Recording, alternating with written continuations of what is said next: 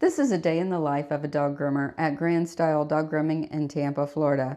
If you want to see what really goes on behind the scenes in a pet grooming salon, join our all-day, everyday live streams Monday through Saturday. All right, let's get busy.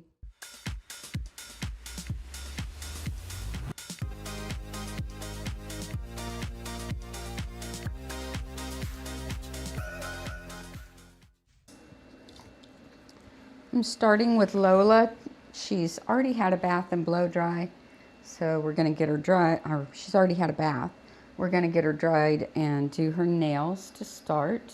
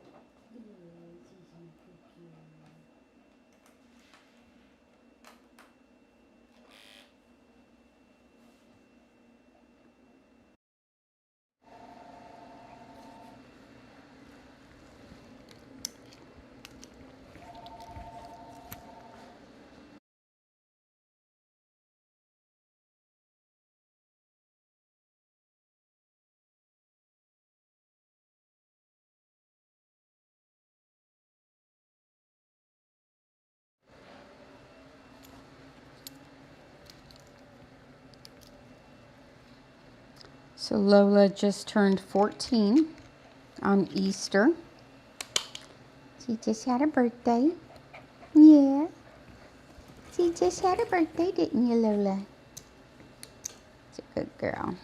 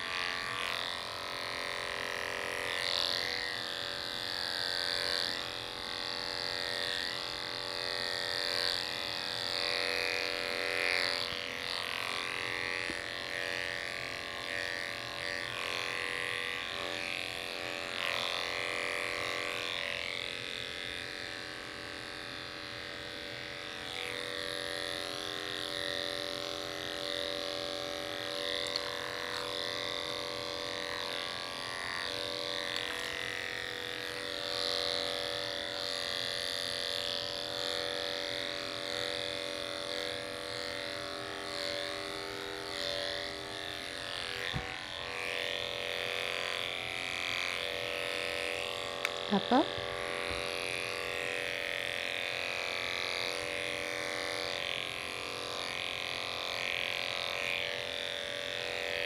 She's really, really red all up under here, so I'm not going to trim it too close.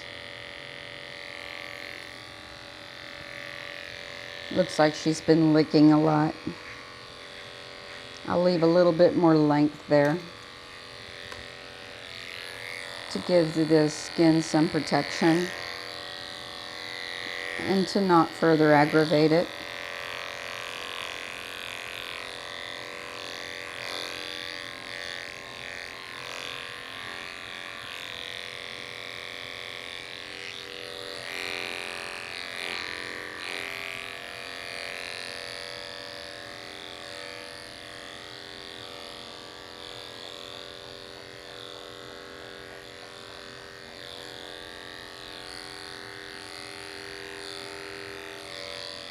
We have a new long-haired dachshund coming in this morning.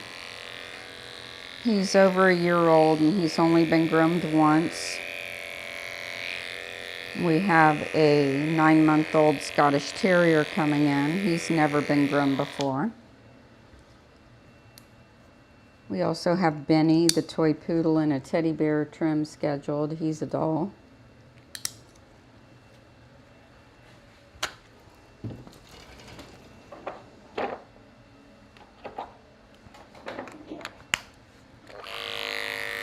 We have Remy and Moose, the Shih Tzus, coming in today.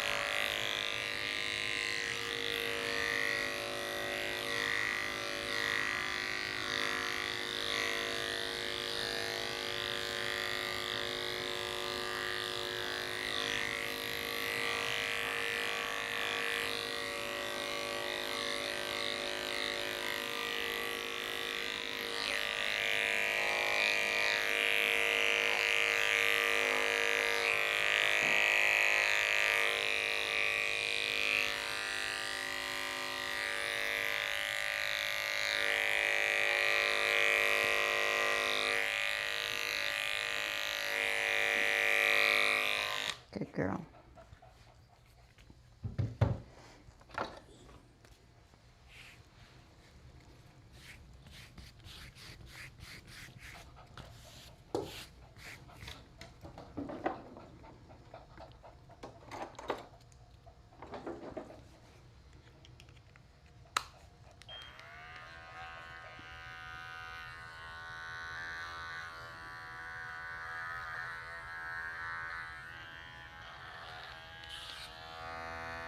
Dun, dun.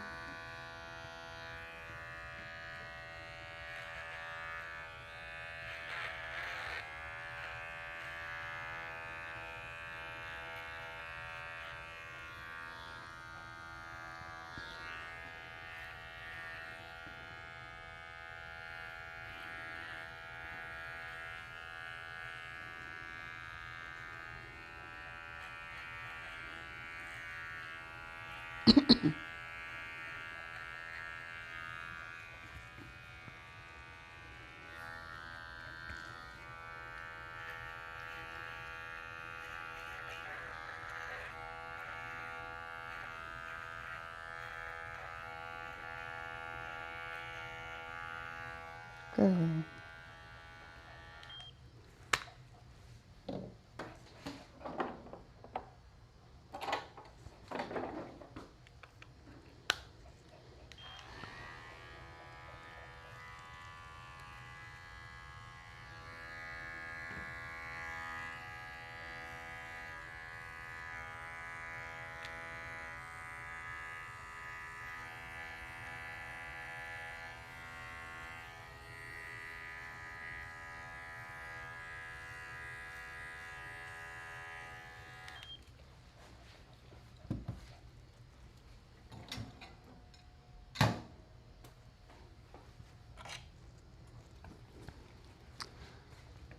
So yesterday, my cameras were having an issue with the MacBook. If you were watching, and we were having a little bit of struggle, I thought powering everything off and restarting everything would help, and it did today. What I think happened is we were having some Wi-Fi interruptions, which got everything all discombobulated in the system, and it wasn't like pairing back up right. This morning it all seems to be working after everything was shut down and restarted. Whether that will continue or not, I don't know. We'll see. Seems like the Wi-Fi tends to get weak around 10 a.m. daily. We've run into that for a long time. I think what I'm going to have to do is get a more powerful Mac. There's one step up in order to be able to sustain everything that I've got going. I've got a pretty good Pro one, but there's one up that could work better since I'm using so much stuff on it. So I might have to go there in order to run everything.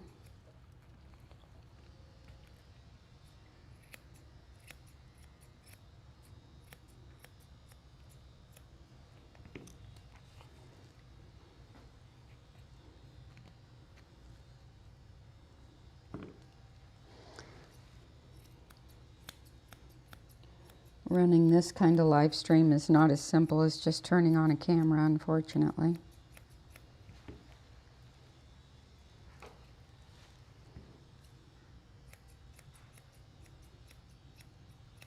Too many moving parts.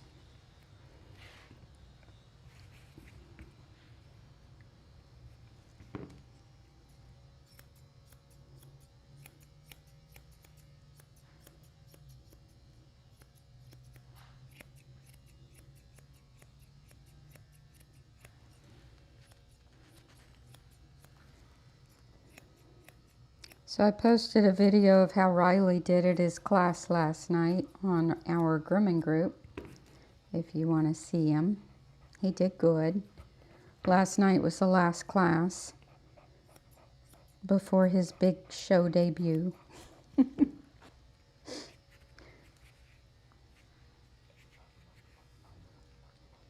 He's gonna do good.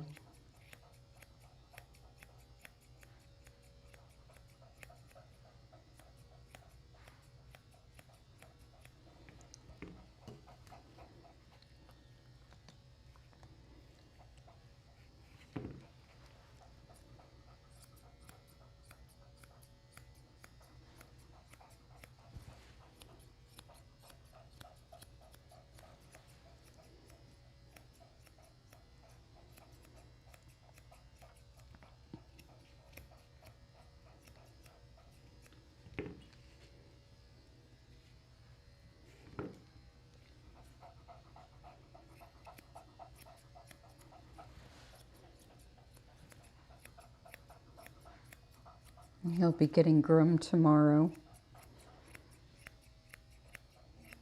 And I'm not going to groom him again before the show, as people will give him a bath the night before. And then I'll tidy him up day of. Should be sufficient. And I'll take some waterless shampoo with me in case he gets his feet dirty, because it'll be first thing in the morning and be wet outside, and he's going to have to go potty. Then his feet will get muddy and wet. So I'll take a blow dryer with me and some waterless shampoo, and we'll wash his feet and dry his feet before he goes in the ring. Same with BB.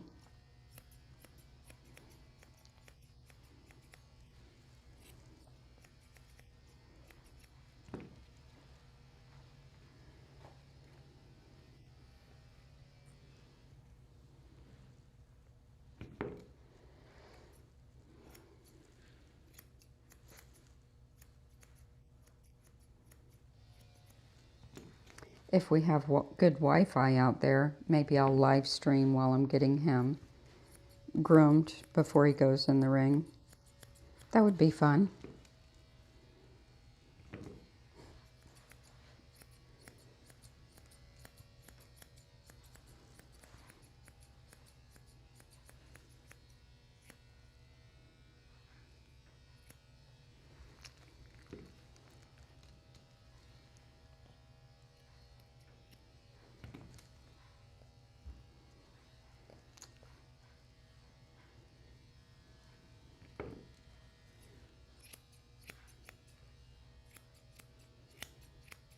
That'll be Sunday. What is it then? Put my calendar here. Sunday the 19th of April.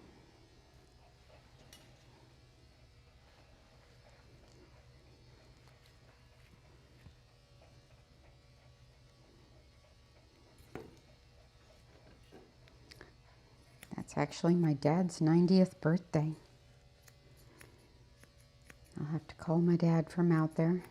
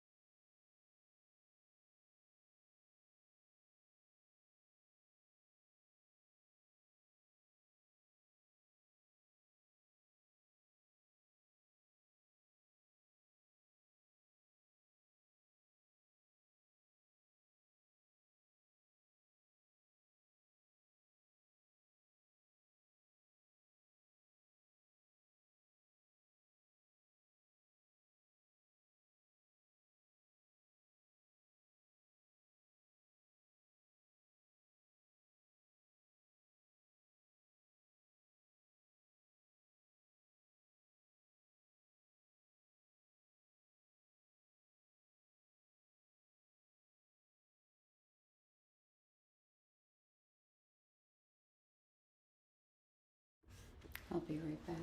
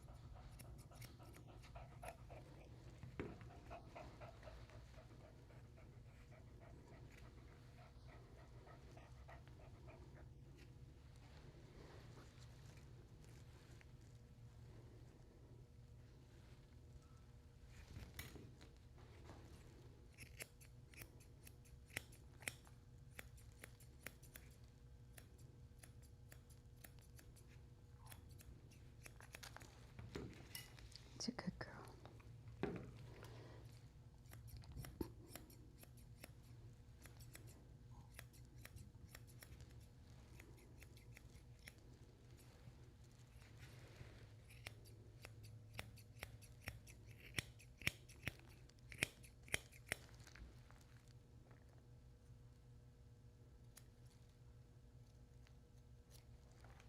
Good puppy.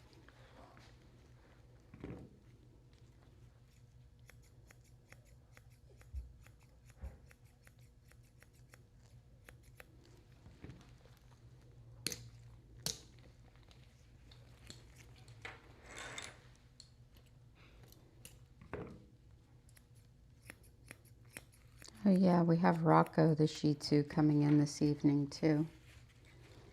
He's fun.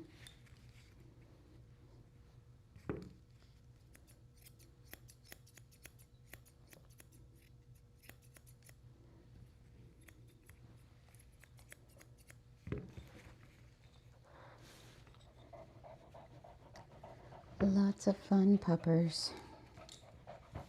Yes, we got fun puppers.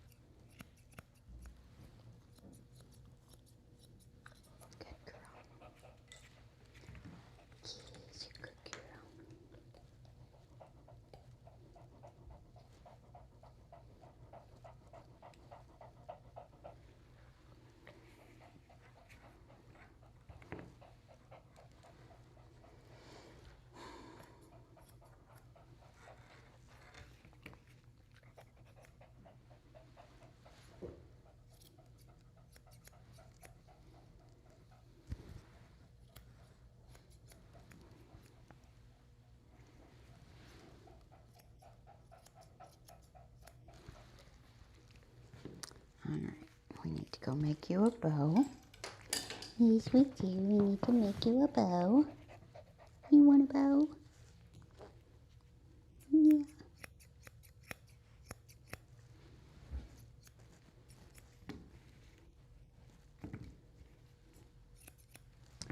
And you want your smell pretties. Yes, you do. You do like those smell pretties. Yes, you like your smell pretties. Come on. Busy girl. Let's go put you up for a minute. Hold on. I see something I need to fix. Hold on. Let me see. That one.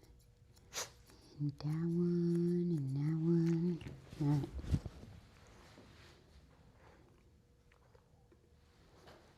Oh, Benny left me a present.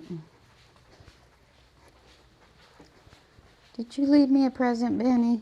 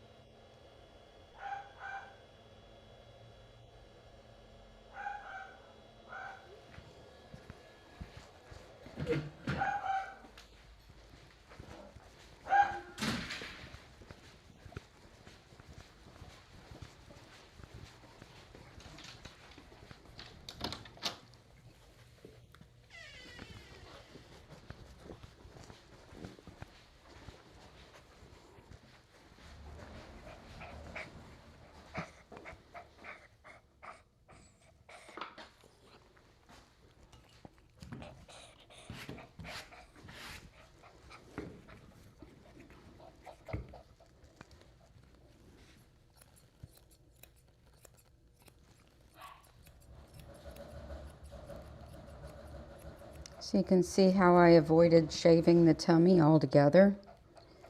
Just scissoring it down to prevent any further irritation of her area there. All right, Miss Lola. Your mama's here. You can go home. Say, see you next month. Bye.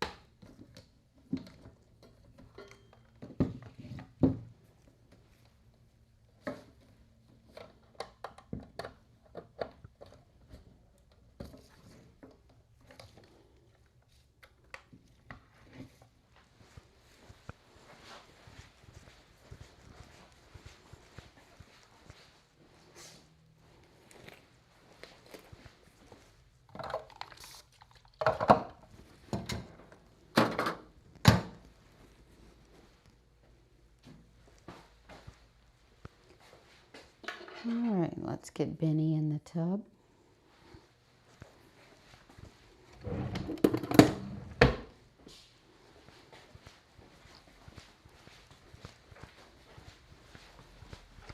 It's bath time, Benny. Come on, Bubba. That's a good doggy. Come on.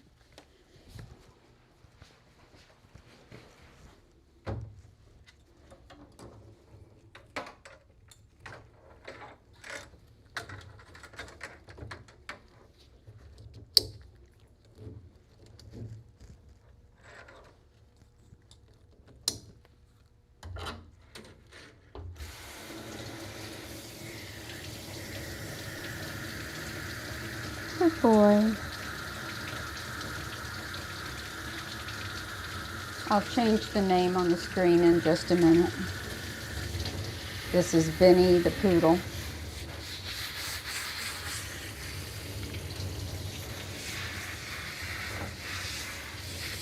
Oh, good boy. Hello, buddy.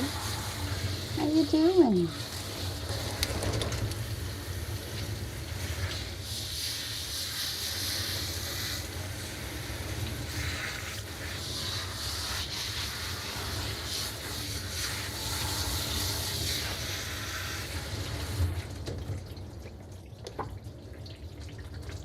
He's a good doggy.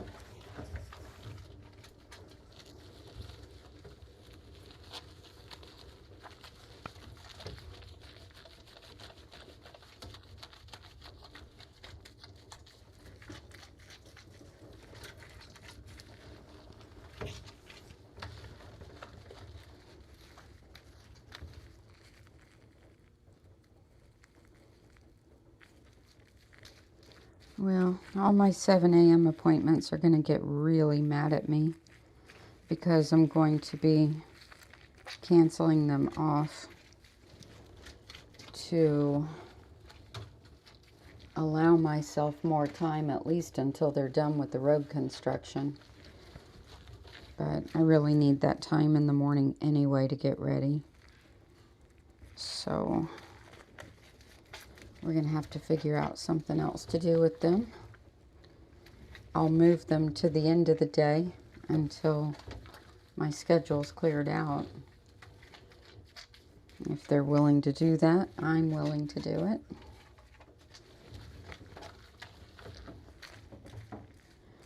But it's really stressful to be late for work. I was stuck in traffic an extra hour and 15 minutes this morning. It took me 2 hours to get here. Normally takes me 45 minutes. And I can't get up any earlier in the morning than I already do.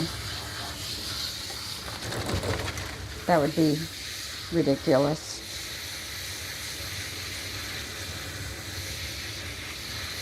Because I already left my house at 6 a.m. to get here. So they're just going to have to get mad.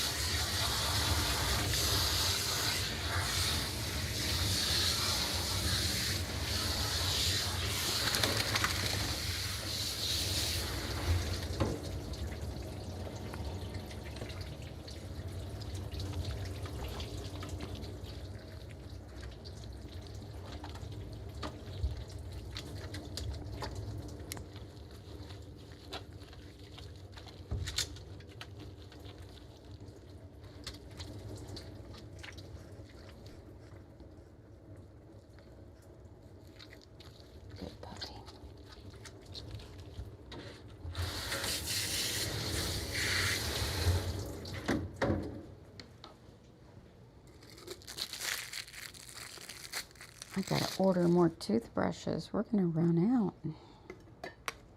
Oh no.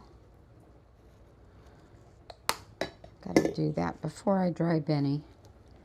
Can't put it off. Isn't that right, Benny?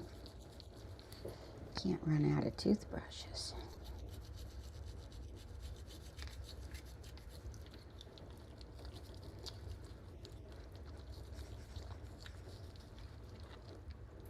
Open wide.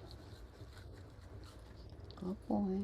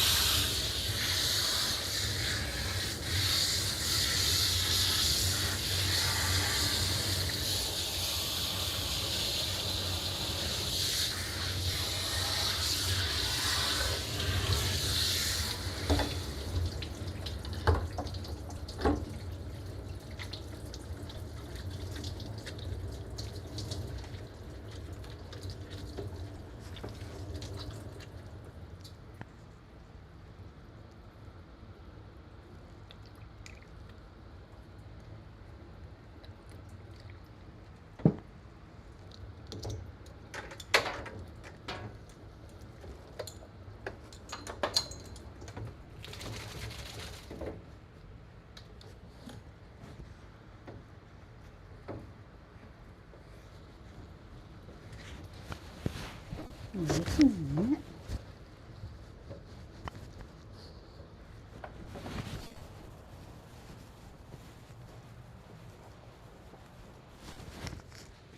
All right, you wait here.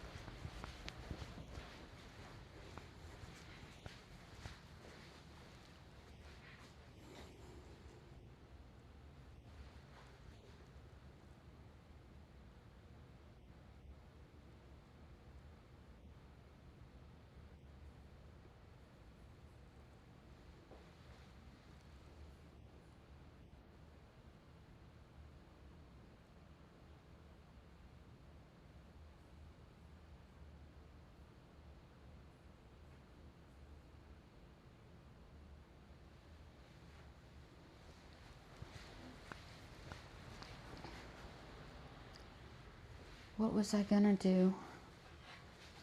I said I had to do it before I dried Riley. Oh, order toothbrushes. Let's do that now.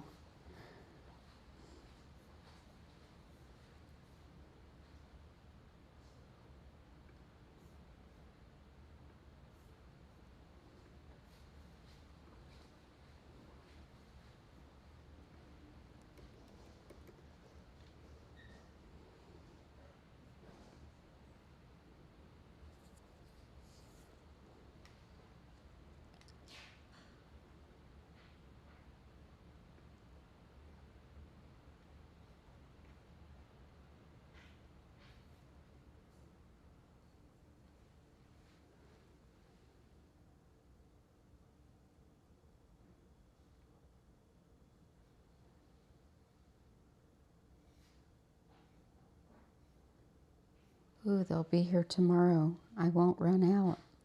Yay!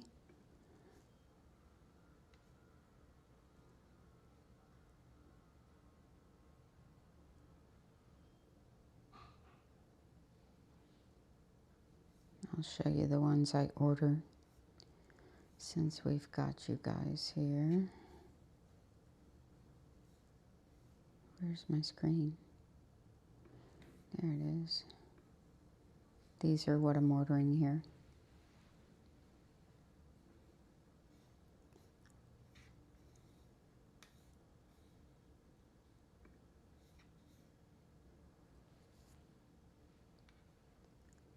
Individually wrapped, sterile.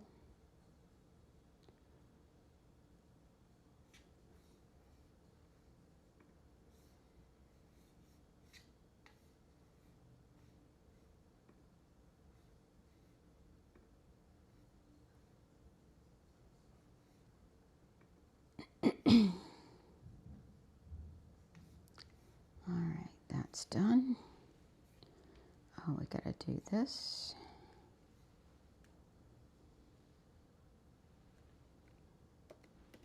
Benny the toy poodle. There we go. All right, let's get him dry.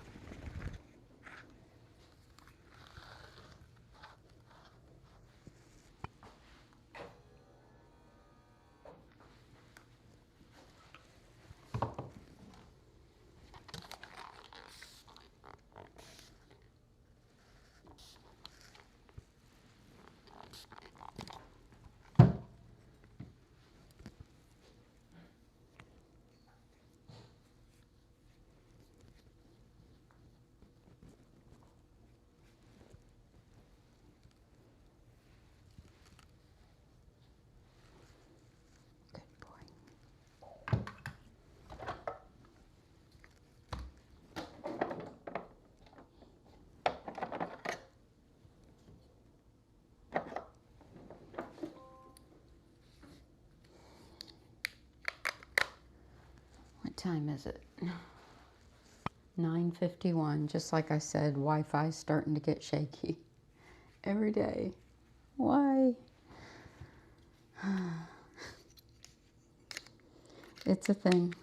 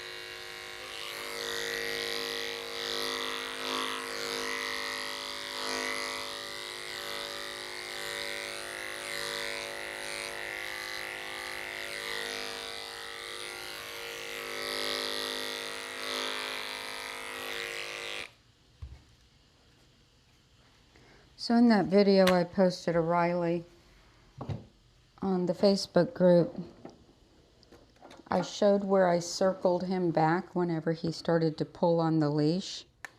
That's how I train all my dogs to heel, is if they're not paying attention to me and paying attention to where my feet are going and my body movements, then if I circle and go back again, circle, go back again, then it makes the dog start to pay attention to me instead of pushing ahead to where they want to go. They're like, oh, what's she going to do now?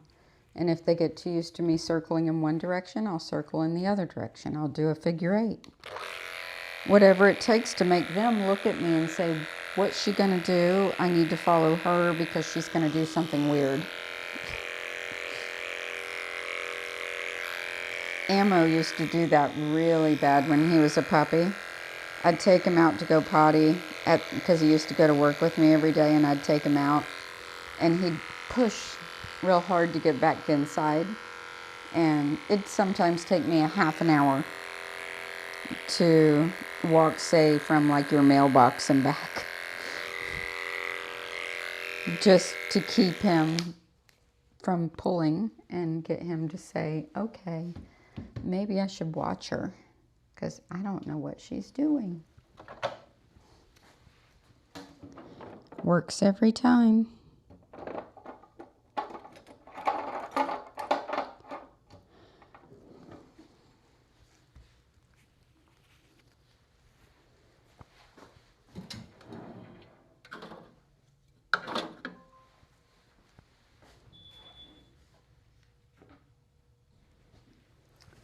Be right back.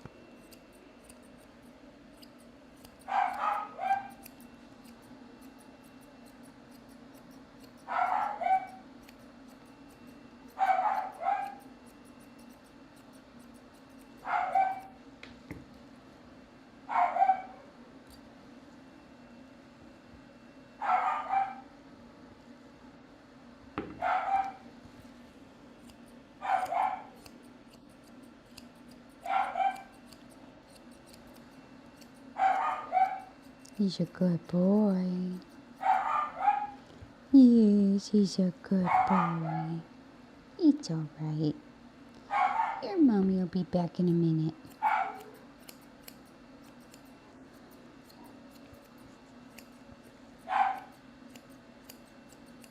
Most all dogs that have separation anxiety pant a lot when they're being worked on. They also get their body temperature up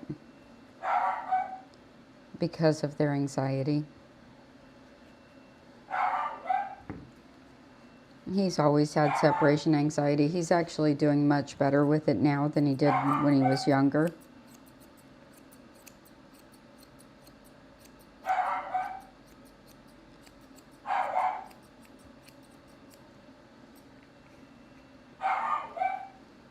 But he still has it.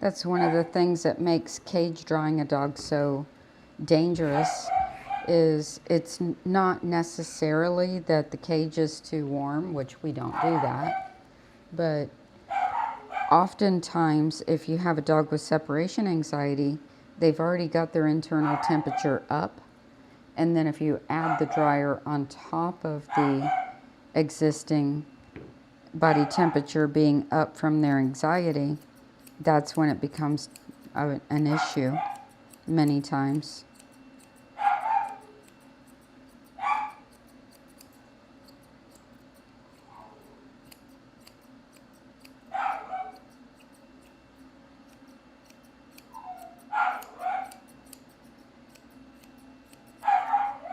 I've been seeing like advertised, like I've even seen groomers like posting videos, and I think the only reason they're posting videos with them is because the company's giving them like free models if they already have a social media account, which they had offered to me. They had offered me one time, and it's like those little boxes that are like glass on the front, and you put the animals in there to dry them. And even those, even if they're not warm, I'm like, I don't even want a free one, no, because I'm not going to use it.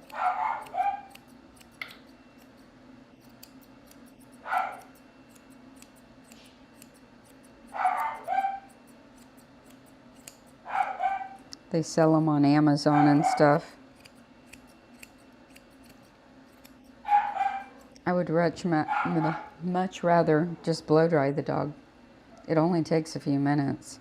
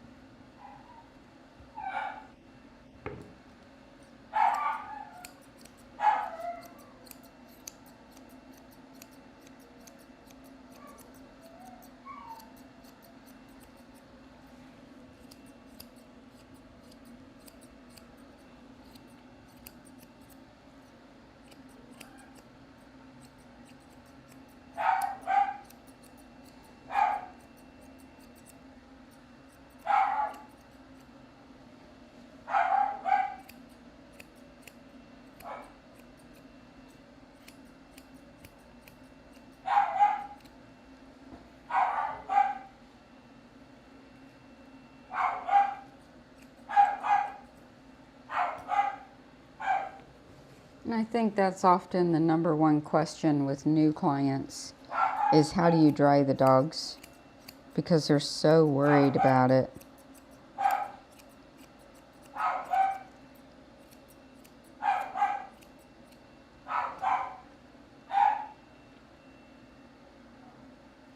I don't blame them.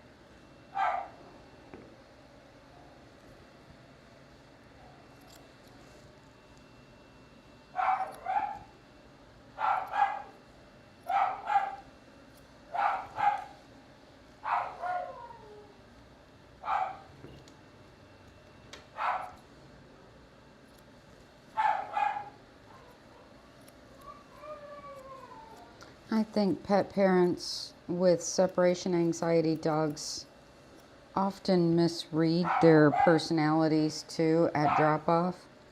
Most separation anxiety dogs are nervous at drop off, and they're nervous because their pet people are leaving them. Not because they're scared of the groomer, not because they're scared of the process. Benny here is very, very, very good to work on. He's very happy as long as I'm touching him. And it's not till I put him down that he starts to get anxious. And that's quite often the case with most dogs when they're getting dropped off. They're nervous about you leaving them and walking away.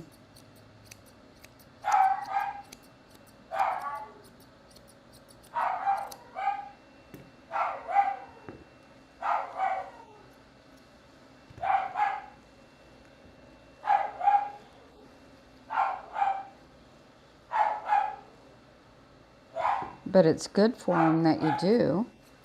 You know, some pet parents would be like, well, I'll never walk away from my dog ever then. Well, what about when they have to go to the vet and be dropped off? You know, or what if you ever have to end up boarding them? Many people say they never will, but you never know. Sometimes it's good for them to experience, you know, being left. Unless their separation anxiety is so severe that it interferes with their, you know, little selves.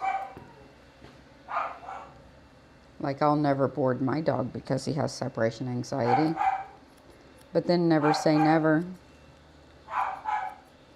Might have to sometime.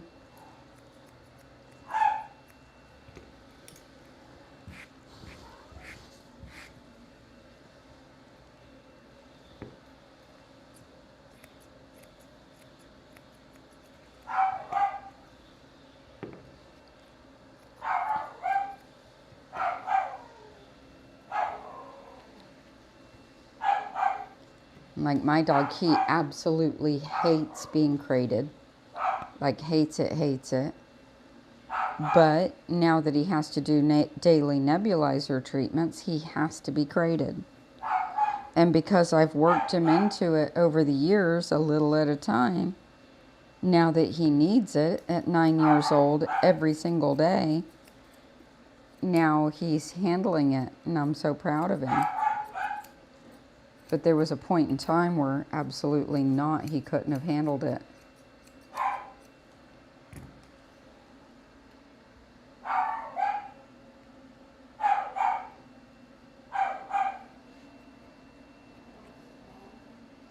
So even if it seems like it's not good for him to experience it, it is.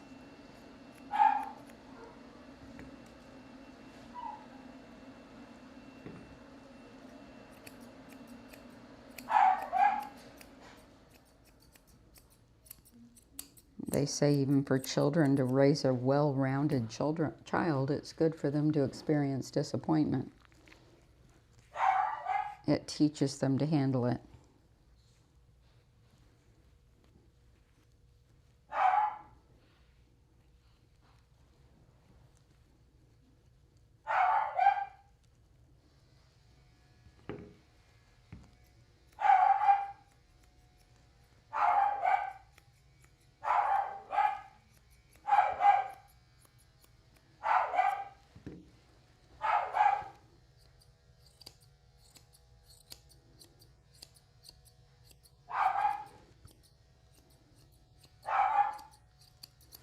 That's why everybody getting a prize doesn't work.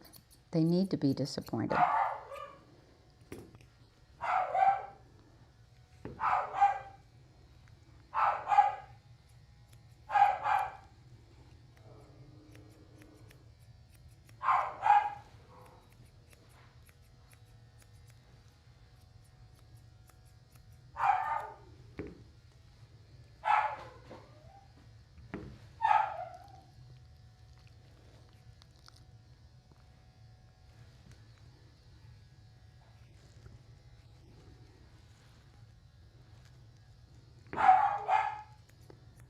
Alright, Benny, we need to make you a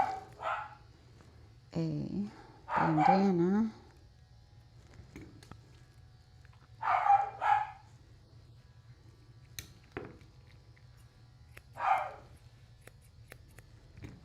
Let's go do that, and we'll see what you look like when you're on the floor. See if you look decent or not. See if I need to fix you.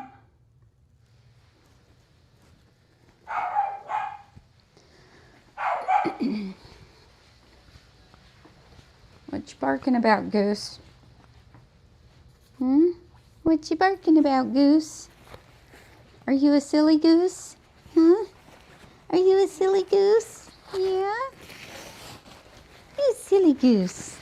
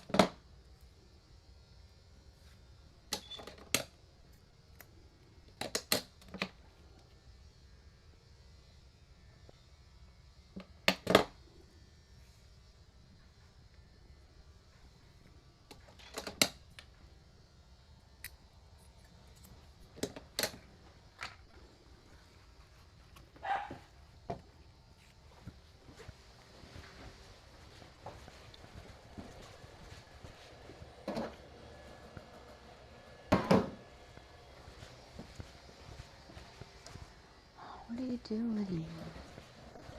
Oh, yeah. Grand Style Dog Grooming. This is Suzanne. May I help you?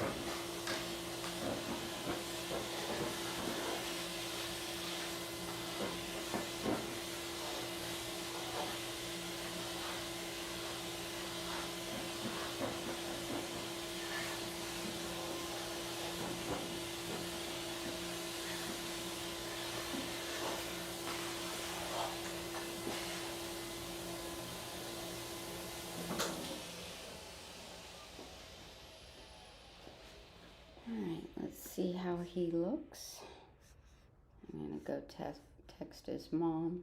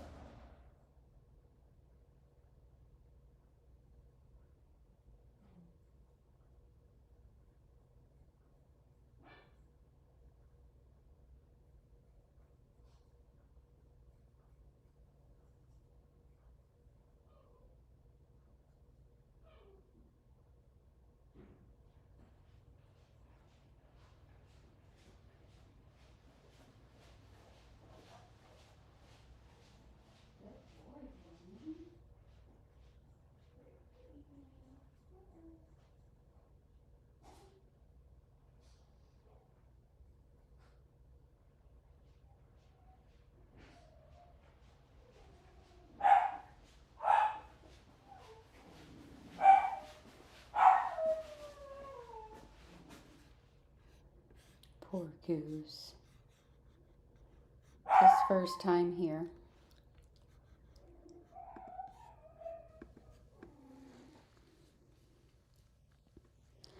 All right, let's check you over, see how you look.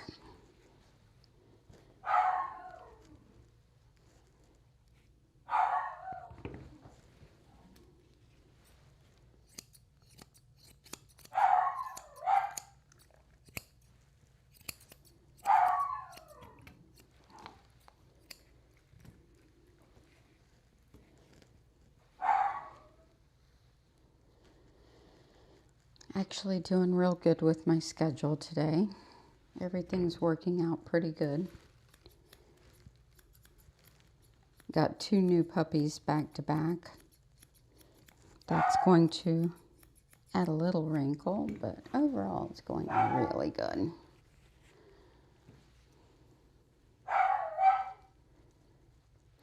And I decided not to cancel those 7 a.m. appointments. I just blocked any more from being able to schedule. And then I'm just gonna change some of my stuff at home around. I'll start doing my dog's treatments at night instead of the morning. Brush their teeth at night instead of in the morning. And see if I can leave the house a little earlier and maybe beat some of the back up.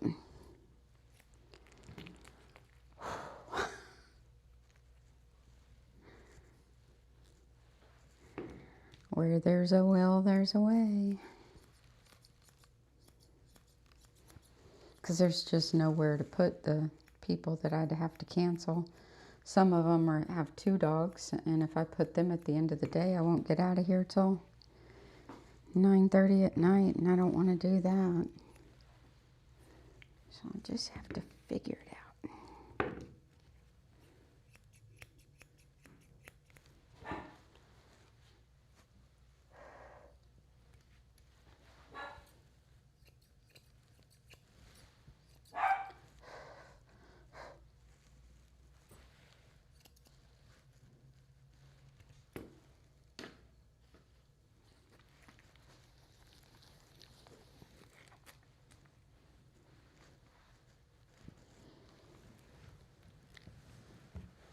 All right, Benny. You good? I saw you laying on your bed back there. I was so proud of you for that. Instead of being all nutty. Yes, you was relaxed. That was very, very nice. All right, let's get cleaned up and ready for Goose. Here's Mr. Benny.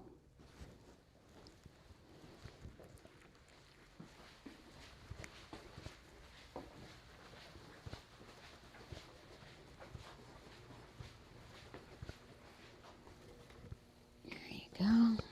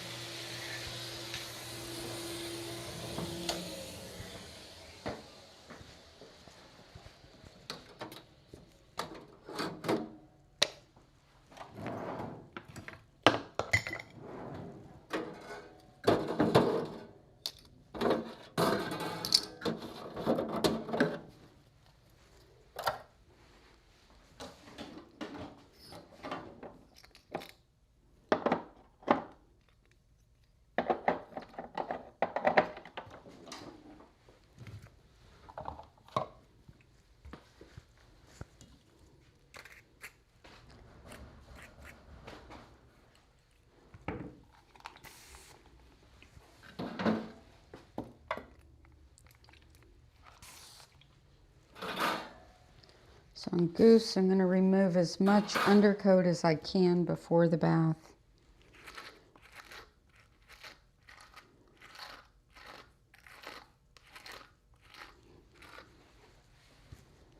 He's got a lot. Hopefully it'll come right out.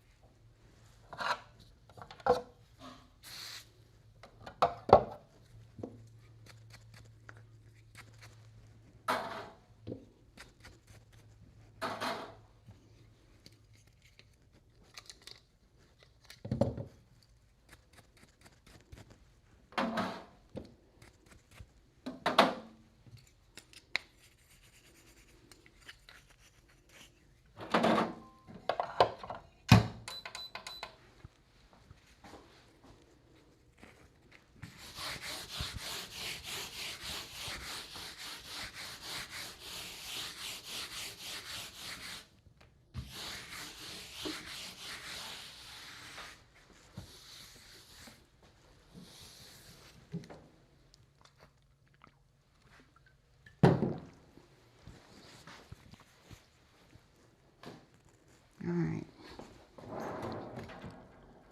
For Goose, we're going to use this, this, this, this,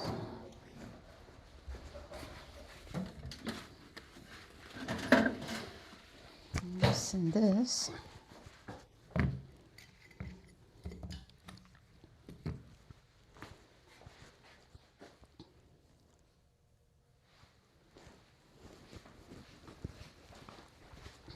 All right, Goose. It's your turn. Come on, Bubba. Come on, Goosey. Hi.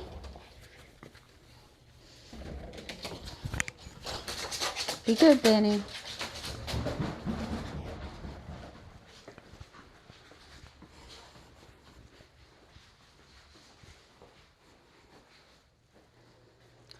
Here's Goose. He needs a little bit of work.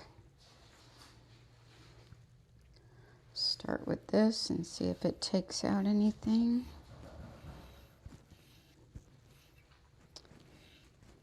It's getting a little bit.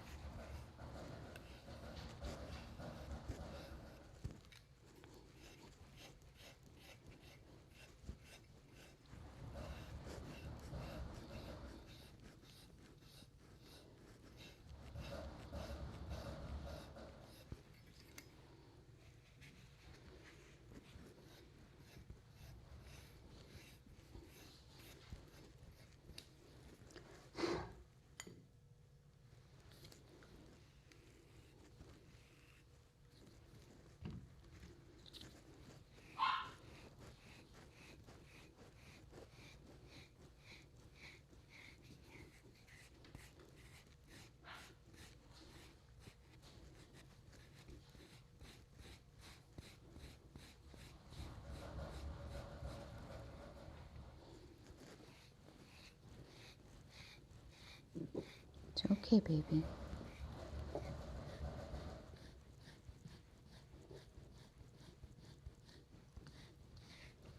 Yeah, it's a good boy. You're fine.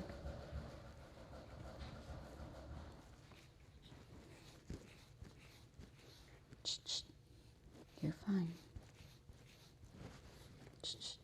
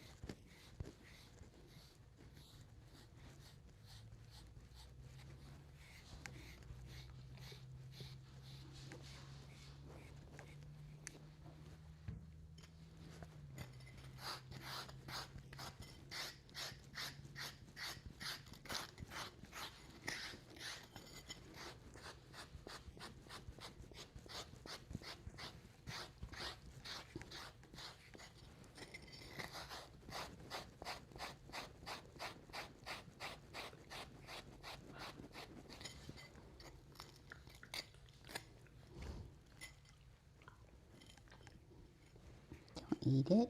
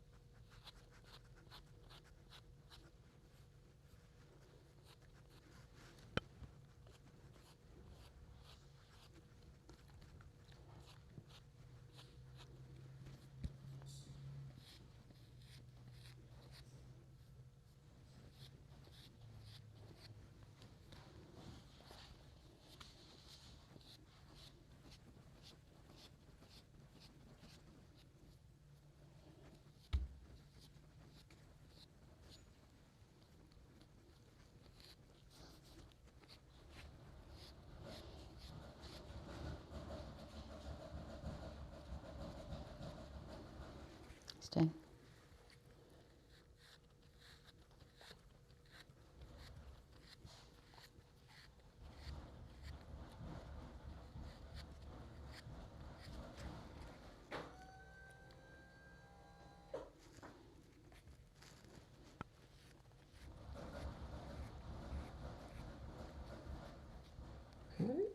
He's a good boy.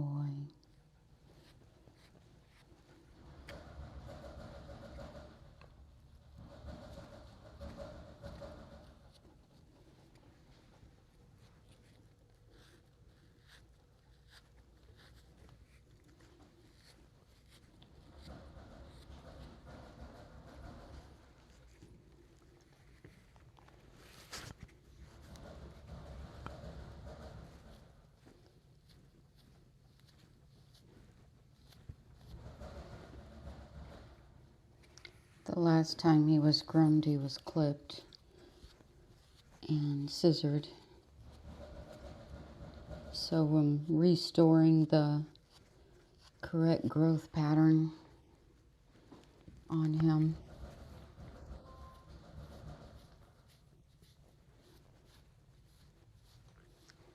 Which shouldn't take too much effort, being he's a puppy.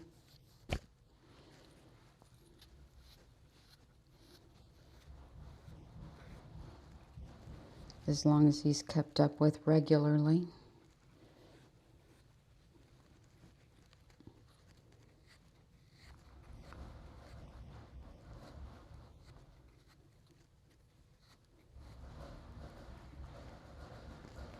One thing I find with these flat coats too, if they're not groomed regularly enough, then the undercoat overpowers the outer coat, and the outer coat tends to become more tightly rooted, whereas if you work with the coat regular, it has this nice rotation about it and a good texture where it has a normal rotating shedding cycle.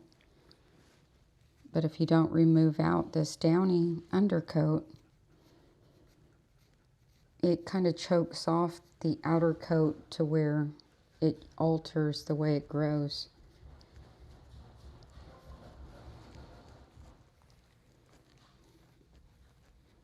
And how tightly rooted it is, and how hard it is to bring the coarse guard hairs down shorter and have a nice undercoat under the coarse guard hairs. I know that probably doesn't sound like it makes much sense at all, but when you work with the coat, you understand because you can see it and feel it. If you're looking at it from a distance, it's hard to understand.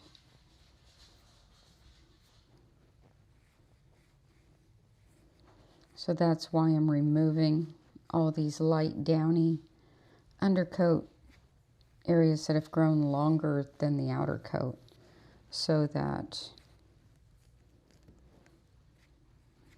we can restore his coat. And then if he's done, say at least every 6 weeks, it'll be normal next time it comes in. Like Blaze, the long-haired dachshund we did earlier this week. The first time I did him, we had to do all this.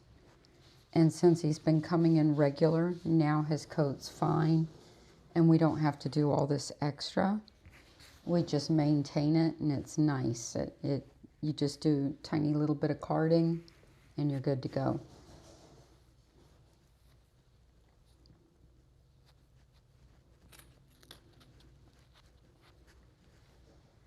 But the first time I did him, the undercoat and the outer coat were rather prolific.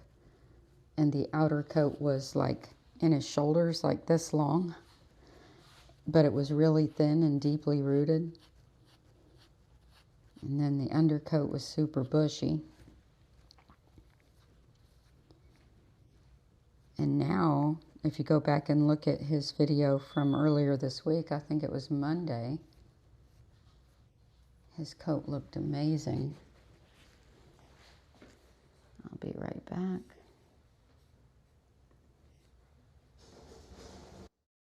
I got it. I think it's for my client, my poodle that I just finished.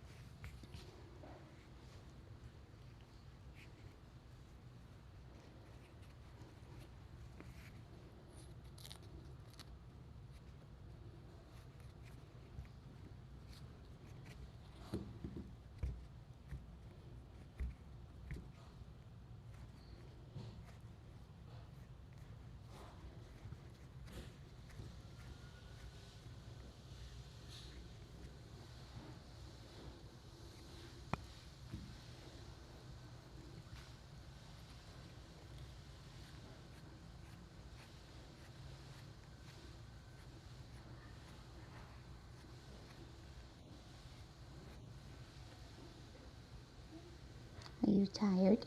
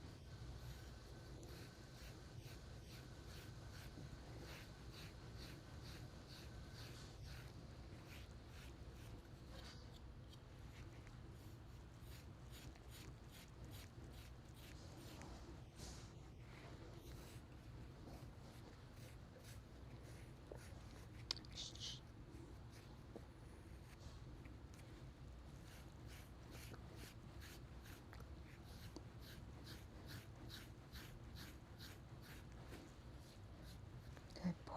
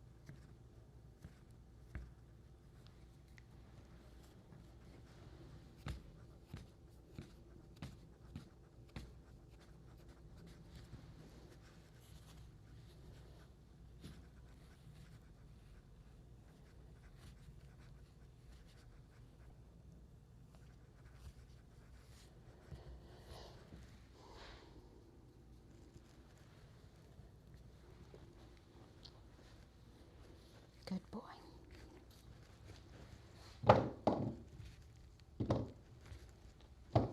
That's a good boy.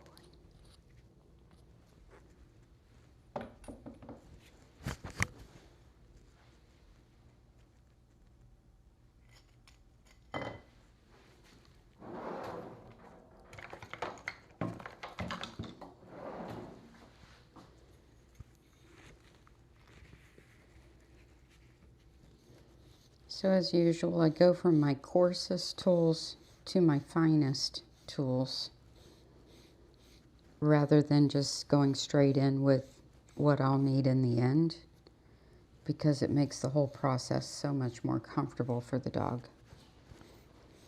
If I tried to use this fine carding knife first, it would have had too much drag and pull in the coat.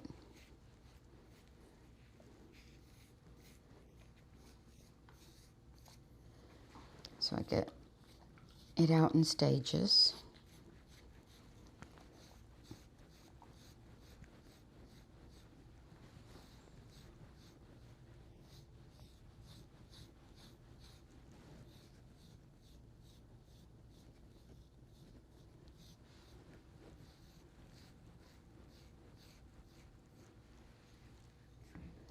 So now he's starting to take shape. Not looking like a woolly bear.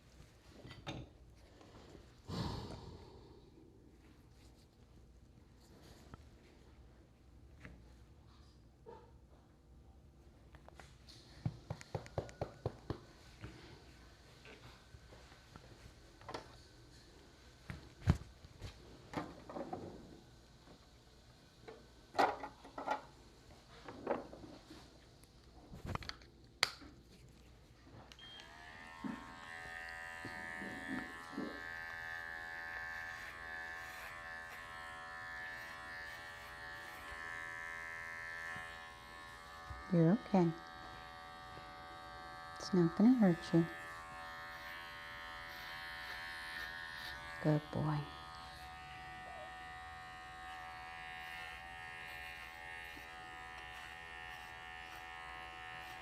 I'm noticing his ears are a little red inside prior to the bath. I'm going to plug them during the bath and not use ear wash, just in case there's anything going on. It's probably more like allergy redness, but I'll err on the side of caution. I never like to put ear wash in abnormal ears.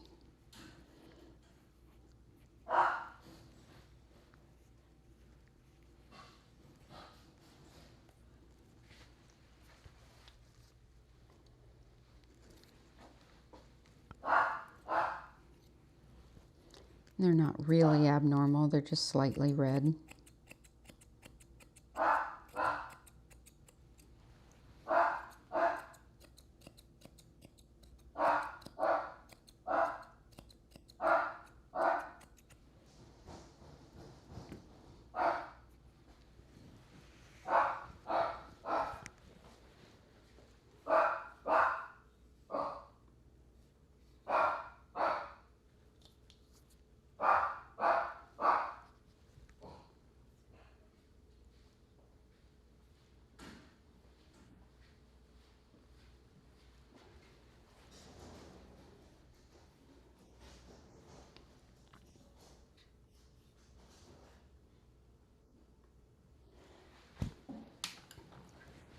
Hey Kat, if for any reason your Susie doesn't show up, you can start the Scotty puppy.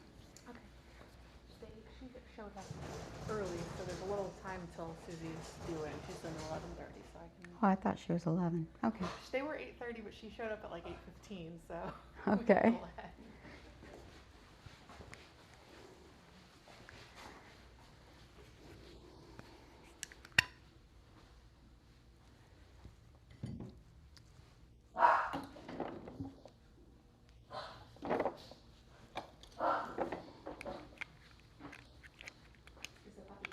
No.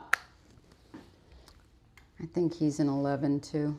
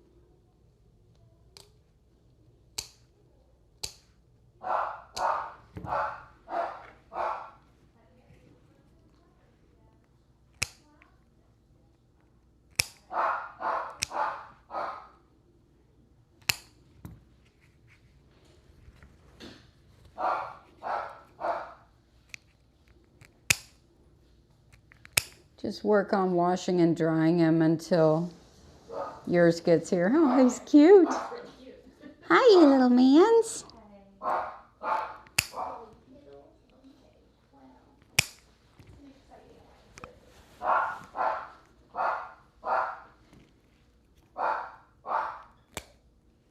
Good boy.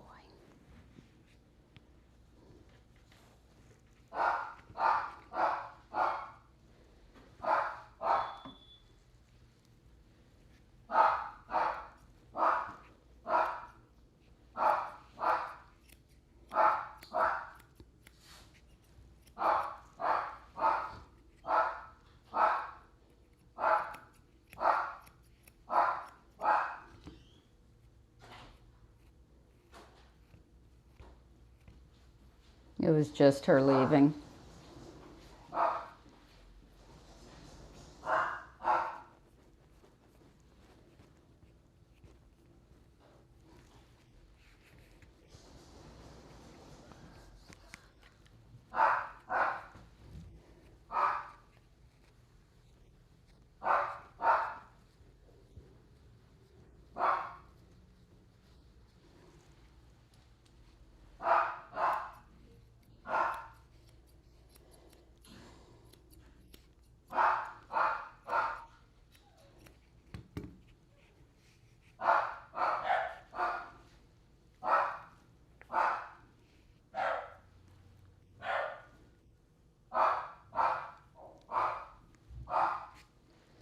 All right, let's put you in the tub.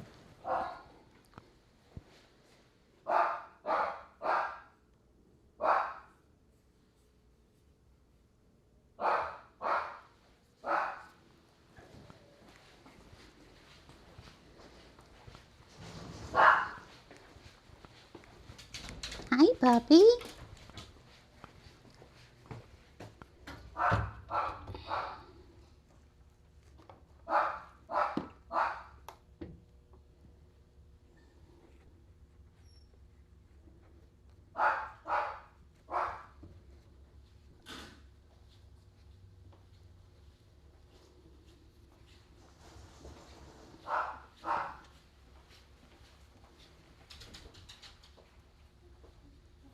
What you looking for? Sanitizer spray? I used it over there. There's probably some on the shelf in there. I remember using it yesterday.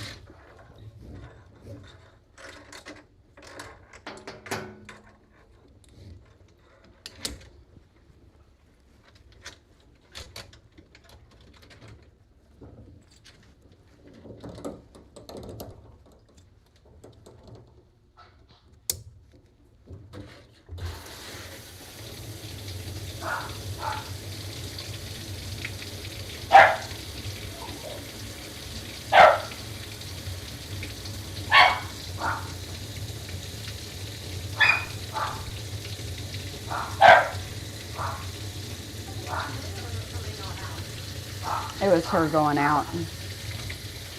Yeah, you'll probably just have time to wash and towel dry him, but it'll get him started. He's like, I'm out.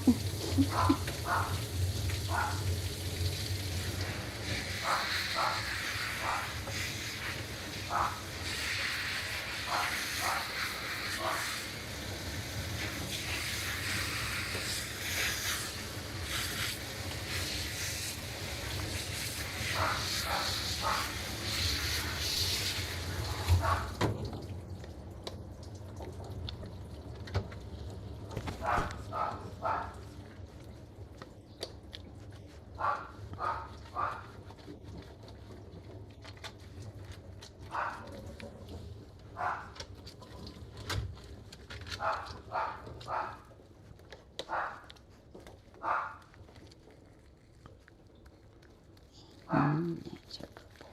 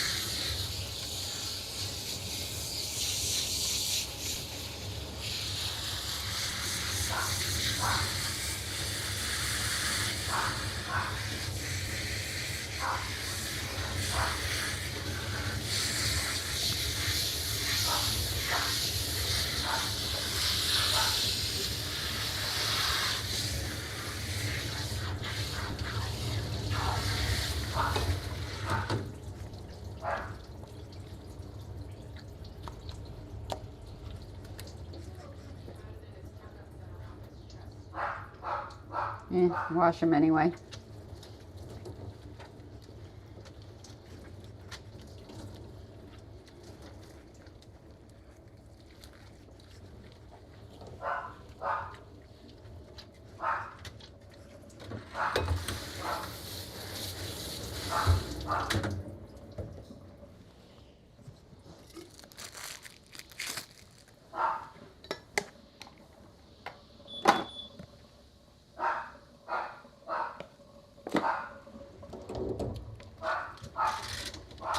Be right back.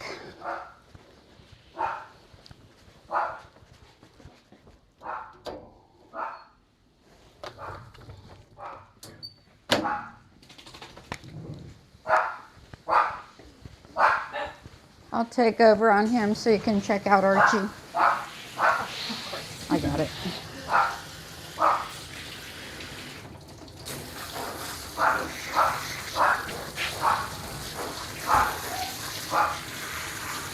Ooh, buddy, you are matted, aren't you? Nice. That ought to add fun to the day. Huh. Yeah, you are matted. They're bathed in mats. Oh my gosh. Ugh.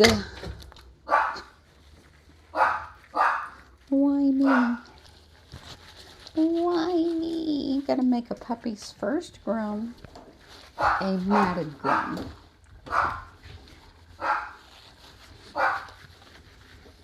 Okay.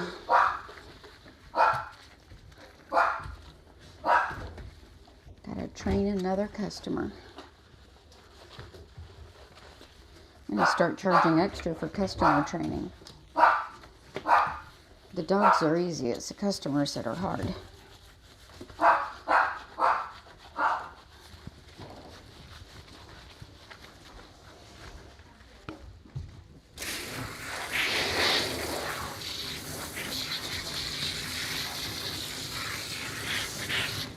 Good puppy.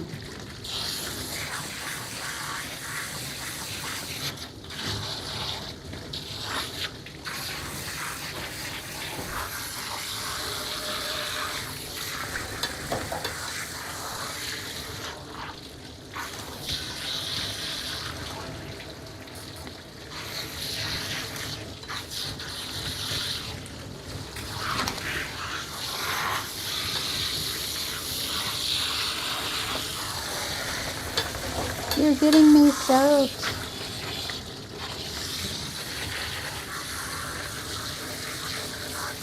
You're not neutered. You're right, he is matted. Ah. Normally Scotty's fresh out easy, but he's bathed in. That's why I was kind of like, I didn't even really bother checking him too much as I picked him up the second time. Yeah, Scotty's are so easy, but they've been washing this and that's not going to go well. He's ready for conditioner. And you're ready for your own personal shower.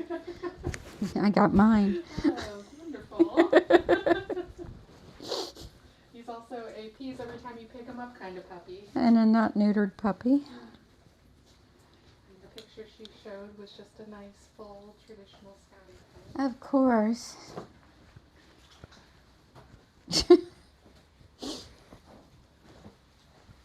So don't cut out the mats. Got it.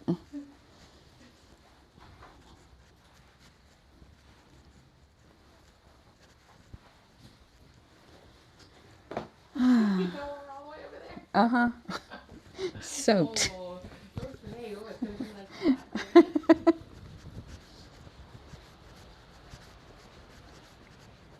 All right, puppy. Your turn. Come on.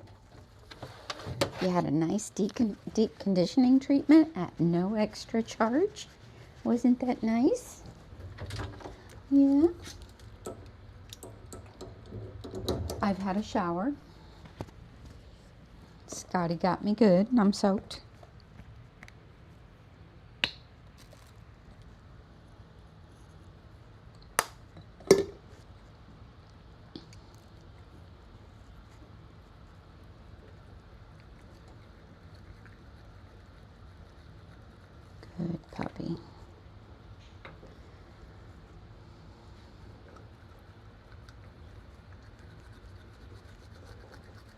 Good puppy. You're all right.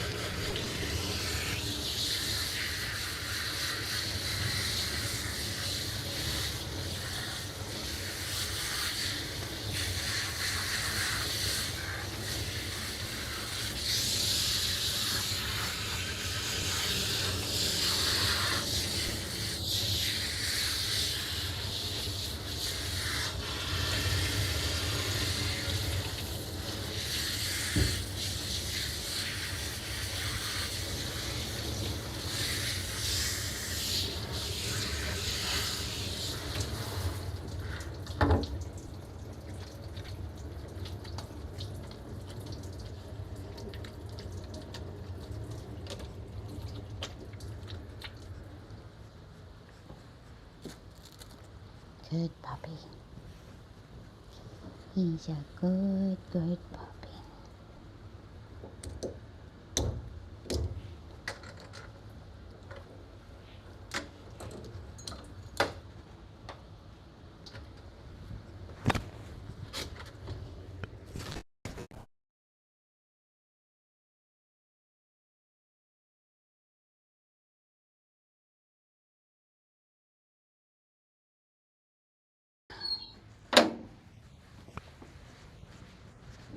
No, I know you're fine.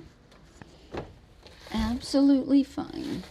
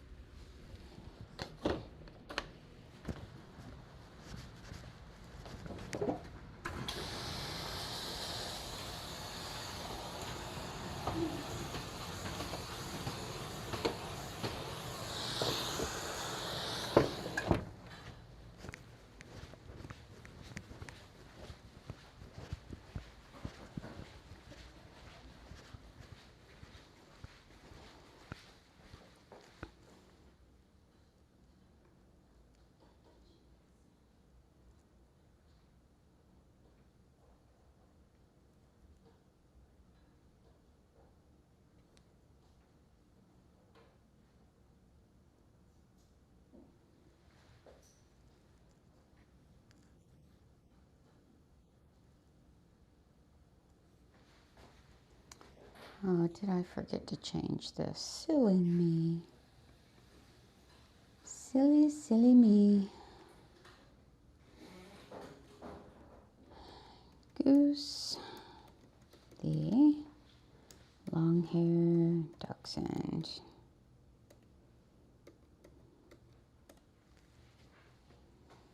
There we go.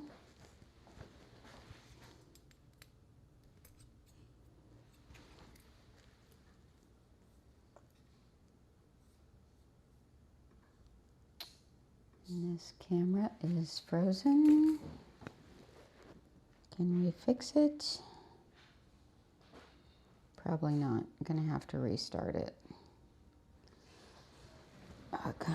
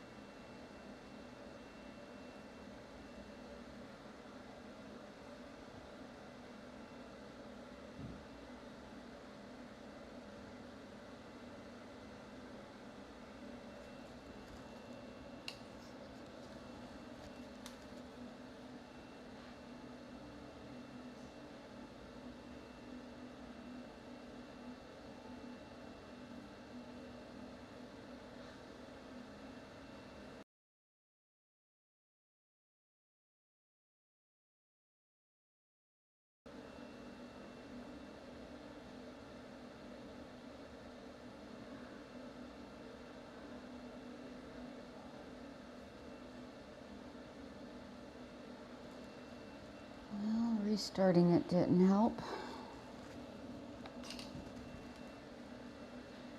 Be right with you.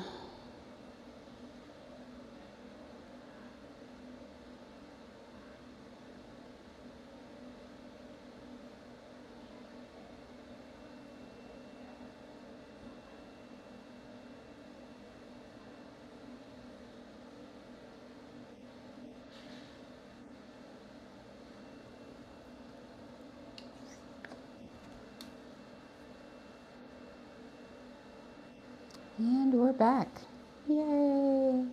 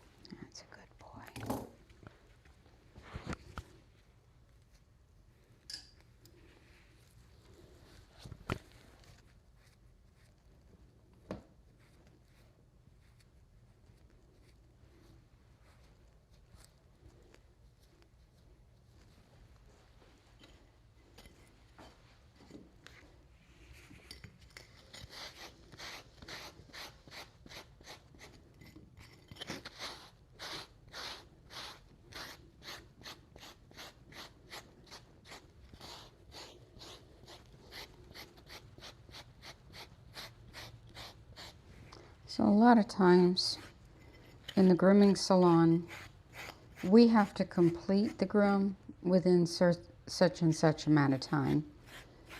And sometimes when it is a job where if it were my own dog, it would be spread out over days or maybe even a couple of weeks, clients have a picture in their mind of what they want, what they're going to get, and it's got to be fit into that appointment time.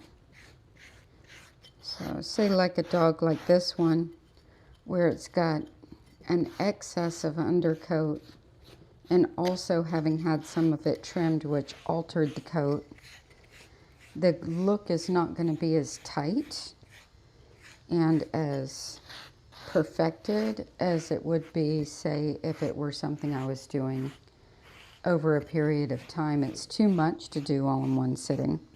Too much to the skin, too much to the dog, especially a young dog that's only ever been groomed once. And so, while it looks like the groom might not be as tight as what you want, you know, actually spending a lot of time on the dog and getting the best I can in that window of opportunity that I have. But if he were mine, I would just be working on it a little, and ending up with this really beautiful tight coat.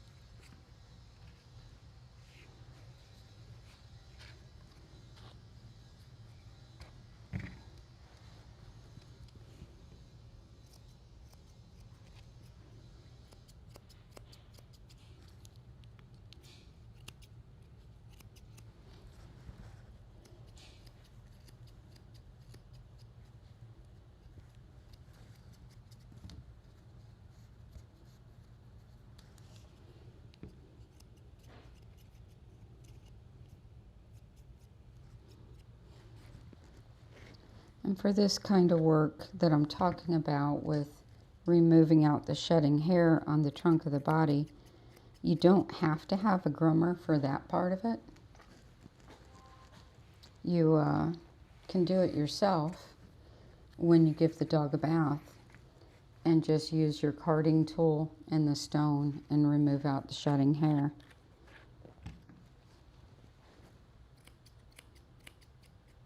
As part of their maintenance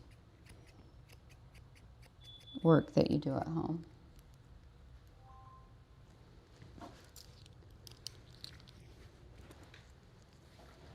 I'll be right back.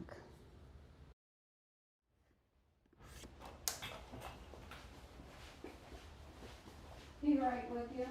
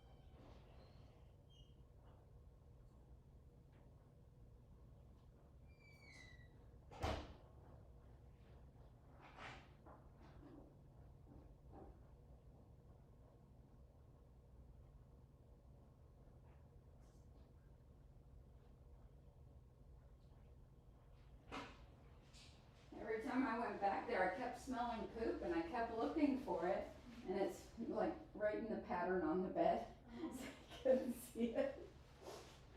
I'm like, there it is. I knew it was here somewhere.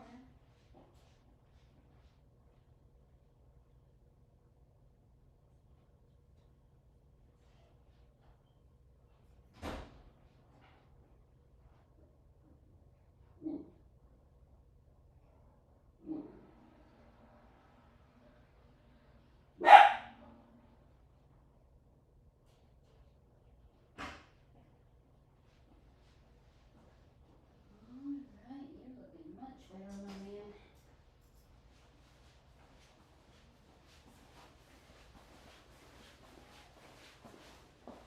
Alright, we're back.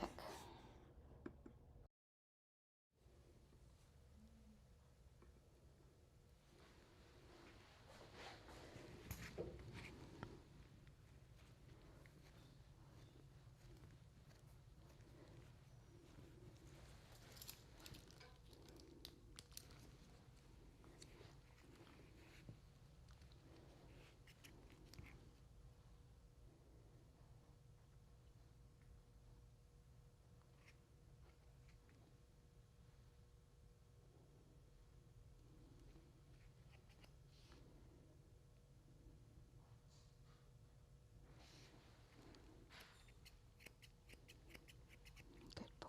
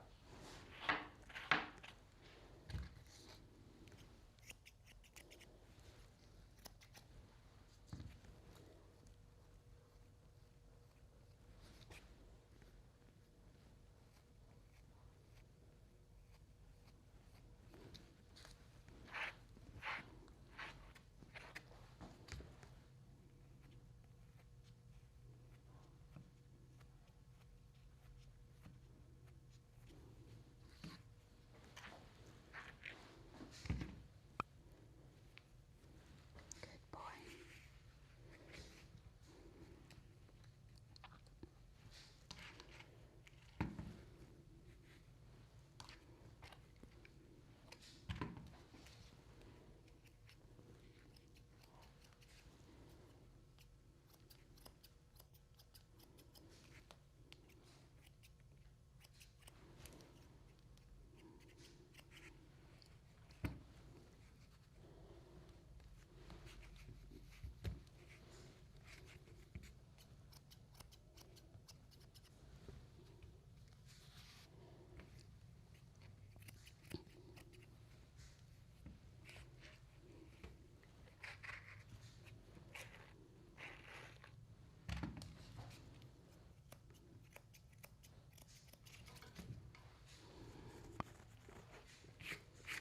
You're fine.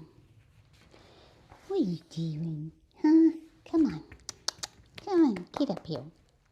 You're fine.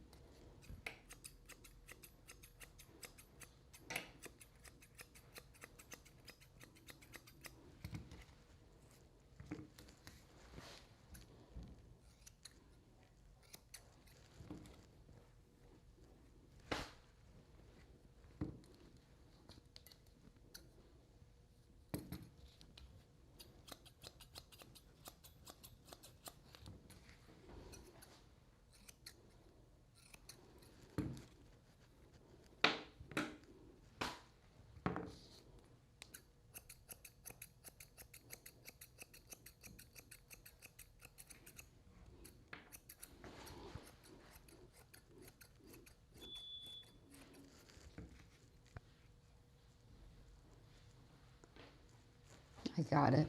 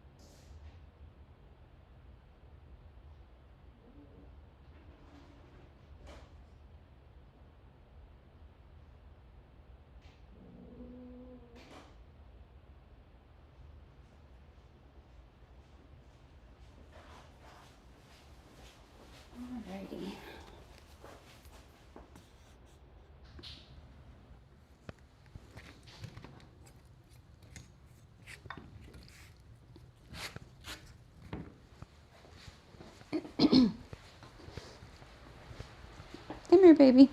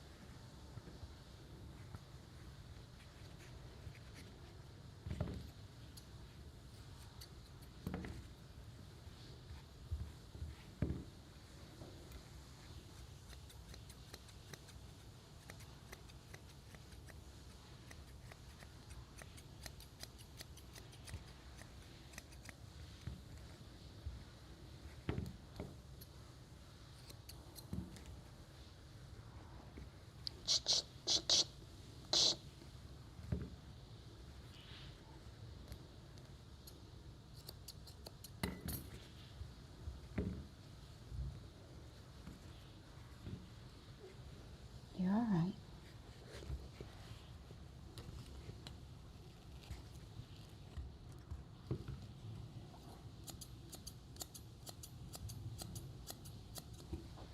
Good boy.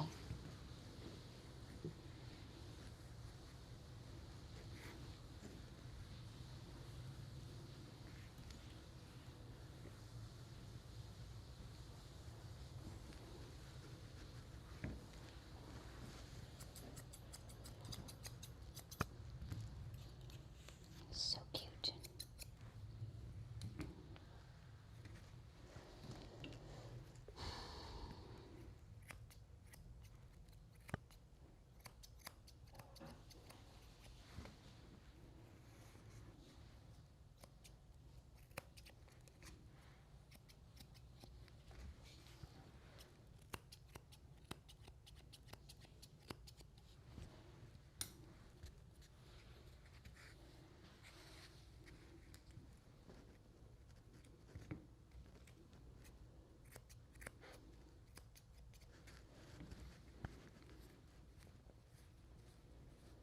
All right, you look much better, my man.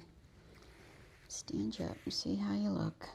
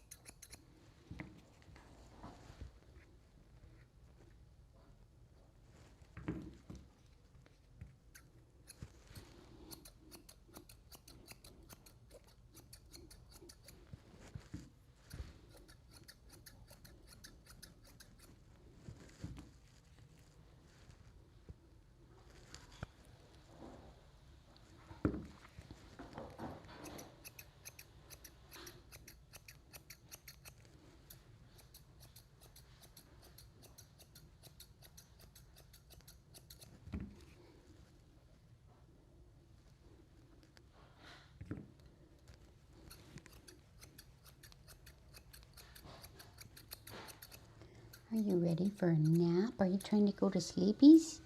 Huh? So you trying to go to sleepies?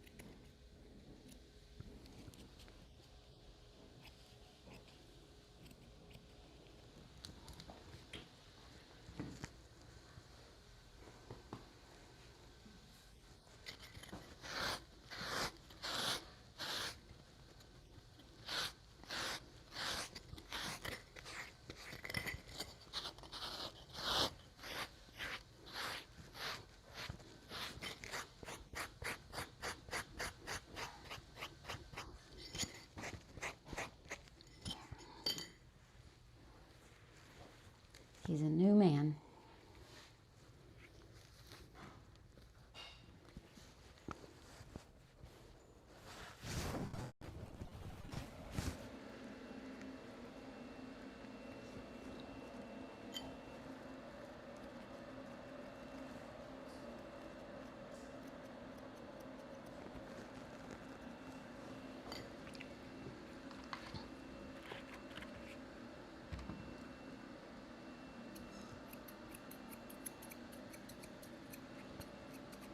All right, Goose. Say goodbye. Come on, let's go. Let's go find your mama. Where is she? This way, Goose. Good boy. Did you leave a leash or no, I gave it back to you. That's right. Here he comes.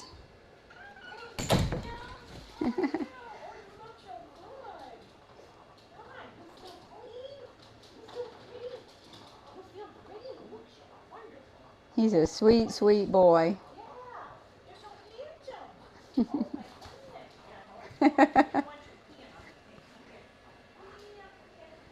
Thank you so much. How often do you recommend? Once a month? About every 6 weeks at least. Yeah, once a month is good too, but if you can go as long as 6 weeks with him. So, when should I call for another appointment? Are you pretty booked out, or Yeah, we stay pretty booked. should I make it now? I have my book is full. You can always book online too if you'd like. Yeah, my book is in the car. Yeah, if you want to look at your schedule and book online, you can do that. Or we can do it now if you want. It's up to you. Let me grab my book real quick. Would it be for him or the Yorkies or? The Yorkies probably can go a couple months before they get a trim. I'll keep an eye on them, but I'll book him. Okay. Just grab, yeah. Those poor buddies. Oh my gosh. Hold on.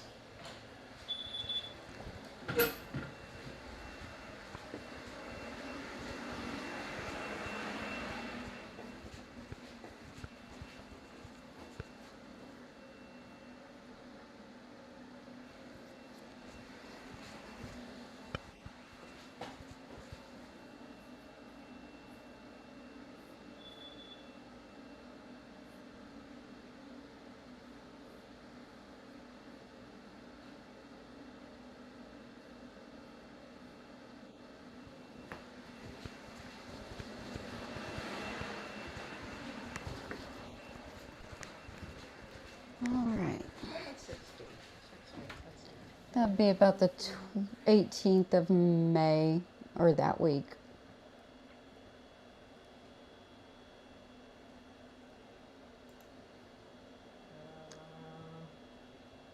I have availability Tuesday the 19th in the morning or the afternoon. Something the 21st.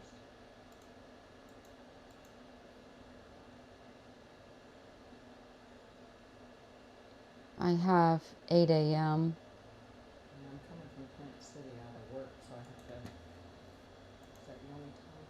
For that day it is. Gosh, how'd you get his hair to look so nice and flat and all that little Technique. goose down stuff? Yeah. Like, oof. It's a correct technique for dachshunds where you remove all that coat out by hand by Oh, carding really? it. Yeah, it's not clipped. High maintenance. Yeah. Let's see. So I don't have anything the 22nd. Nothing on the 21st? Just the 8 a.m.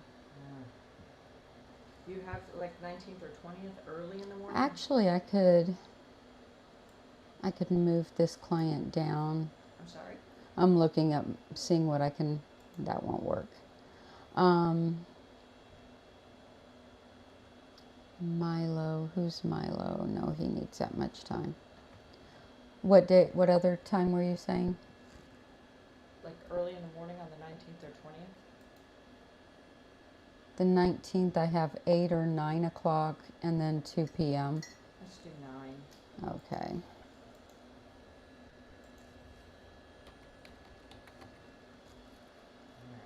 Alright. All right, you're all set. Thank you, thank you. Thank you. We say goodbye. Bye, little man. Thank you so much. I feel handsome. I feel pretty. He's a sweet boy. Oh, so pretty. He Thank was you. perfectly behaved. Have a good day. You too. Thank you.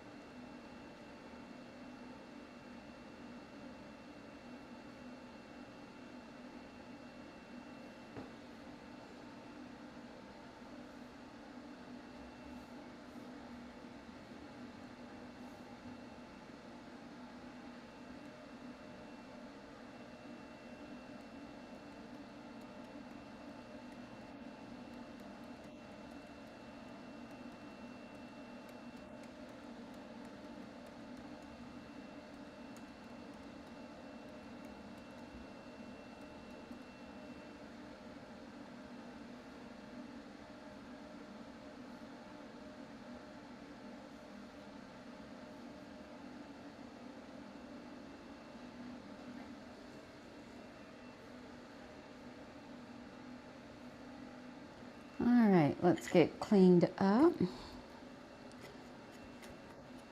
So Goose has his next appointment scheduled in 6 weeks. She's also got 2 Yorkies. They're seniors, 15 years old. One's in renal failure and one has a heart problem. She wanted to know if I would take them on, and I said I would. As long as she waits very close by, brings them one at a time, and is there just for emergency, because those are high-risk grooms. Senior dogs are high-risk grooms, and you add seniors with serious health problems, they're extremely high-risk grooms. So I don't like to be responsible for them.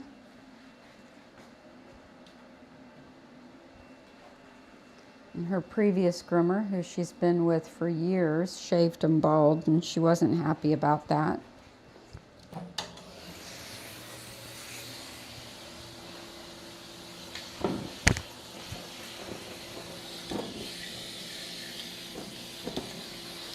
So she's going to be a good client. She gets the Yorkies done once a month, and she's going to get Goose done every six weeks.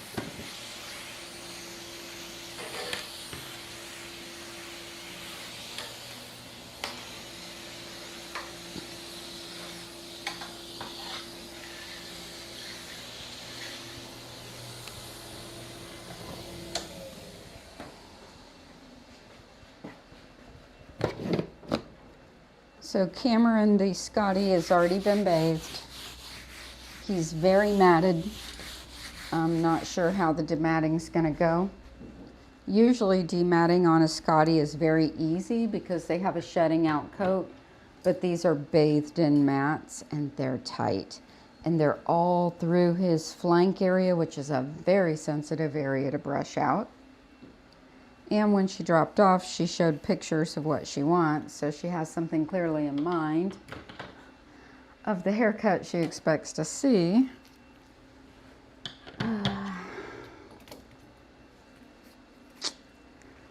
Yeah.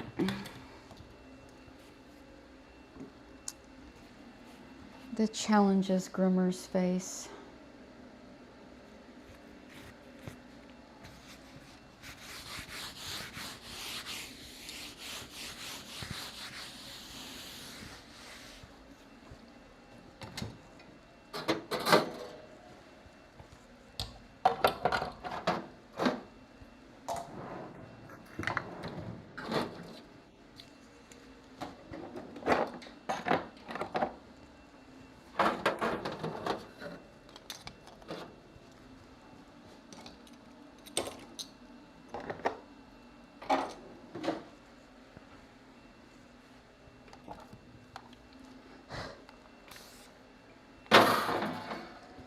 until you educate the clients, they have no clue about what's involved with it or how hard that can be on the groomer and the puppy. It's one of those things that's really hard to explain at intake.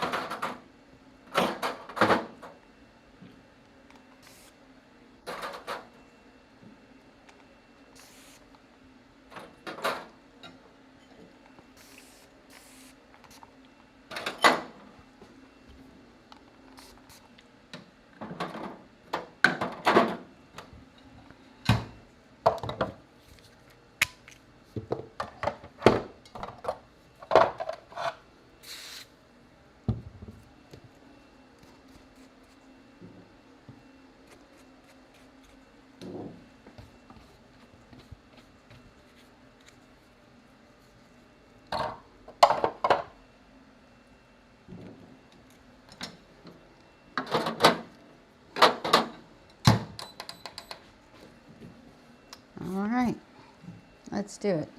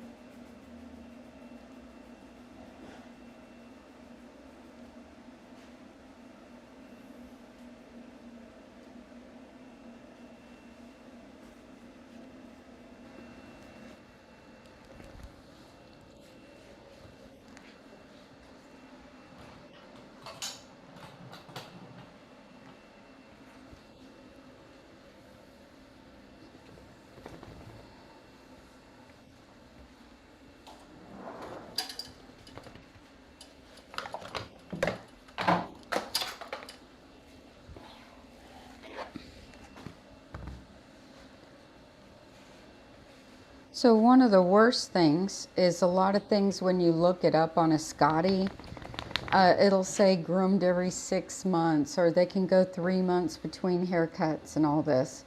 Not so. Lies.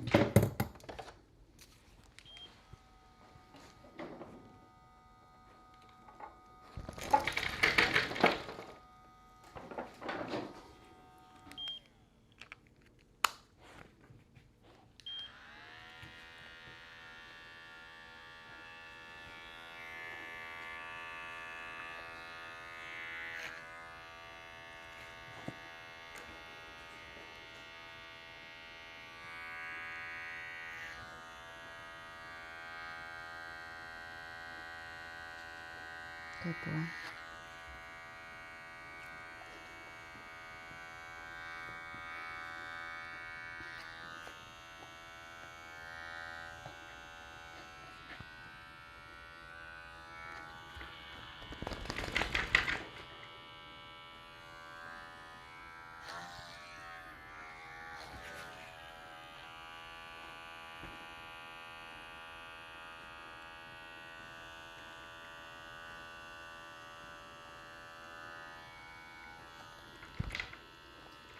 So you could say, why not just shave him down? Wouldn't that be easier? No. As you can see, clippers are no easier than the brush. And if I had to shave between the mats and the skin on the legs and all that, it'd be a lot harder. The little bit of clipper work I've got to do is going to be hard. So it doesn't matter which way you go. It's going to be hard.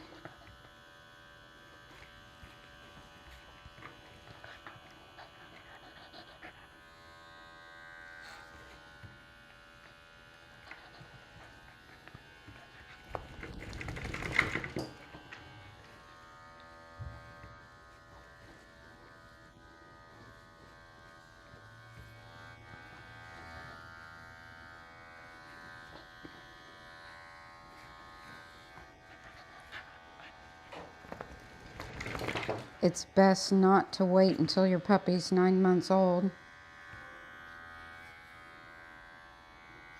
before they have any work done.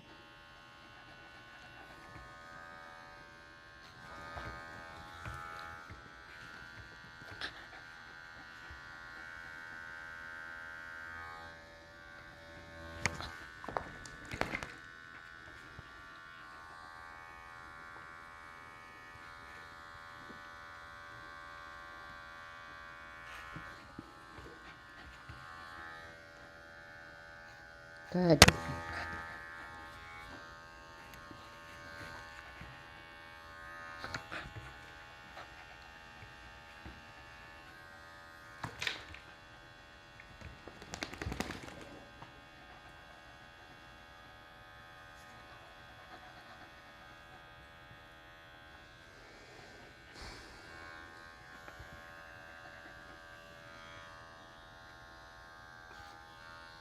Good.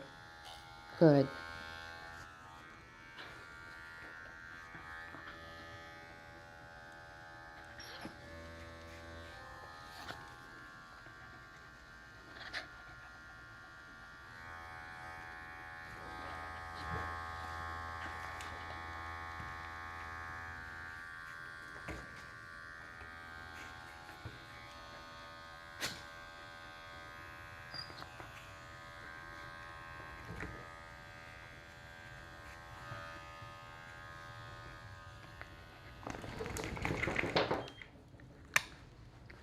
We'll come back to the ears maybe.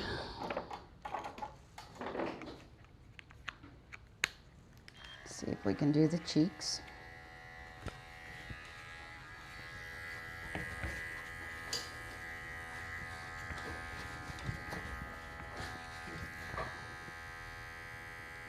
Good boy.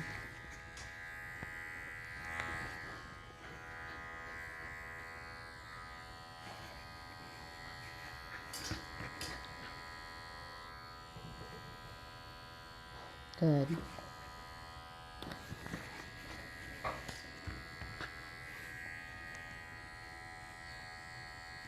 Good.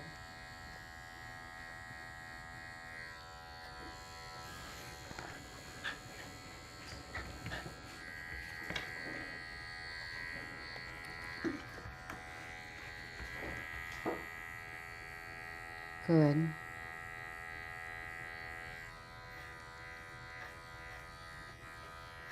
Good.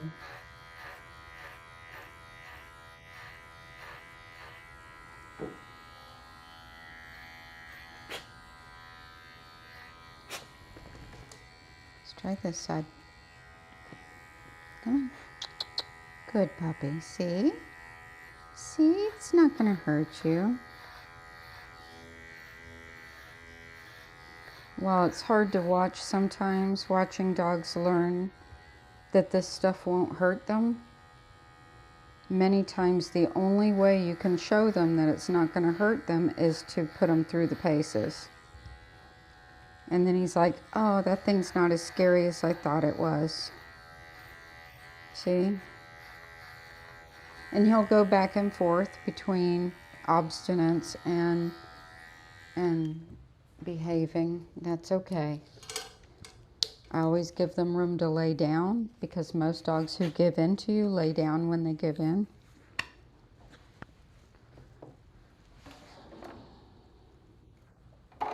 Good boy. Yeah, see? I'm not trying to hurt you. No. There we go. Ready? Good.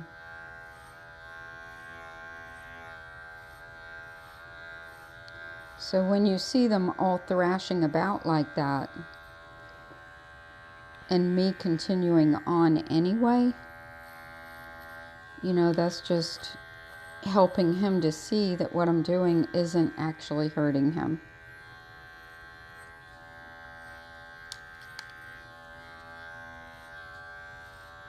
Good boy. See? See, Miss Suzanne loves the puppy. He's a good puppy. Yeah, he's a good puppy. Yeah, see?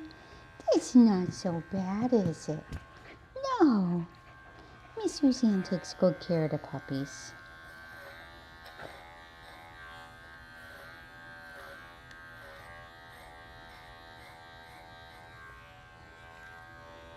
So my way of getting them over that hurdle, I call it riding the wave.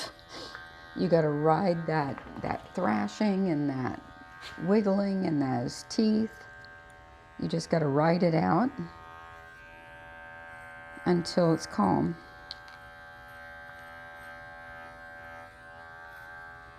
Same with brushing your puppies.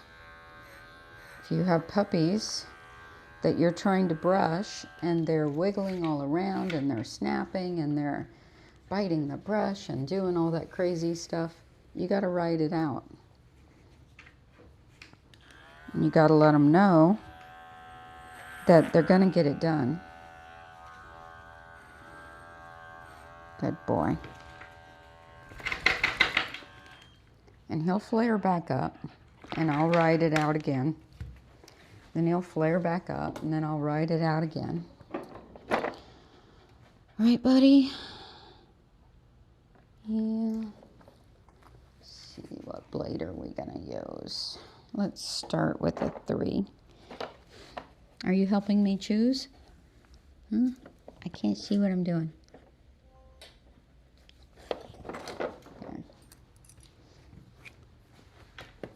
Good boy.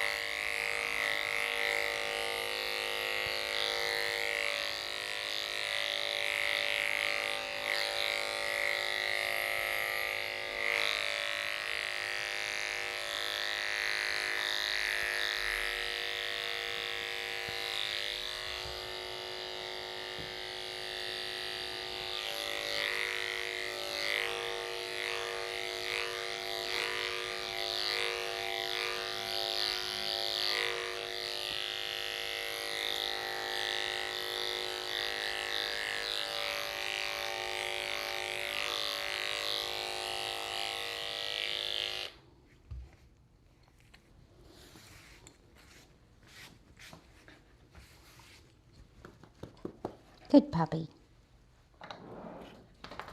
Yeah, it's a good puppy.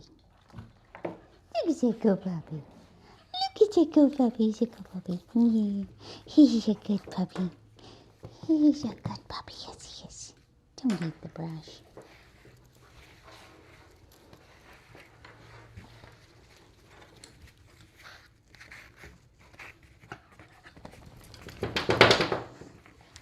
Wacky tail.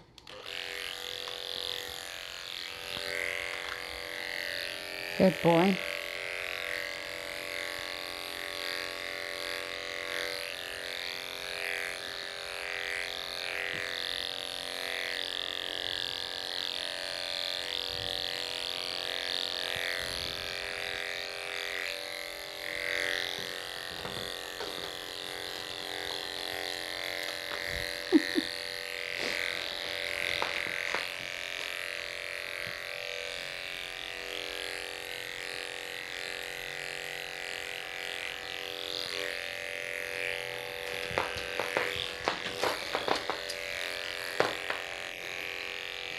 Boop, boop.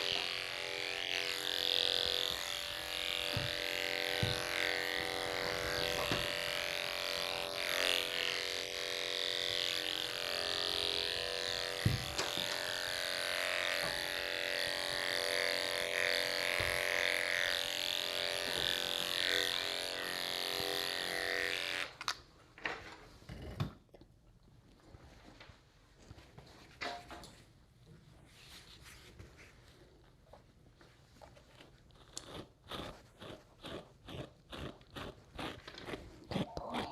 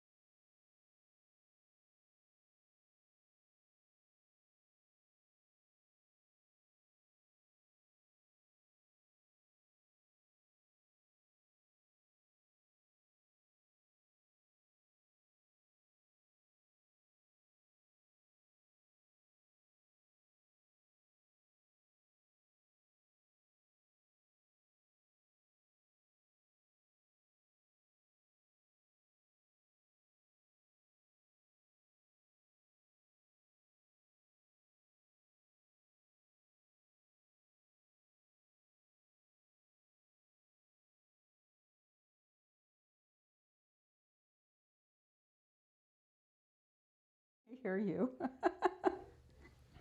Why does the weight matter?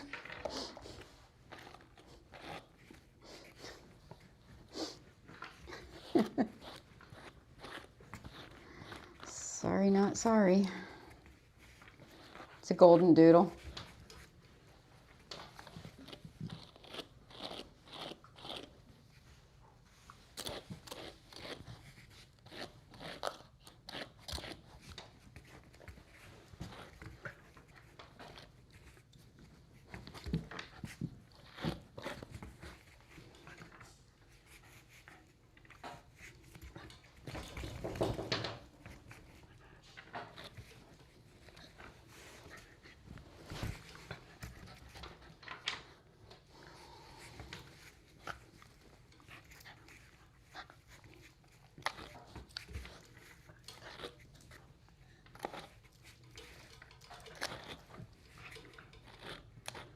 Boy, very good. What a good puppy. He is a good puppy.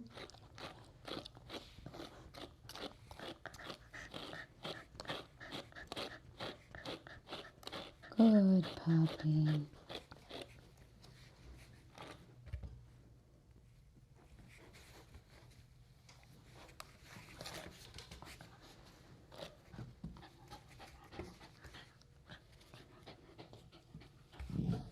Good puppy.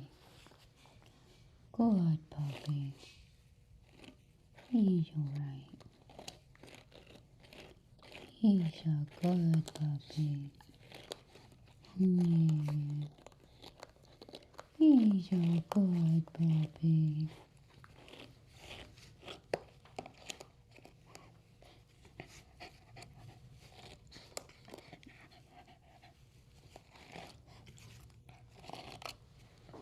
Must you nibble on me? Hmm? Must you nibble on me? I don't want to be nibbled on. No, I don't want to be nibbled on. I don't want to be nibbled on by a Scotty. Scotty's got too big a teeth to be nibbling. Yeah, you're nibbling on me. Ow!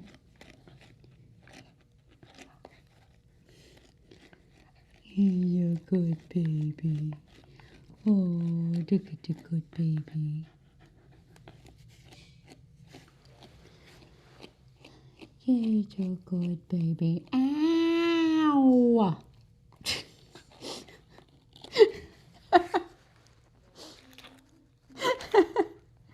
He's like gently nibble, nibble, nibble, crunch.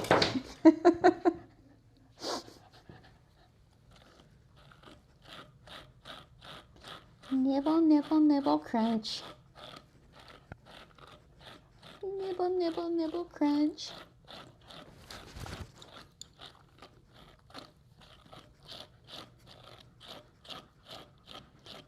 That's a good baby. So the difference in brushing out these kind of mats, even though they're bathed in, as opposed to, say, a Doodle's mats or a Poodle's mats or a Maltese's mats, is this is a hand strip breed. I'm not hand stripping them, but it's a hand strip breed. So it's kind of like the dachshund that I just did, where he had a bunch of shedding hair that just comes out, comes out, comes out. This dog is the same concept. It's a wiry coated breed, so they have an undercoat and an outer coat. What happens is the undercoat mats into the outer coat. When you wash it, it felts and gets really tight, but it's still shedding hair that's caught up in the other hair, so it brushes out much easier, and it kind of comes out in chunks because it's shedding hair that's coming out. So you can see in the brush that's just a chunk that comes out. And so there's different types of coats that have different behaviors when you brush them out. Had they not washed him, it would have come right out. It's because they washed him and removed the oils that were keeping it kind of where it would just slide right out. Because they did the washing, it just, and he's probably had a few baths, it tightened it. But these kind of mats still brush out so much easier.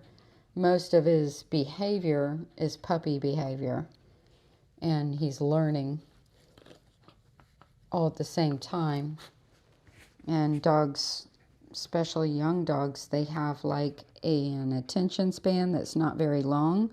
Then you're having to train all these new behaviors like the clippers and the scissors, and then you throw on top of it brushing out the mats, and it's going to take him past his threshold of what he can handle.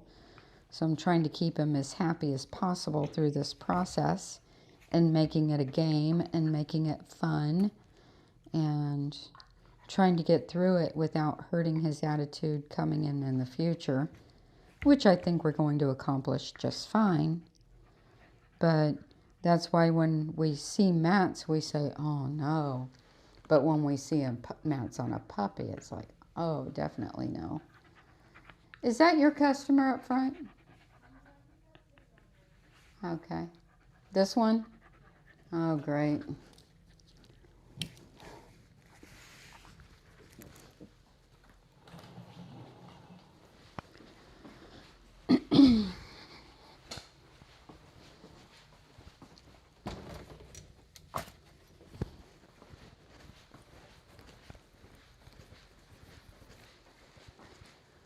And then when they show up early, we have to tell them how much longer it's going to be, and we really don't know.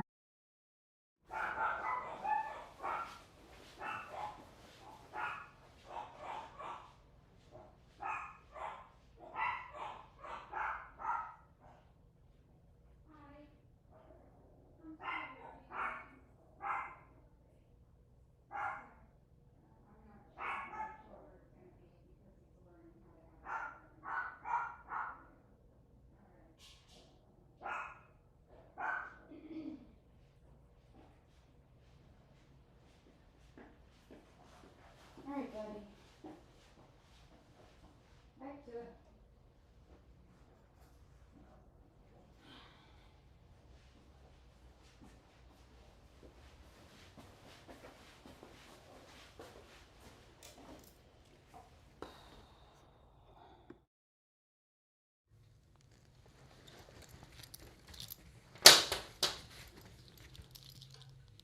Good boy.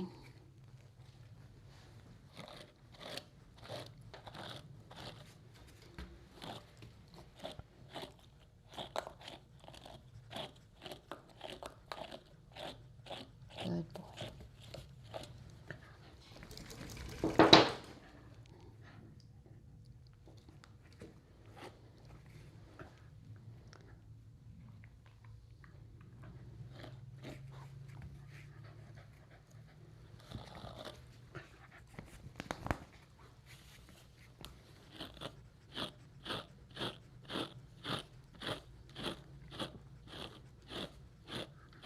So that Reiki sound the brush is making, that's where the brush is hitting knots.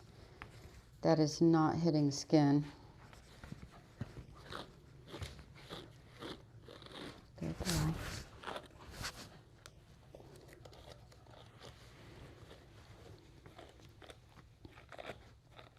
Ow, ow, ow.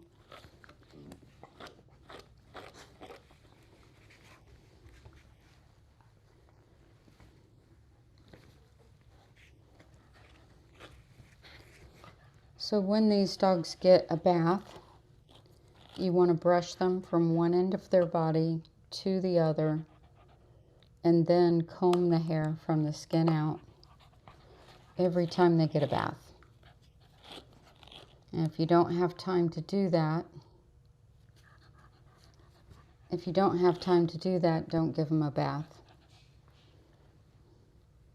And if they act like this, just persevere and keep asking them to let you brush them. Good boy. I'm going to shave out the underside, if you'll let me. If you'll let me. You'll let me shave it? Come here. Good boy. Good boy. And that's it. Stay.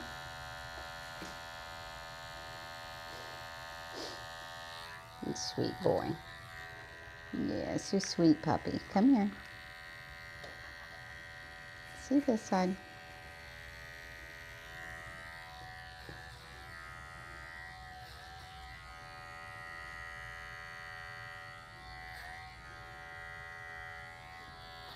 Good boy. This way.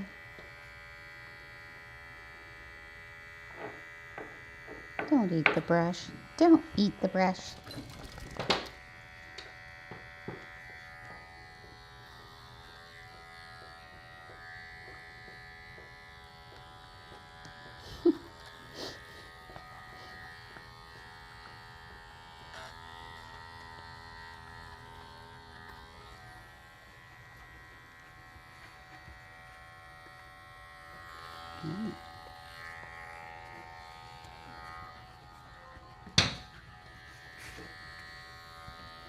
Sorry, the camera keeps cutting out.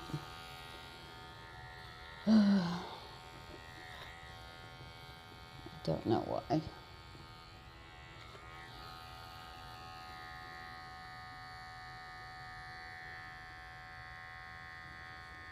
All right, we're getting there. Let's try the ears again. Let me do your ears. Now that you're getting used to this clipper, let's try it. Don't eat the hair. Here we go. You ready? Good boy there. Good boy. Good boy. See? Miss Suzanne wasn't trying to hurt you. No, I wasn't trying to hurt the baby. No. He's a good boy. He's a good boy. Yes, he is. See? It's okay. It's okay. It's a good baby. Good baby. See? He's just fine. He's not as scary as you thought it was, is it? No. He's not as scary as the puppy thought it was. Miss Suzanne takes good care of the puppies. Yeah. She takes good care of the puppies.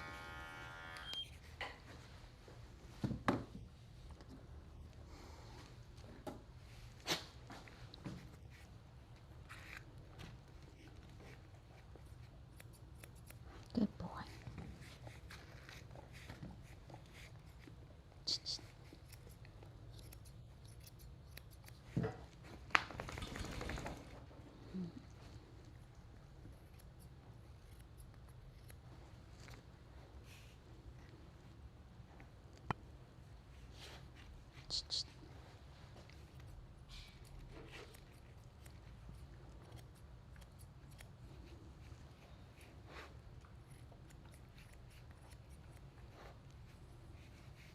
I don't need help cleaning the table. I like the fact that you're distracted, but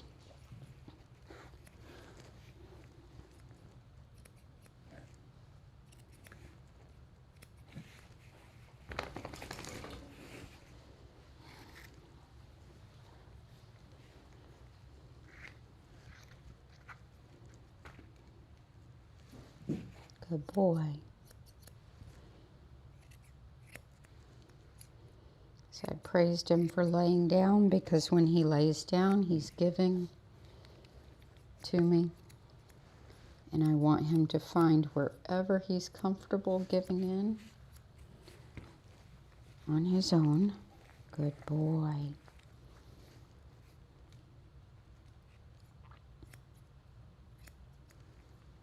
Good puppy. Oh, look at those pretty eyes. Look at those pretty eyes.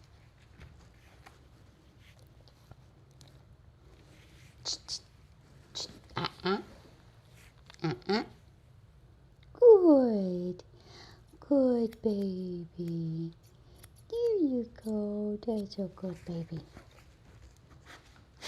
Let's clean some of this hair off this table so I can see what I'm doing.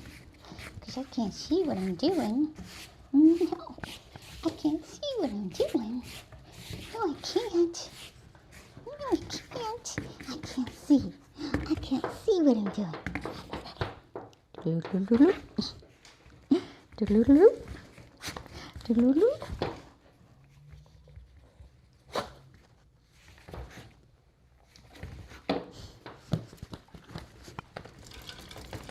Good boy. Boop, boop. Boop, boop.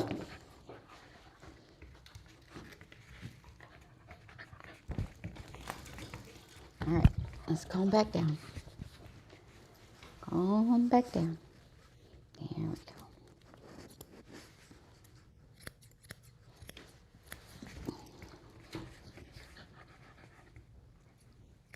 Good boy.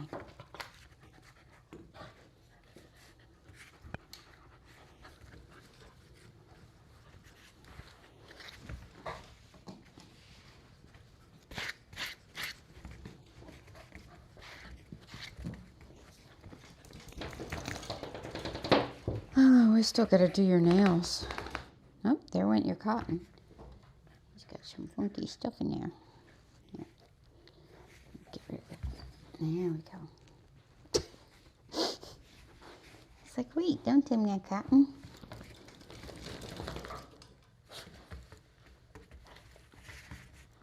Ow.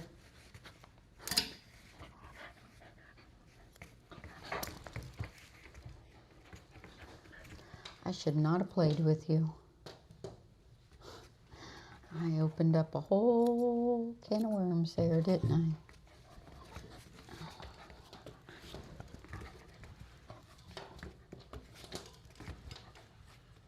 Good.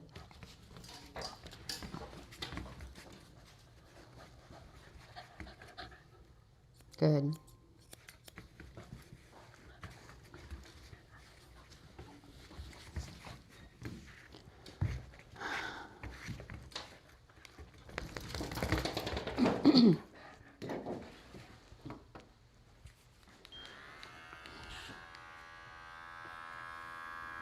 Good puppy.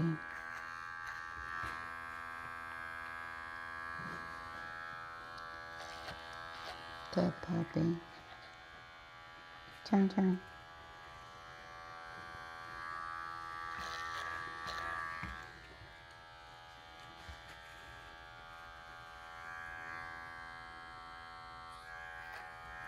Good puppy.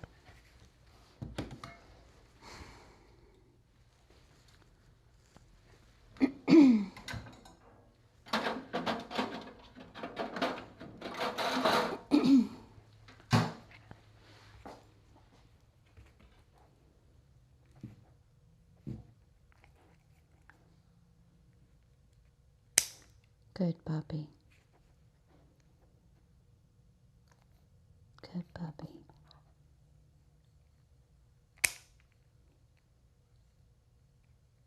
Good boy.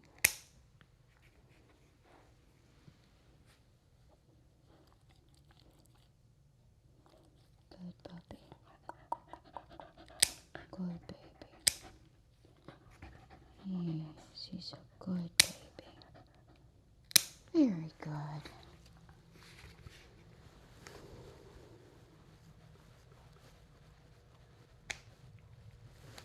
Good baby.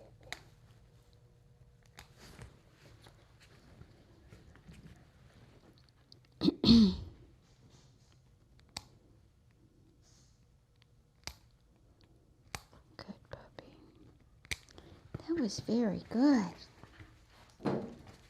Yeah. Very, very good.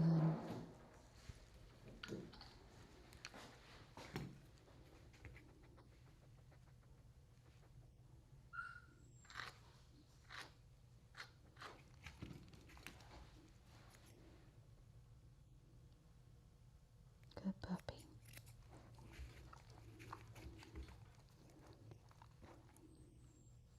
Good puppy.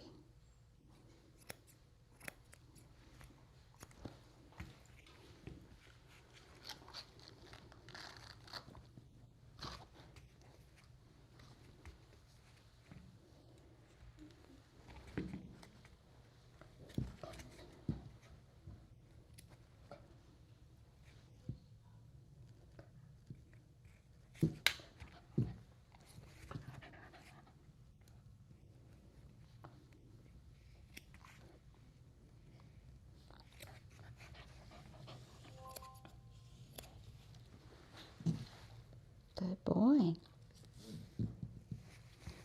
Good boy.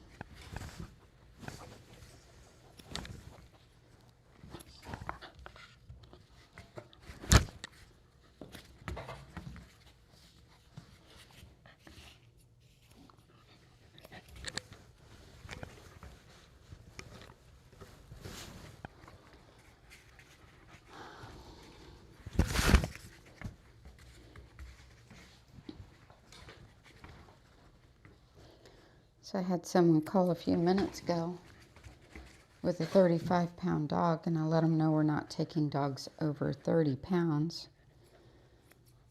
New clients. And she's like, what does size matter? I said, it matters a lot when we're trying to keep from hurting ourselves.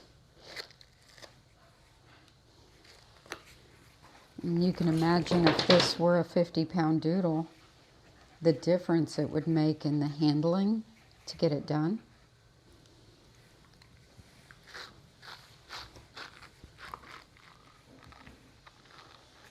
And the effect that that would have on the groomer's body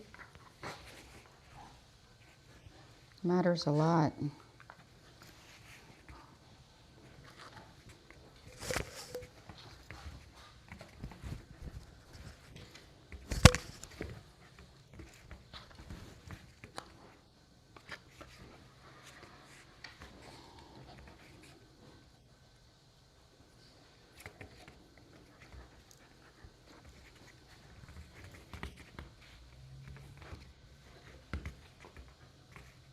Good boy.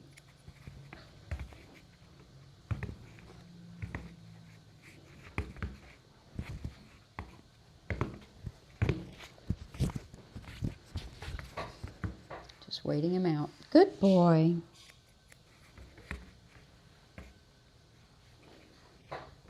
Good boy. So I'm praising when both feet hit the ground. That's a good boy.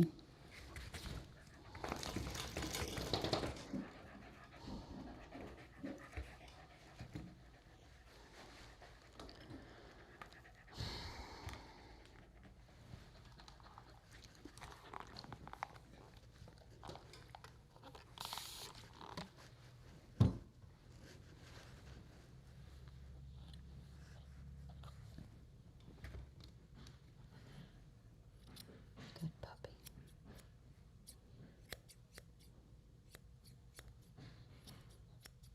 Good puppy.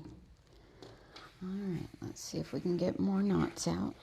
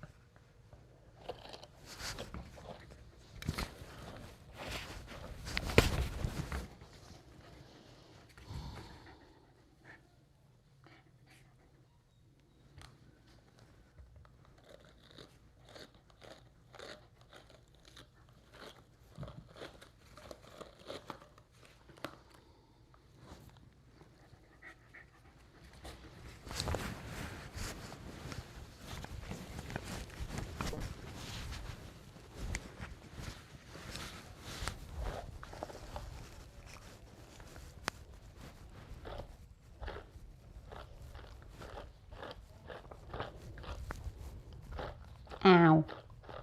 Thank you. Ow. Ow. Thank you. Ow.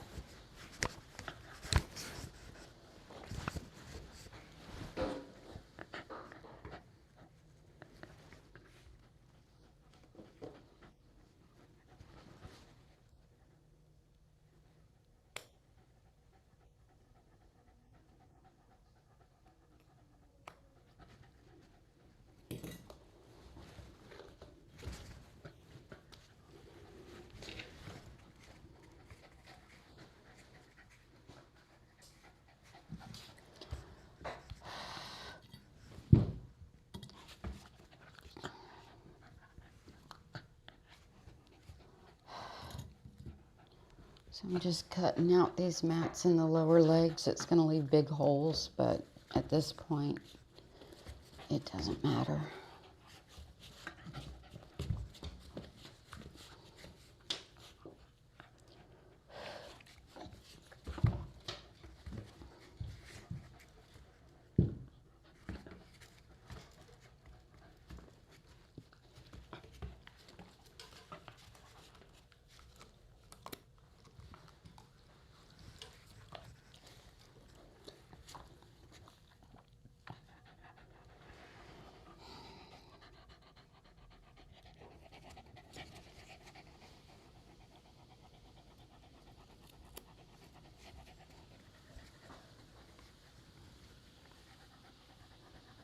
Good boy.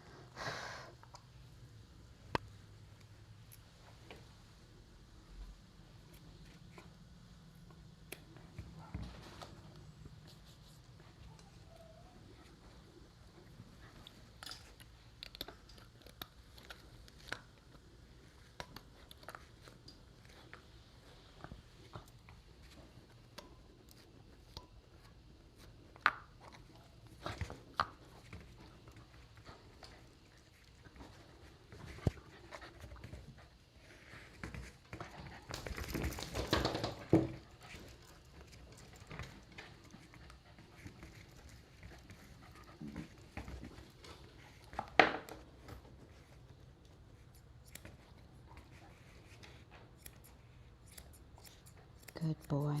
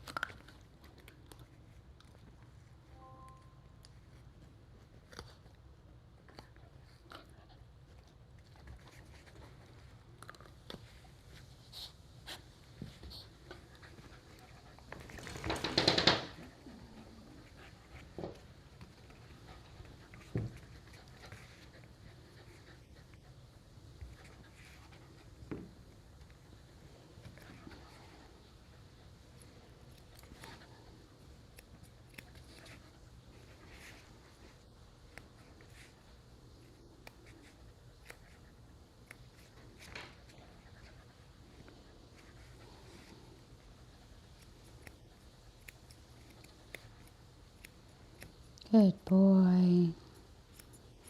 Good puppy, right there. That's it.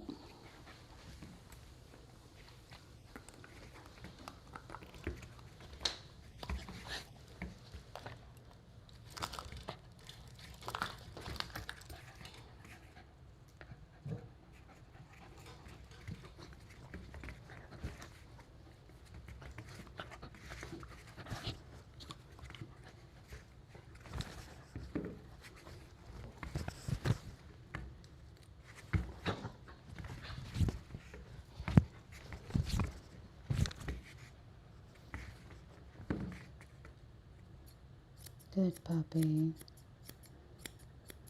Good puppy. Right there. See, you're fine.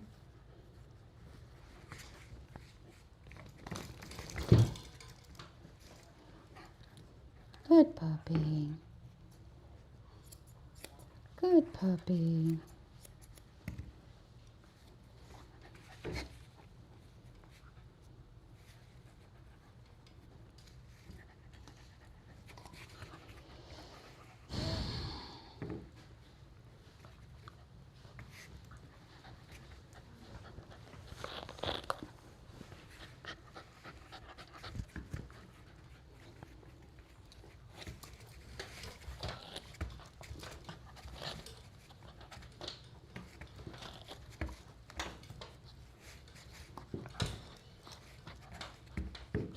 Ow. Ow.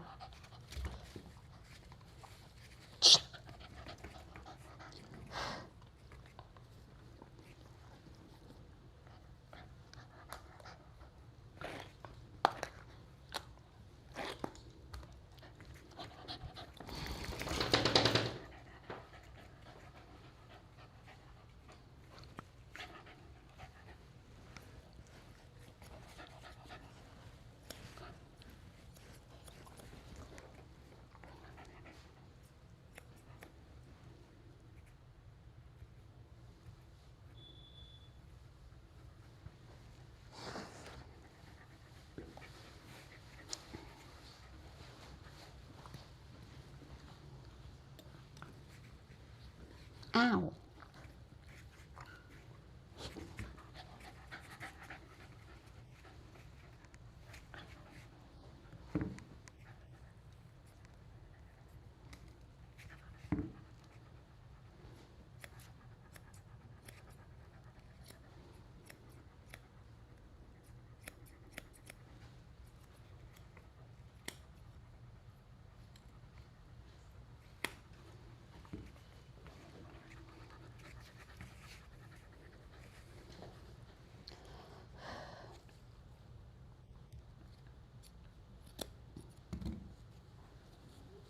Got really big mats at the lower legs. I'm just cutting those out. Ow. Cut myself twice.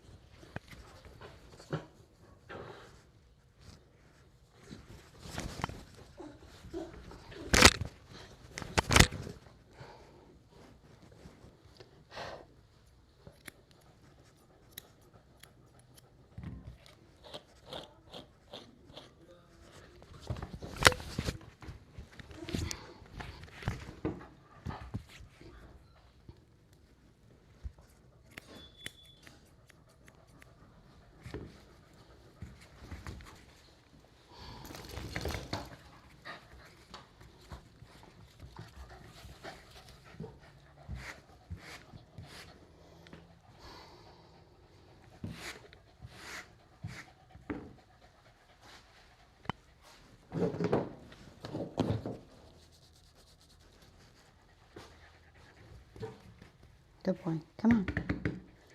Come on.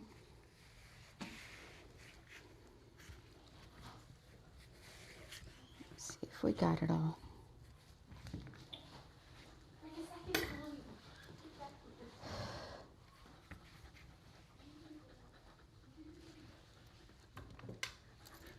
Stay.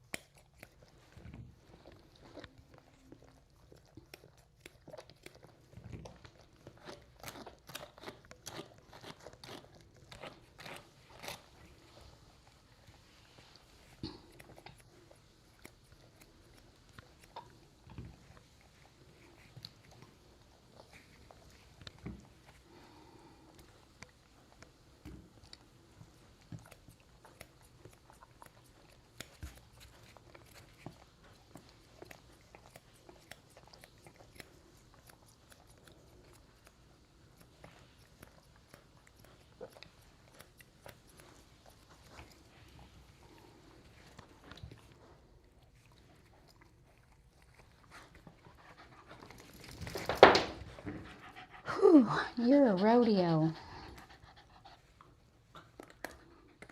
Give me back my comb.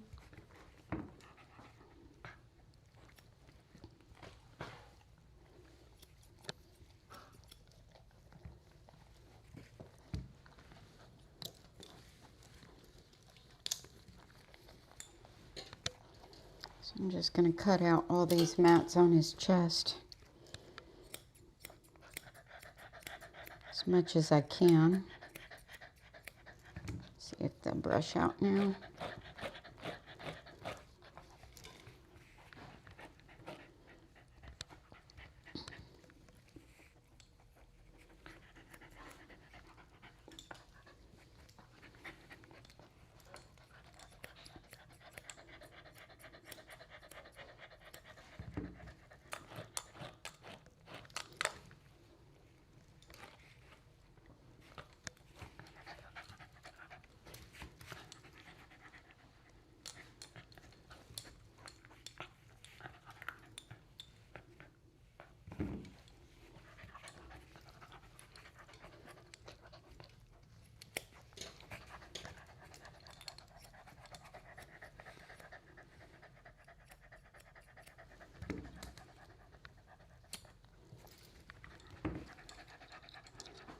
So after he goes home, I'll send them a link to our write-up on what causes matting and how to prevent it, along with links to tools that they can have for maintaining them at home.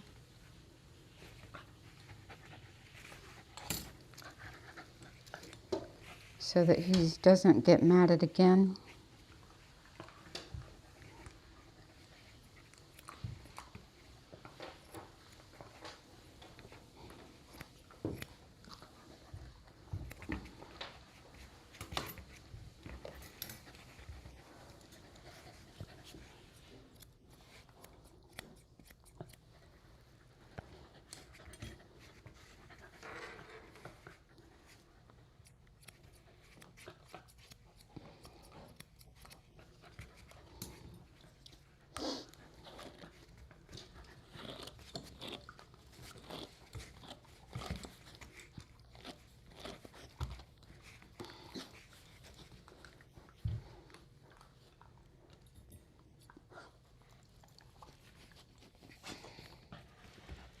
Ow. Thank you.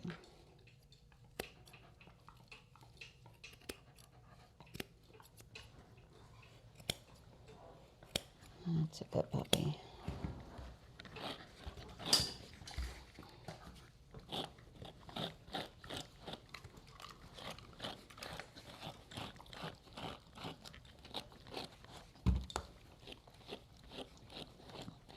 Good puppy. Let go, Michael.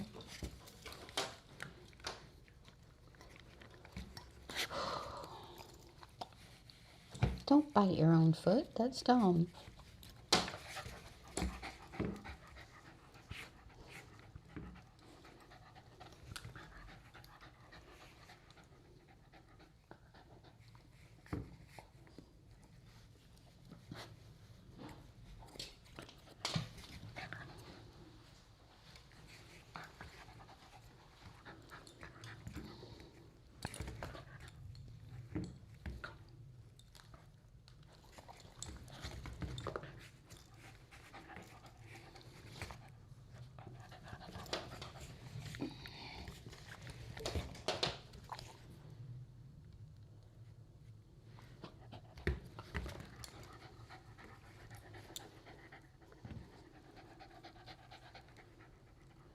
So, remember a couple days ago we were talking about how I read in a doodle group how the doodle owners were saying they don't want to be made to feel bad when the groomer says that their dog's hair is matted, and they'll pay whatever to get it brushed out. Like, you know, just don't make me feel bad.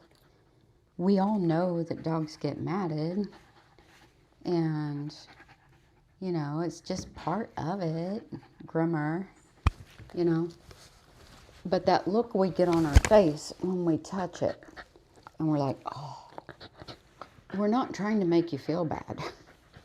We're trying to figure out how much time the groom is going to take us, how much we're actually going to be able to charge, because we can never get our worth for the amount of time it takes to get mats out.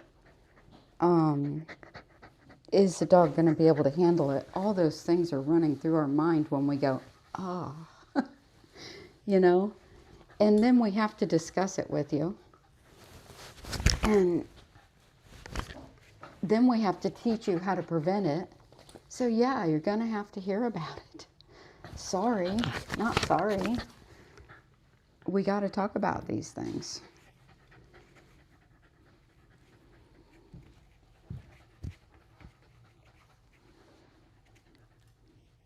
Because if he comes in matted again, I probably won't do it. Because I'm not going to do it repeatedly. So we have to figure out how to prevent them. And go forward without a matted dog.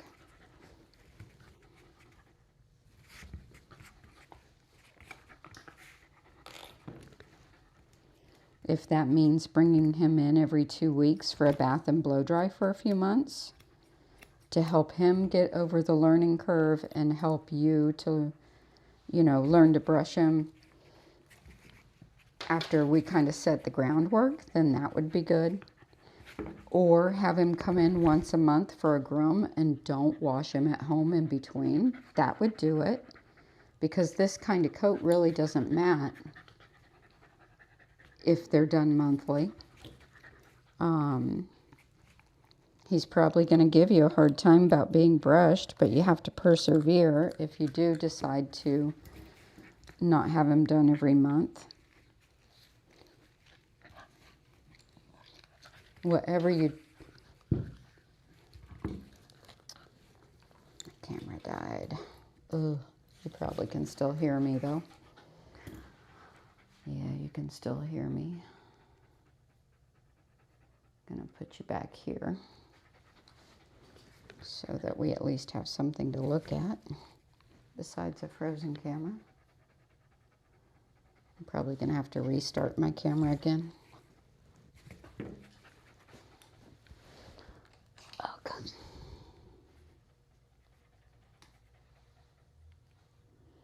Restart the phone.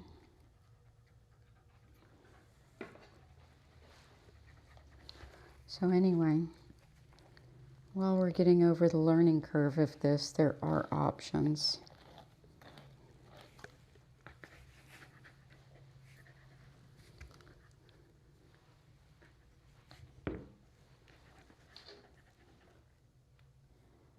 But it will make him a nightmare to work on going forward if we brush out knots every time.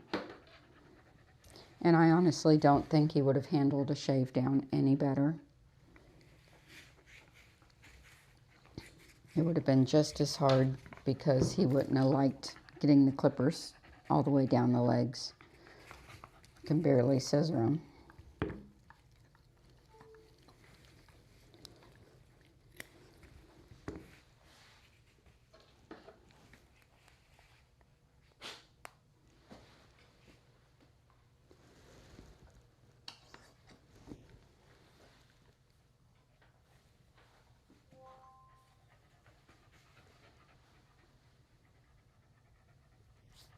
There it is. All right. Just got to check him over. See if we got them all. I don't think we do.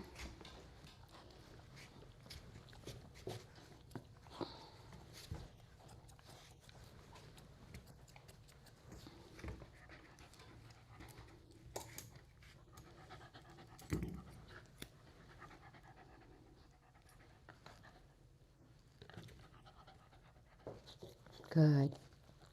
Good boy.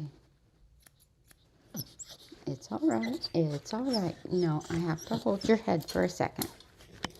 It's not going to hurt you. See? It's all right.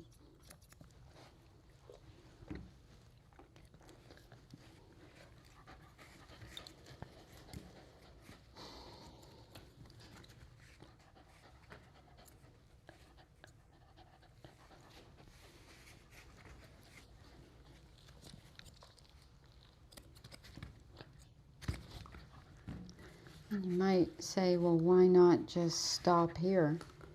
If I stop here with Matt still in his hair, he's going to mat right back up really bad. We don't want that. I have to finish.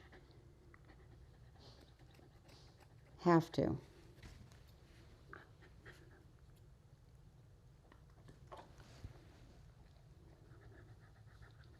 I know his owner's probably really wondering what's taking so long, but I didn't plan on this much time. And it's certainly throwing my day behind too, so we're both feeling it.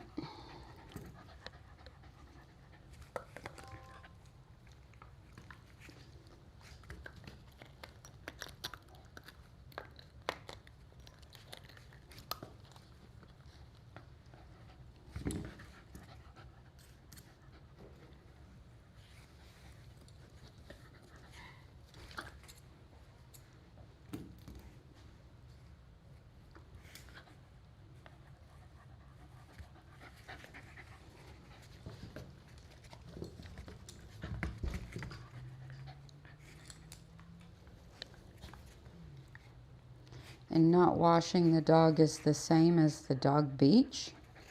It's the same as going in a pool. You really don't want this dog getting wet unless you're going to brush him and comb him from one end of the body to the other. If he's going to daycare where they have splash pads, you're going to have to brush him and comb him every day when he comes home. I don't know what his situation is, but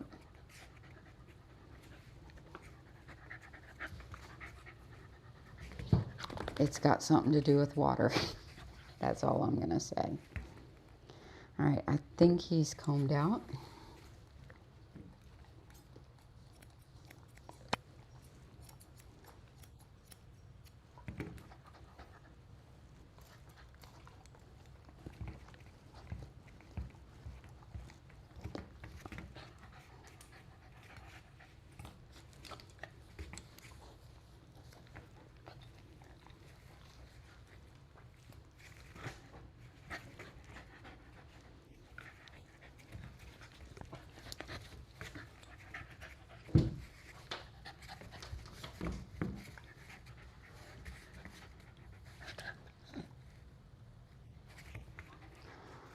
All right, one last thing to do is file his nails, and we'll be done.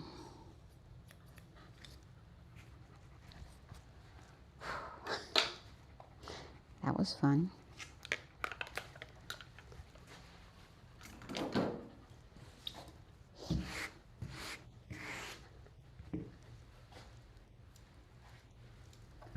I don't think he'll go for a nail grinding tool, so I'm going to hand file them.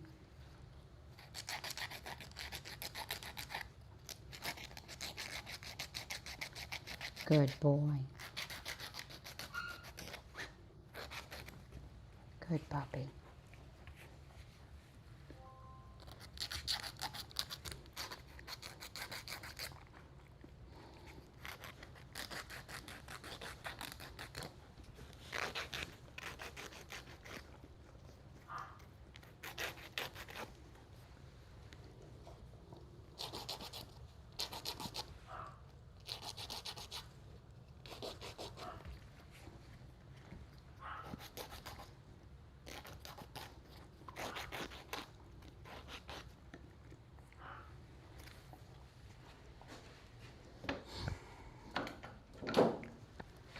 Felt more mats.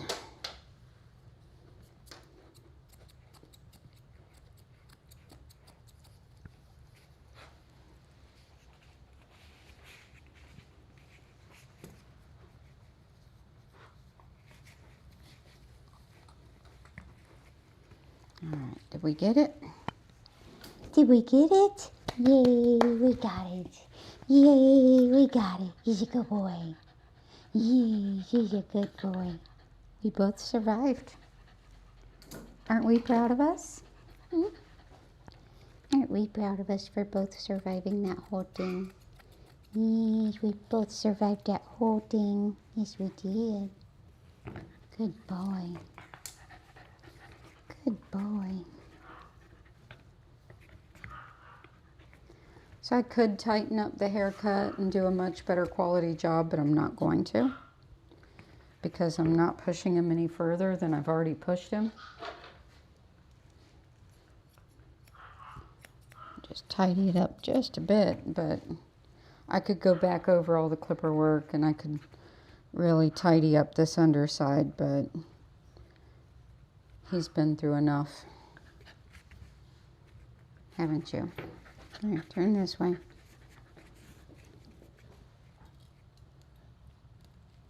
Let me see. Got mats in there.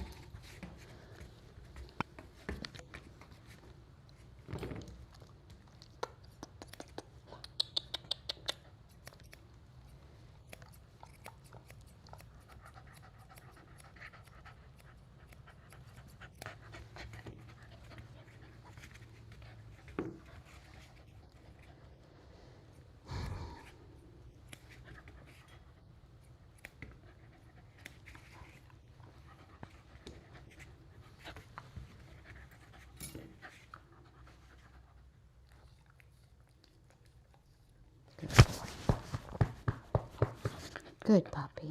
Yes, you're a good puppy. You did good. Yes, you did good.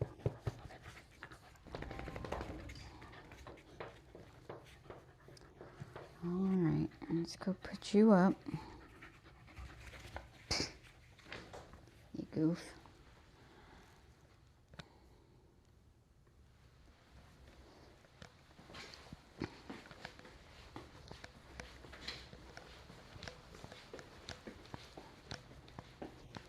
Who are you?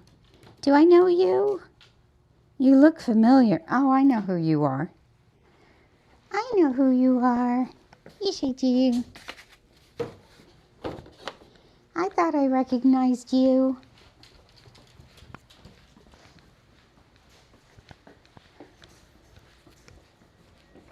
And there's the other one. Hello.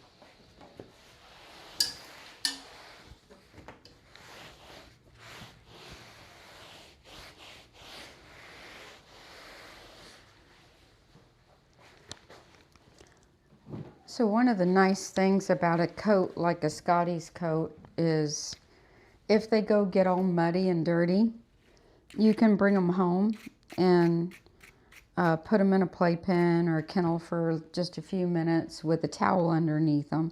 Give them something to chew on while they're in there, maybe a bully bone or something, just to give them a few minutes, or even a laundry room, just somewhere where they're not going to track the mud around the house. Within 20 minutes, it completely dries, and you can just use a stiff brush and it all comes right off. So they can be totally muddy dirty and just psh, psh, psh, off it comes. Really, really easy coat in that respect.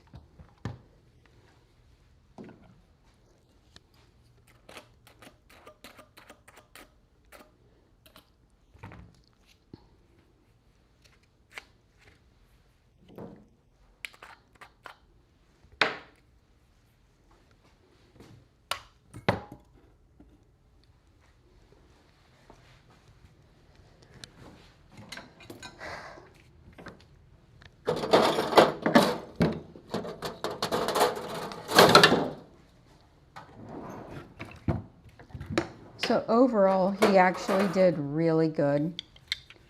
I'm pleased with how it all went, especially for his first ever groom and his age and stage and all the work that he had to go through.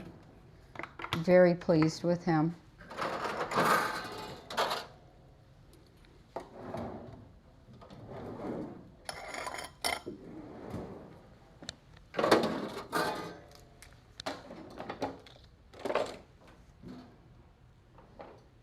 wasn't easy, but we got it done.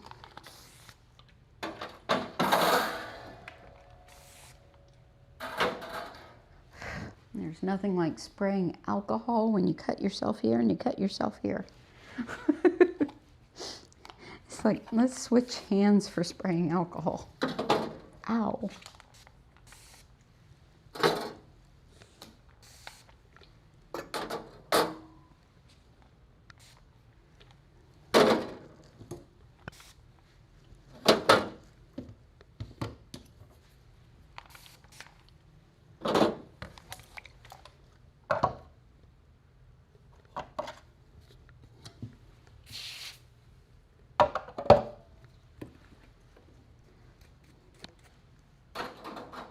A lot of times we'll use our hands as buffers between the tool and the dog. Like if we're brushing, our hand is there. If we're scissoring, our hand is there. That's how we end up cutting ourselves.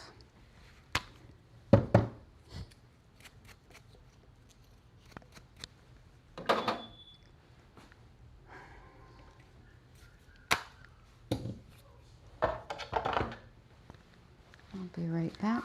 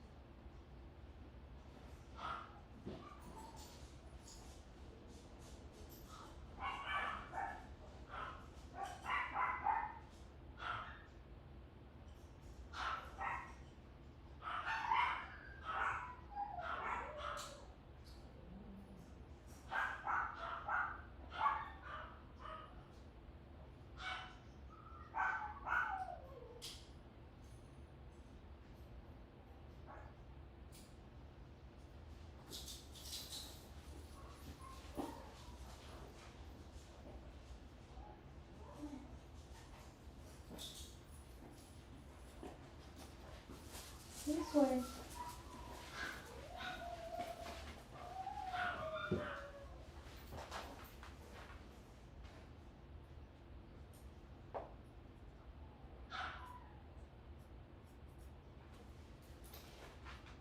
Good boy. Let's go. Good puppy.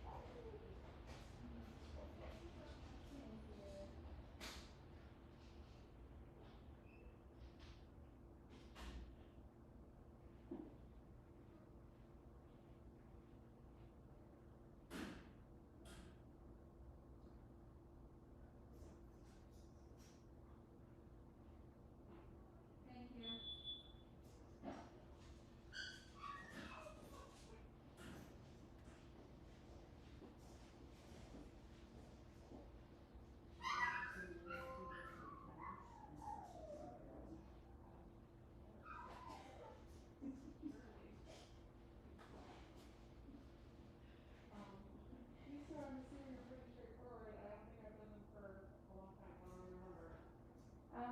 Kind of a fusion kind of looks. Looks like she's been going with a shampoo look. She grooms at home. Oh, okay. She said it was how you guys So did like it a- last time, but I didn't see a history since like November or so. Clearly they've been groomed since then. Yeah, she does it.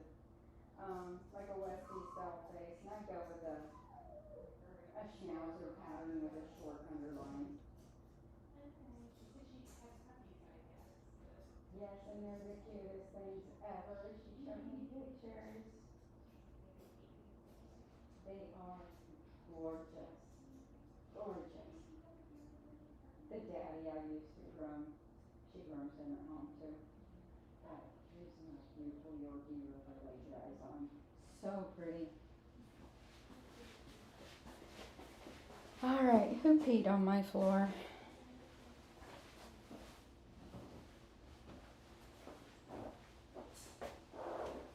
Stinky, stinky, stinky.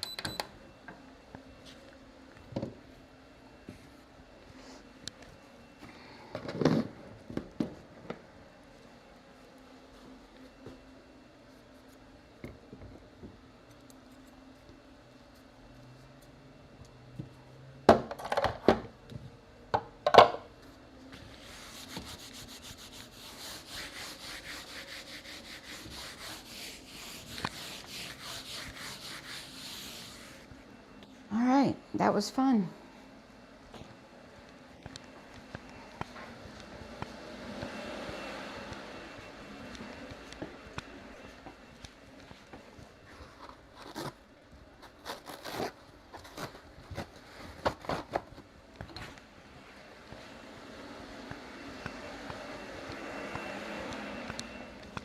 I didn't bother to put a bandana on Cameron because he wanted to eat everything in sight, so I didn't think it'd be a good idea to put something like that on him.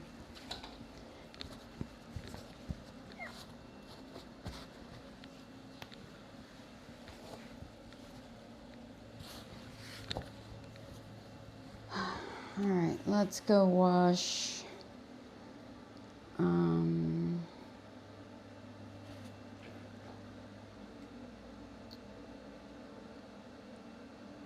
Moose.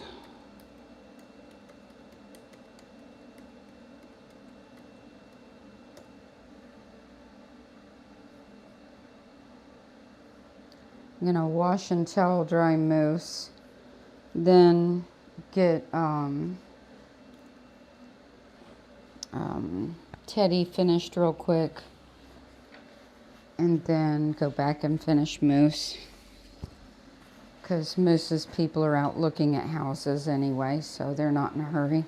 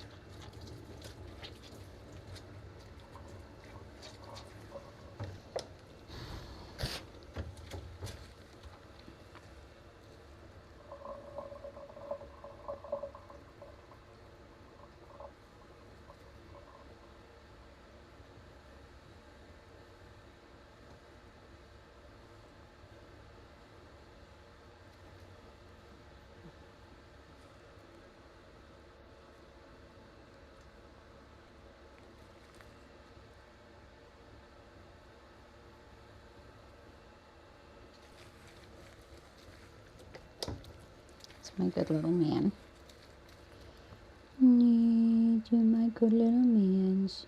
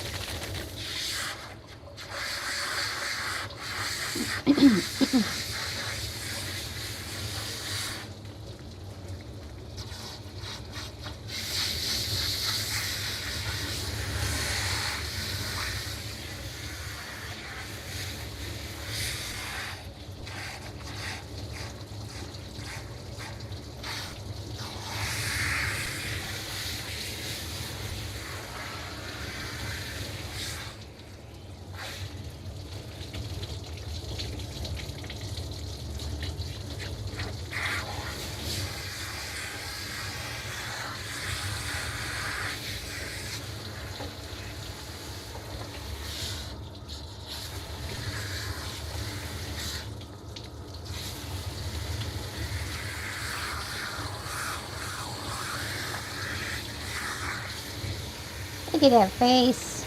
Oh my goodness.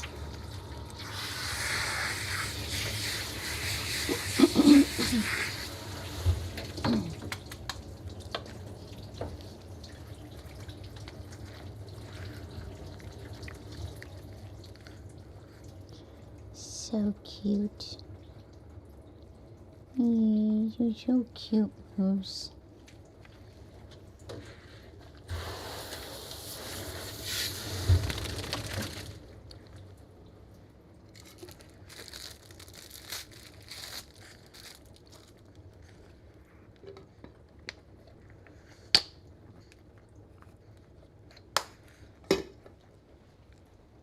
Wait.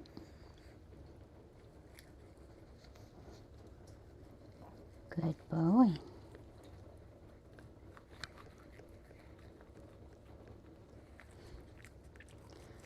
One thing I've noticed about Shih Tzus is they have the tiniest little teeth.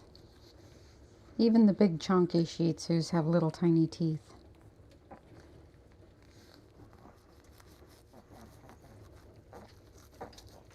Good boy.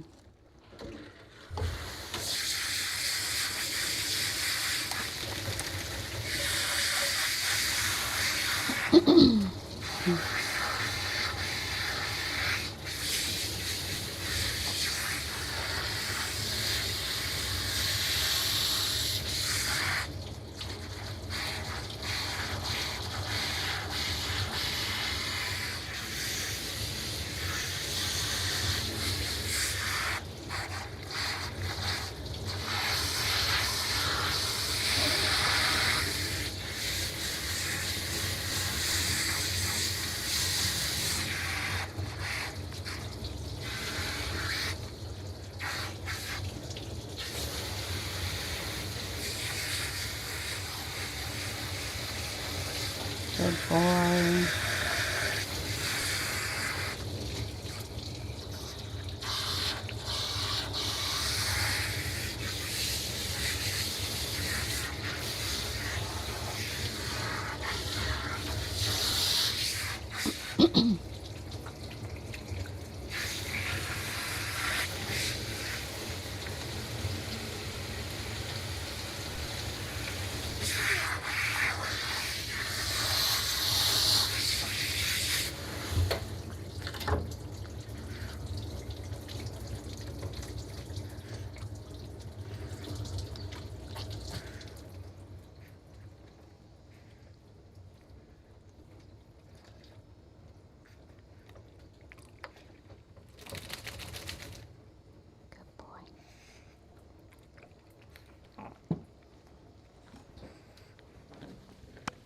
Stay right there.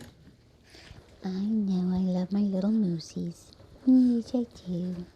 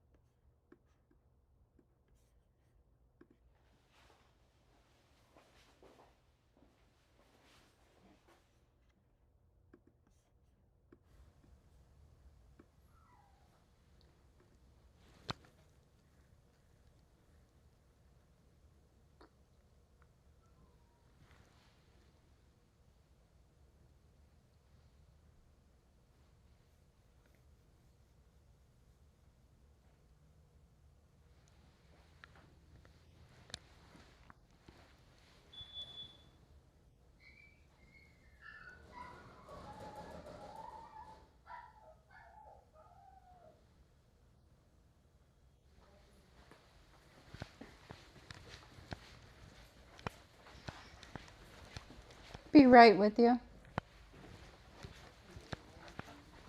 Good, how are you?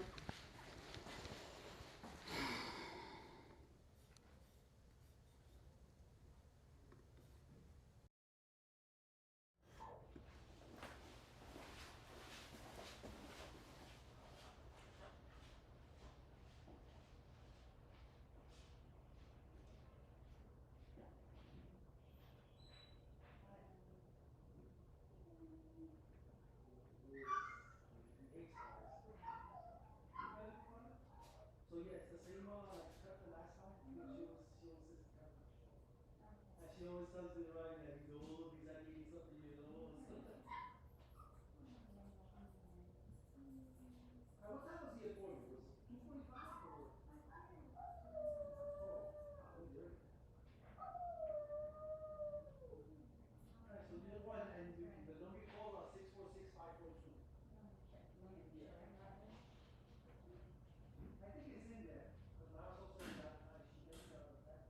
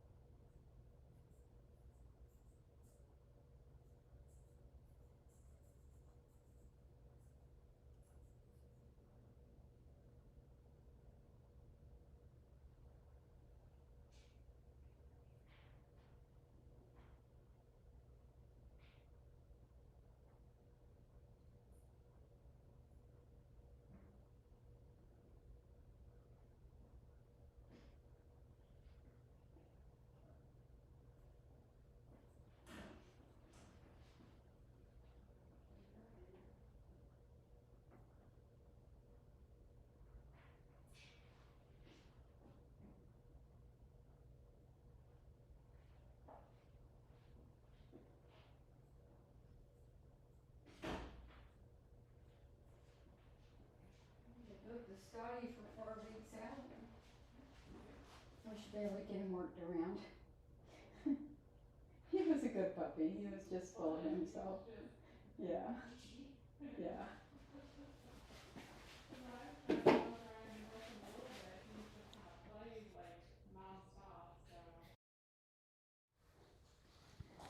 Yeah, he's smart. He got the hang of it. All right, Teddy. Come on.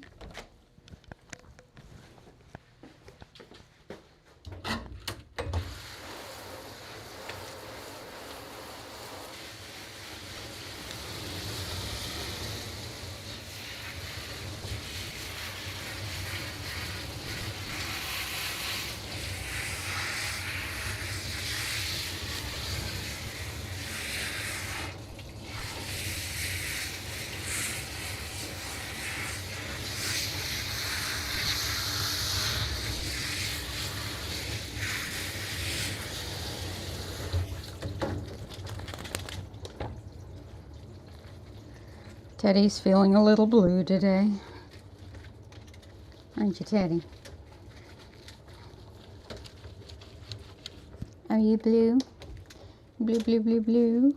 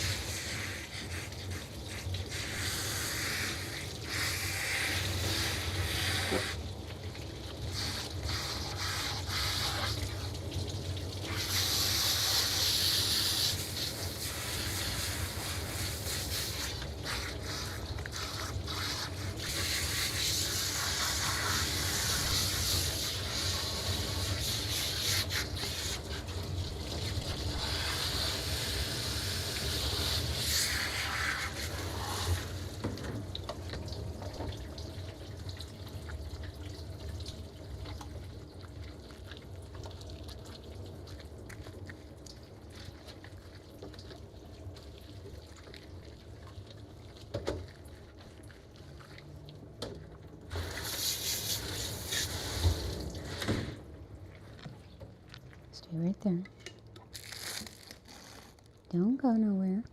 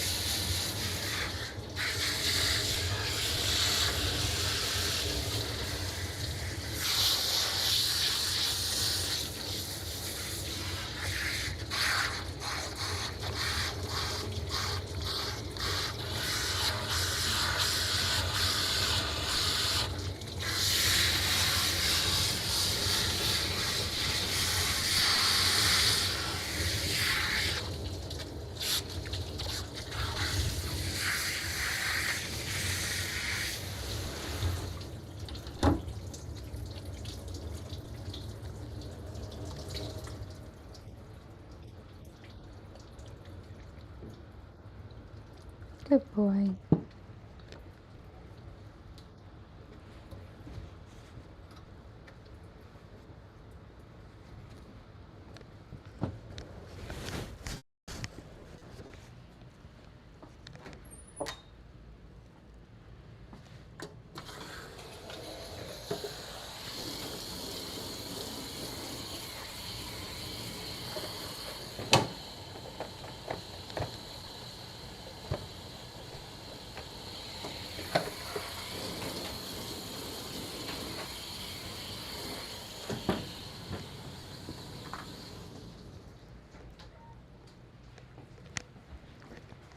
needed.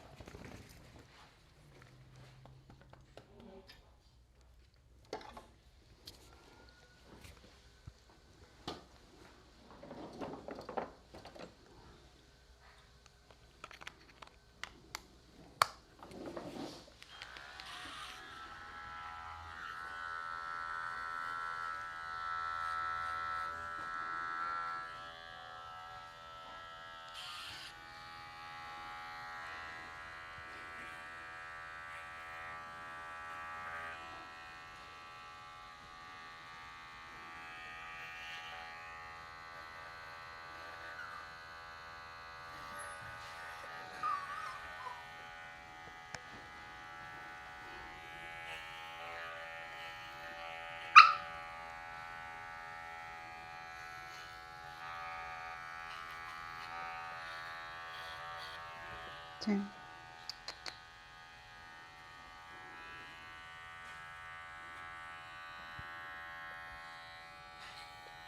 You're fine.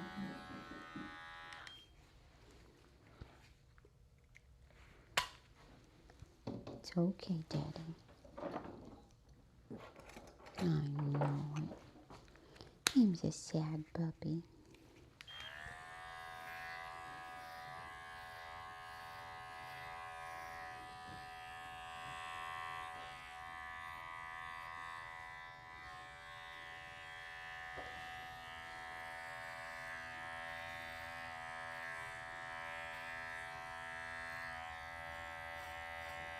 Good boy.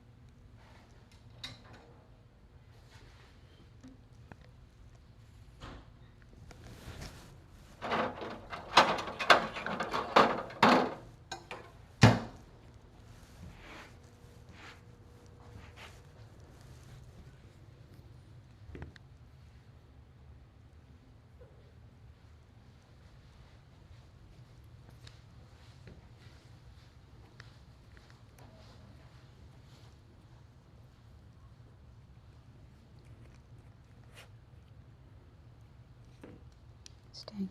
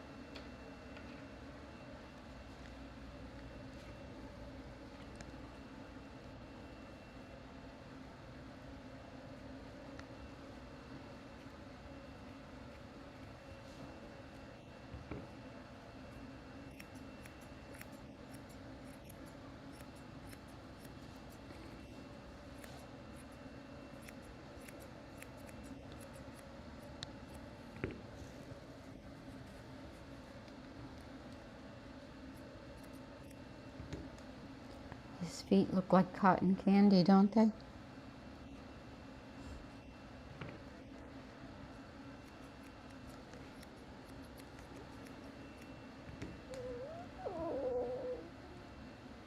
What's the matter, Teddy?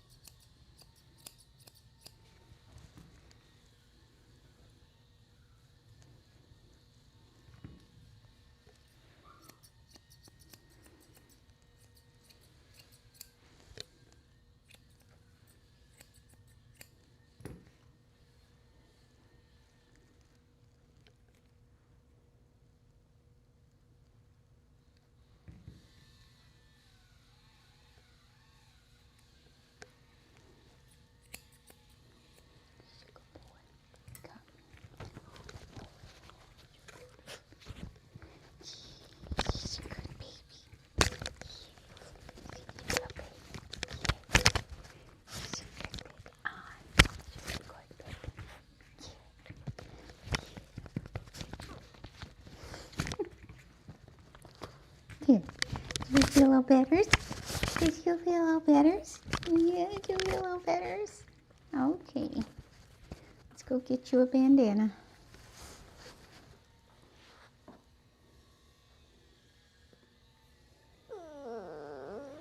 Oh, I know.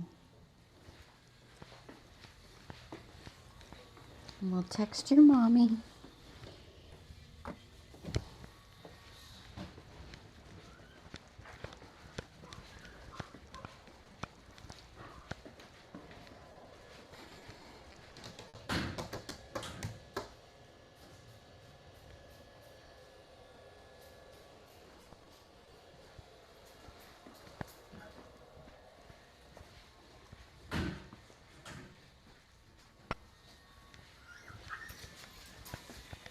Is this cell phone in here?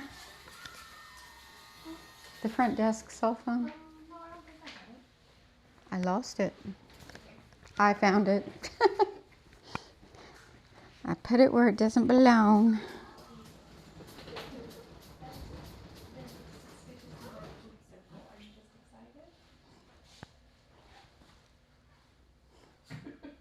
Hi, you. Aw. Look at you.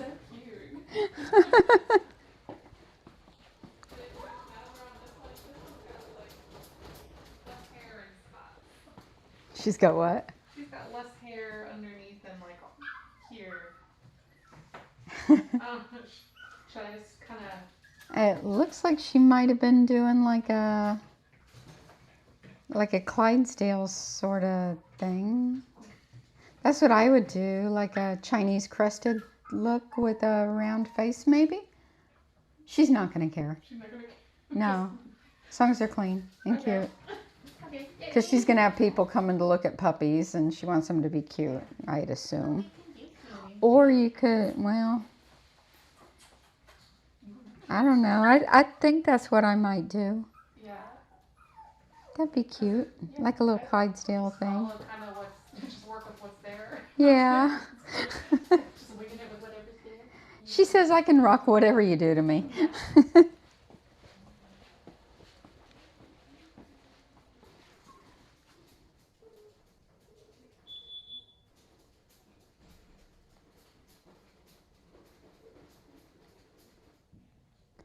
Be right with you.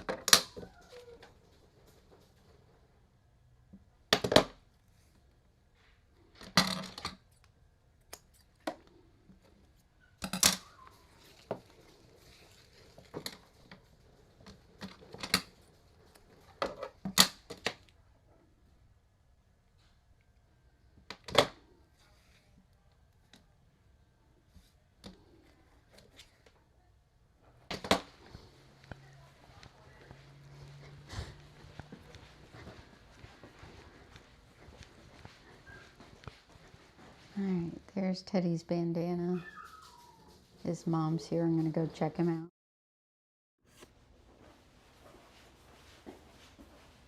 All right, Teddy. The bandana matches your feet.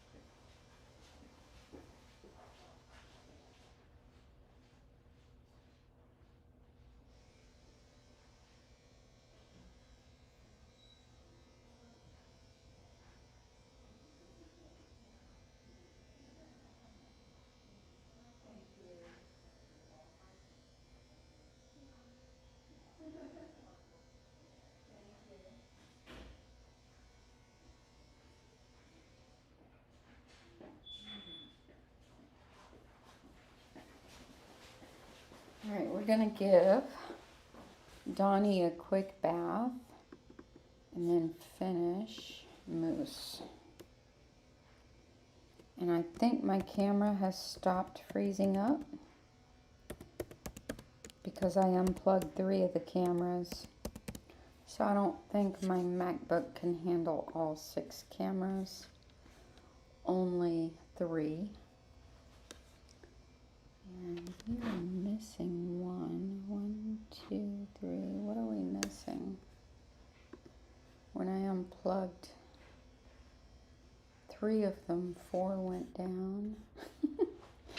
I ain't worrying about it right now. We'll try to reset it tomorrow with just 3 cameras and stay there for a few days.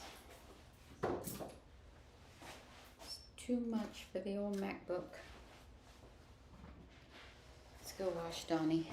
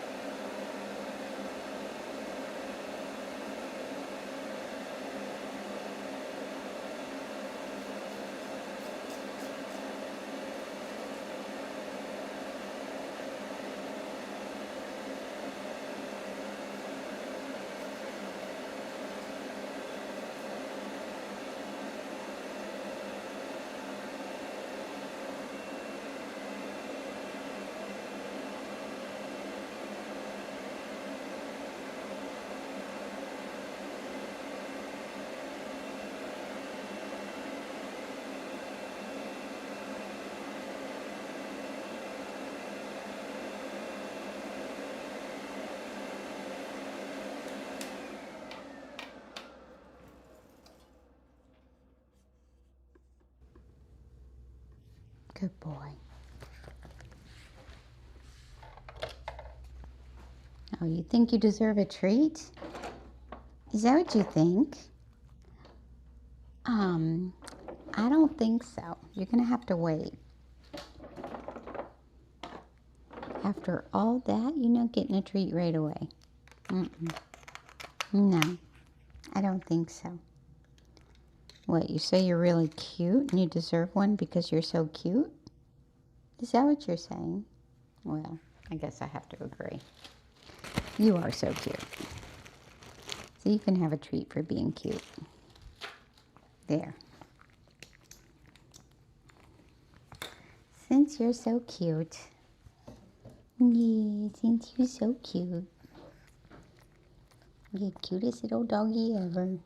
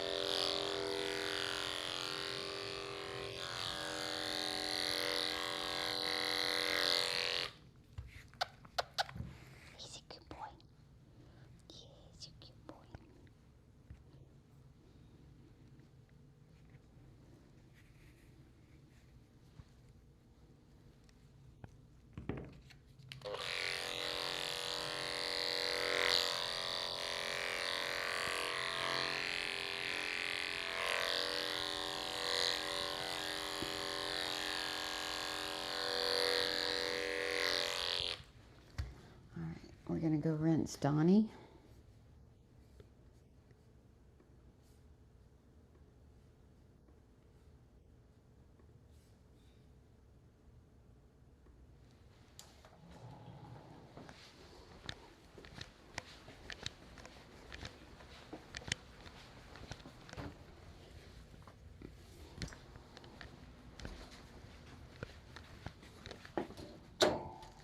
Come on, little man.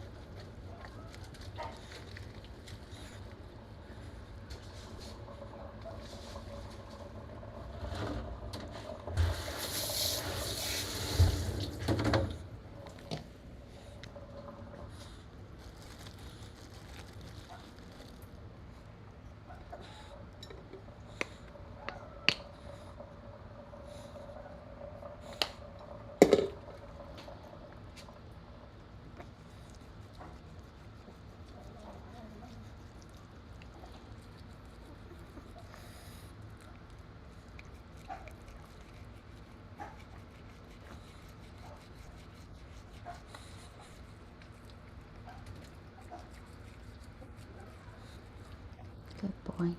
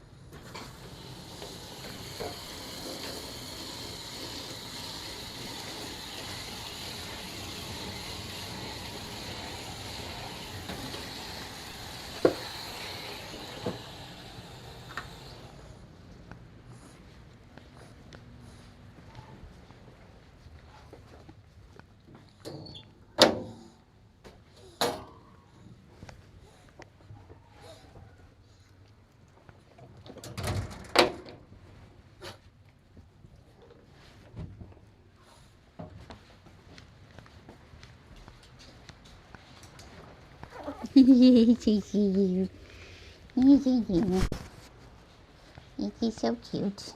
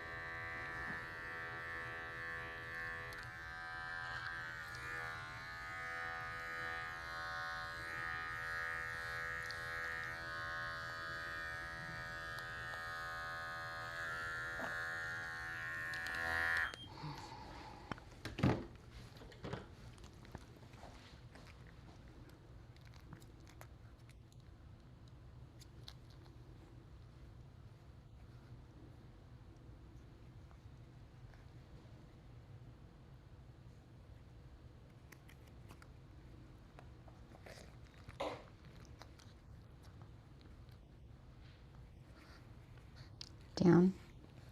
Down. Down. Stay. Ch-ch. Ch-ch. Good. Good boy. You're all right. You're all right. Good boy.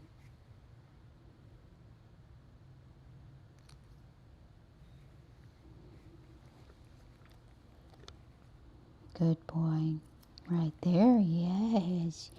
That was a good boy. You get a treat for that. Yeah, that was very good. It was very good to get a treat for that. Down. Lay down. Okay, lay down.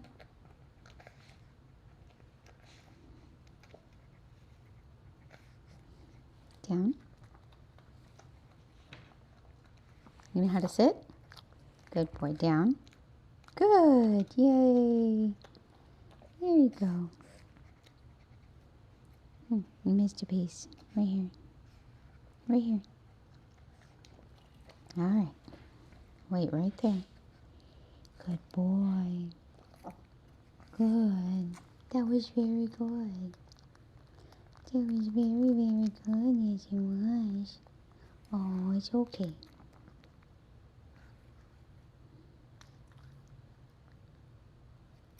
Good.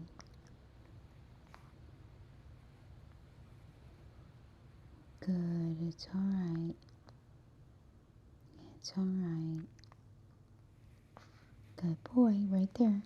Right there. Good boy. Right there. Shh.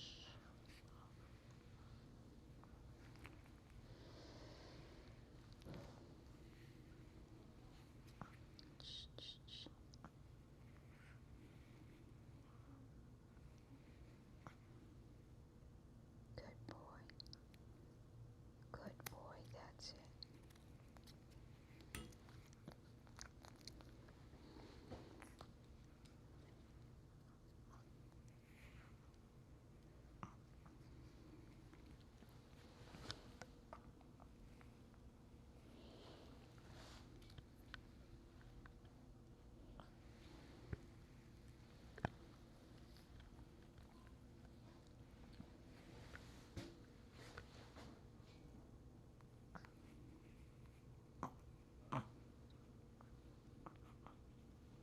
Good.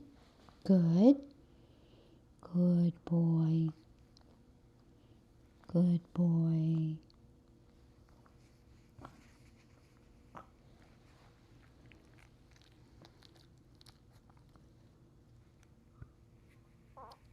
Good boy. You're all right. Good boy. It's okay. See? See? I'm not trying to hurt you. Good boy. Good boy. There you go. Here. That was good. Yeah, that was good.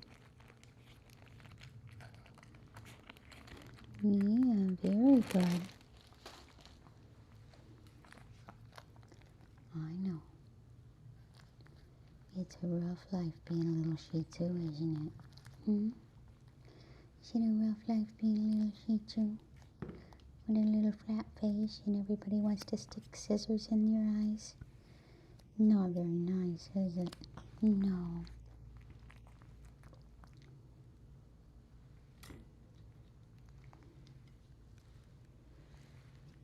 Not very nice at all. No, it's not. Good boy.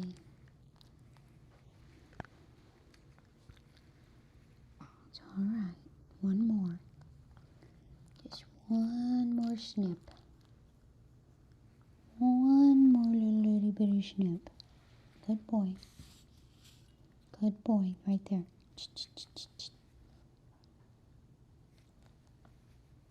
I know it's scary.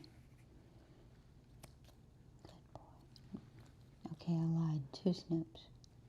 But it's only because you didn't let me get close enough. Good. There you go. You did it. You did it, Moosey. Yes, you did. You did it. He says, can I have another treat?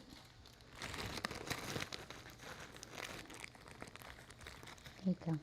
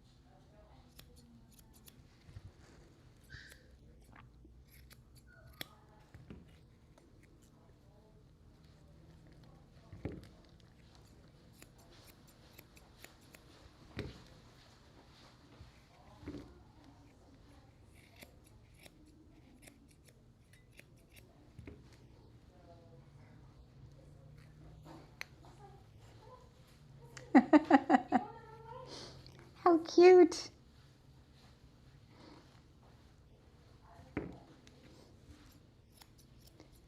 Two adorable little Yorkies running around.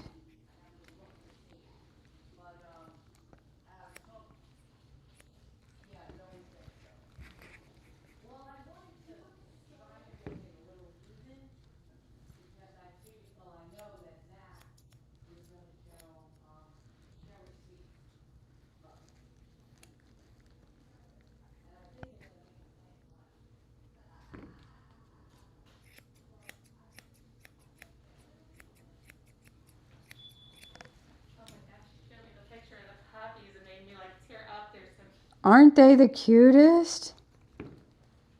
I mean, precious, precious puppies.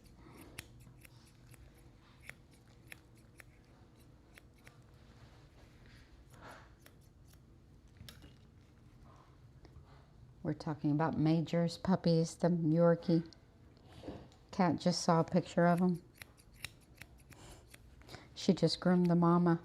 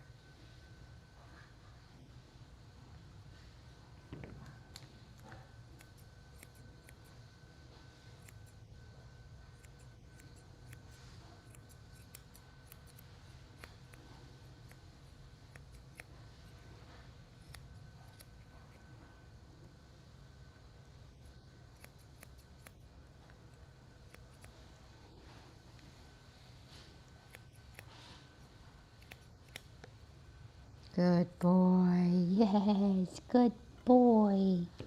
That was very nice.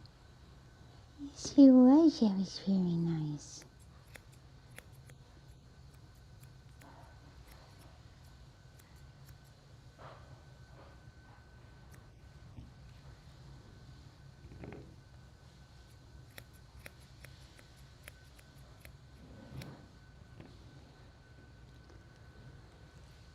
So tomorrow we have Riley and Cody, the Lhasa Apsos, potentially a standard dachshund, and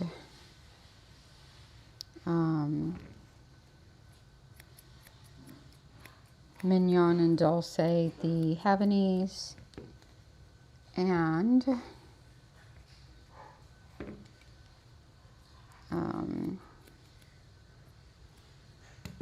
the Doodle, Tucker. I've got a fairly light day today, tomorrow, as far as the number of dogs goes. I've got like 2, 4, 5, maybe 6 dogs tomorrow.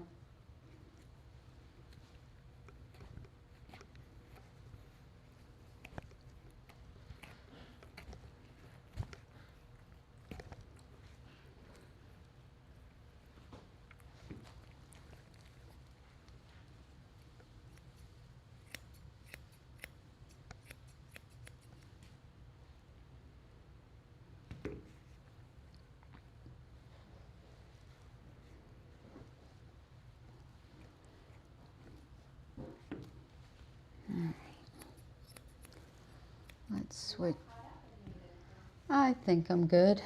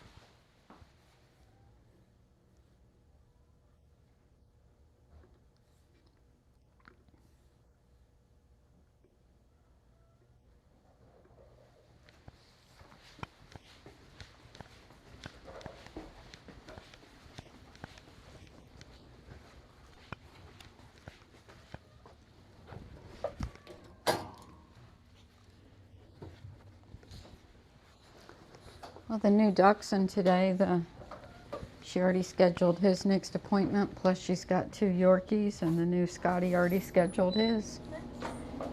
Gonna be good clients.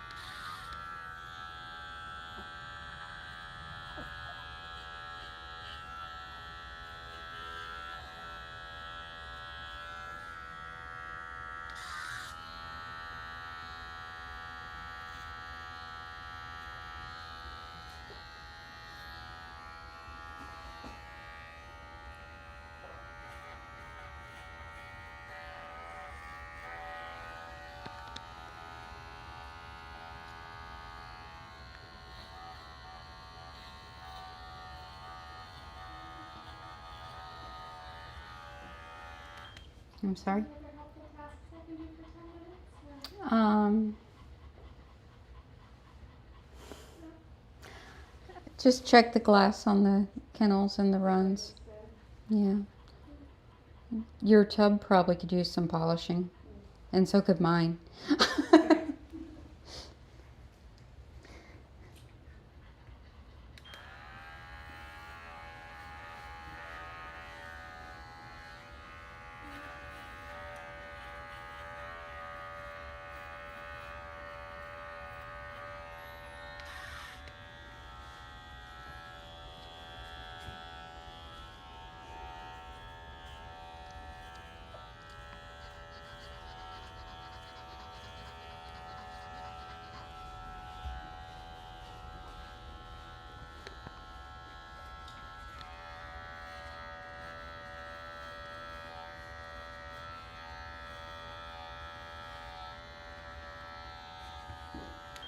Good Bowie.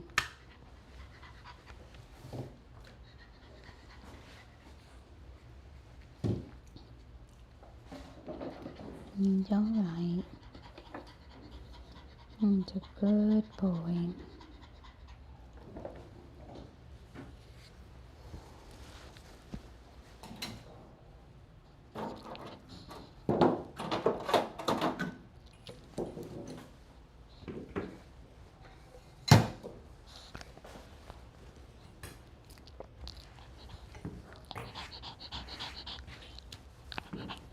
You're all right.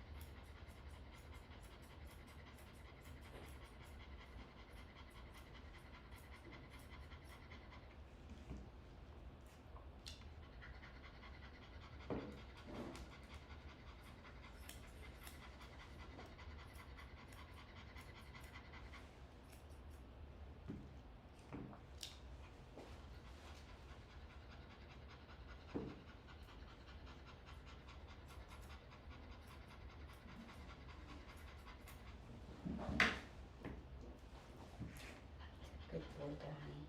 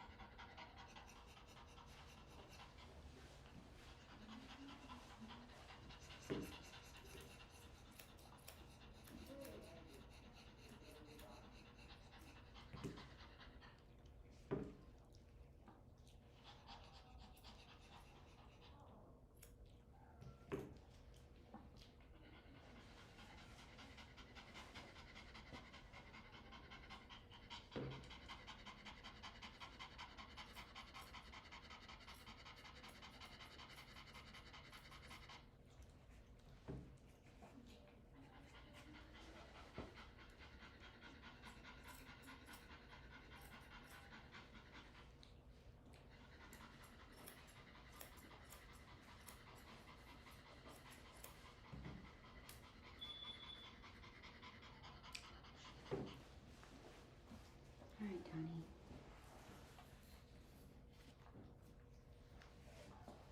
Say goodbye. See you next time.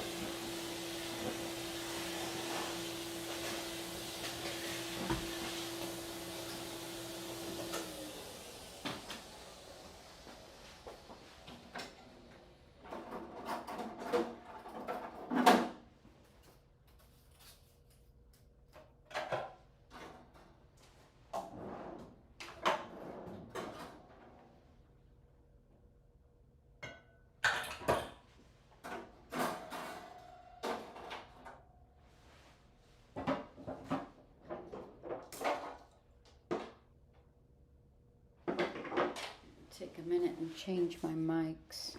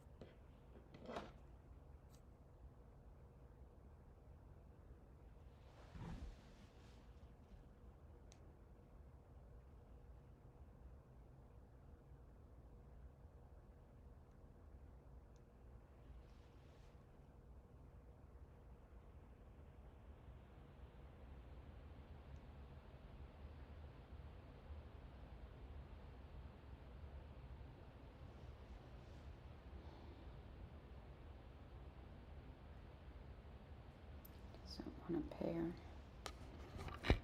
Seriously. Why is everything giving me a hard time?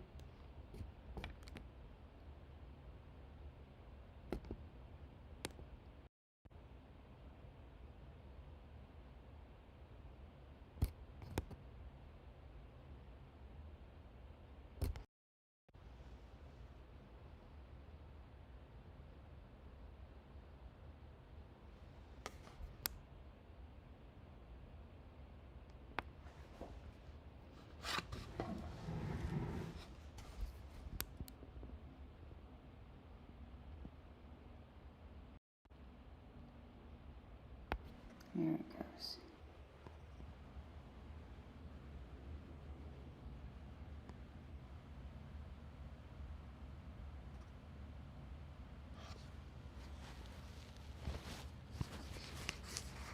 Success.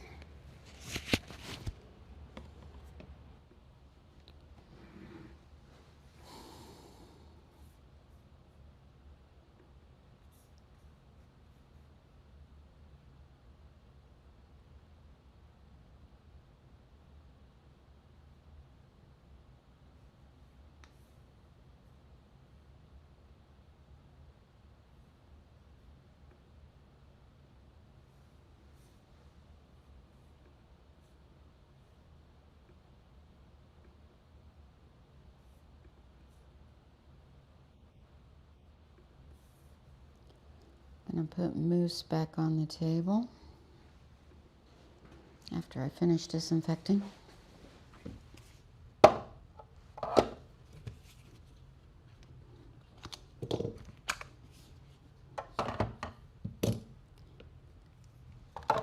He's pretty well done, but I have a few minutes, so I'm going to tighten him up.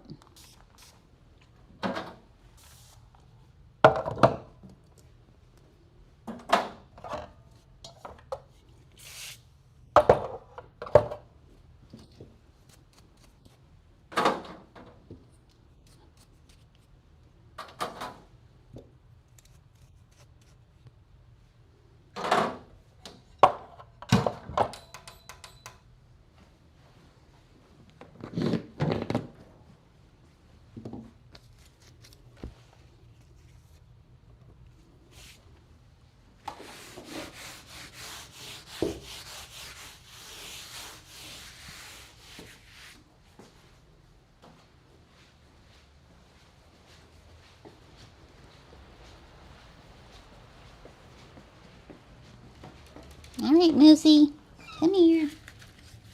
You stay. All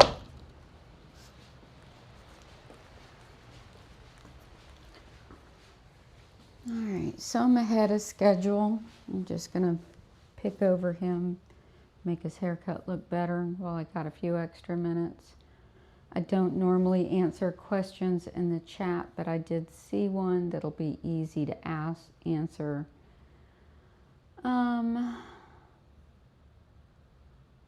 While I'm working, be easier than answering under a video.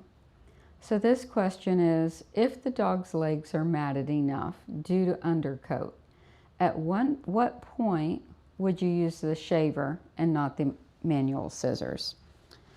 So mats due to undercoat are different than, say, pelted mats from, so say a dog with hair. There's dogs with hair and dogs with fur. Dogs with fur have an undercoat. Dogs with hair, all their hair grows long and grows continually and forever to the ground.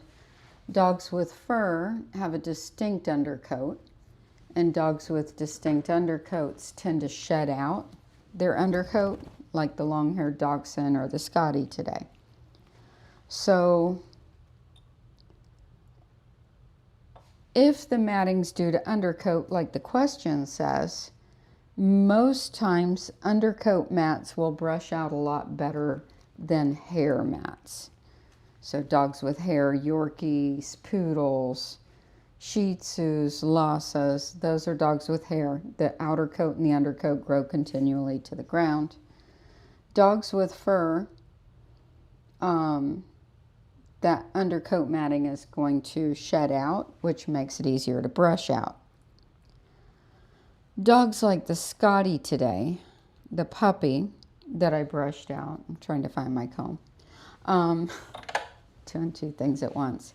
So dogs like the Scotty, there's times, and let's just lump them all together, dogs with hair and dogs with fur, and eliminate the fur question or the undercoat question completely, and just say, at what point with matted hair are you going to use clippers? And that's kind of that's like a multi-part question. So there's a lot of factors that go into it. Do I feel that the mats are going to brush out, and say if the dog has undercoat, are they going to loosen up even if they're really tight like the Scotties? And am I going to be able to get it out? The second thing that I consider is if it's a puppy and it's their first groom, are they going to be more traumatized by the brush or the clippers? 9 times out of 10, if you're shaving a puppy's legs and shaving the whole puppy, it's too much for the puppy. They can't do that, and they'll handle the demat better than they will the brush, the clippers. Then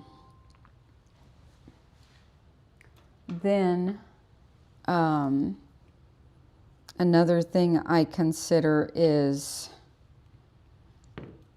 how tight the mats are. If it's a dog with hair and not a dog with fur, and the mats are washed and pelted, I have to peel those mats off the legs like peeling an orange. You just have to take your clipper and pick and peel it back and peel it back. Those kind of mats cannot be brushed out. And then another part of that question is, which part would you use, scissors or clippers? So the only time I typically demat with scissors is if it's a scissor over comb method, where I'm pulling the comb out to as far as it'll go and then scissoring the mats off the top. Those have to be mats that are not pelted. Those have to be mats that are not bathed in. That's the only time that that method will work, because the mats, once they're bathed in, they tighten down on the skin. When they're not bathed in, they sit about a ½ inch out off the skin. So there's so many variables to mats, and then there's so many variables as to what call I make is going to be the best one for the dog. And while those mats today were bathed in, if you go back and look closely on the video, you're going to see a bunch of light colored hair mixed in the mats. So like a bunch of red-orange hair, just all mixed in them. That was all shedding undercoat that was caught up in those mats. And I could tell that I could get them out if he would tolerate it, which he did most of it. And then I had to chunk out some with scissors. So why did I chunk those out with scissors? At the lower legs, I had to split them. So I was splicing the mats, which you should never do at home. And then I got most of the mats out, but his patience ran out. But after the bath and blow dry, they were lifted out off the skin enough to just chunk them out. So for him, I did chop out some of those mats because he was almost brushed out and his patience was gone. So I don't know, I probably answered that all mixed up. It probably didn't make a lick of sense because there's so many pieces to it. So for him, it's like, okay, we've got the mats on the backs of his legs. He's not going to let me brush out. Let me just scissor those out. The mats at the lower legs on the back were so pelted from the hock to the ground that if I would have shaved that, he would have looked like a watermelon on sticks. So I had to splice those and brush those out. The mats on his underline I shaved out completely because I could get away with that without it showing too much. And I got him to schedule monthly appointments because he still has hair. If I would have shaved him completely, not only would he have not been able to handle it, but the likelihood of getting the client back in a month, not for the money, but for the training of the dog and to get him on a schedule so he stays on a schedule for his whole life. If you shave that puppy initially, they're going to get in the rotation of going too long between grooms. Then it's a shave down, a grow out, a shave down, a grow out. And it gets the client in all the wrong pattern for the dog's life too. So there's so many pieces to it. There's so many variables that I try to think of, you know. Like the Yorkies that I got today as a new client, she's not going to bring them in for 2 to 3 months because their last groomer shaved them. So she said she normally gets them done every 4 weeks, but the groomer shaved them so short, she's not going to do it for 2 or 3 months, which is also a wrong choice. You should go ahead and keep them on their schedule as the hair is growing back out. But I don't know, it's a lot of moving parts there. But I almost never shave a puppy. And if I had a puppy come in so matted that it had to be shaved, and I've done this many times, I refuse them. And the reason why I refuse them is I know for a fact that shaving the puppy down is going to traumatize it. The shave down doesn't traumatize the dog. The handling to peel the mats off of the dog traumatizes the dog. It makes the dog scared of clippers because they're already scared. You can barely touch clippers to a puppy, you know, without them getting upset. And you have to introduce it without heavy holding. But when you have mats on the legs that are so tight, you have to hold the skin taut in order to get the clipper under the mats, and then you pick.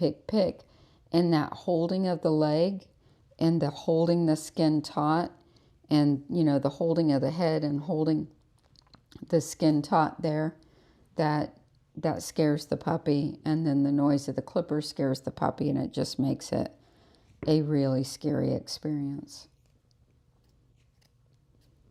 So I know it's got to be done, and I know it's going to traumatize the puppy, but I don't want to be the one to traumatize the puppy.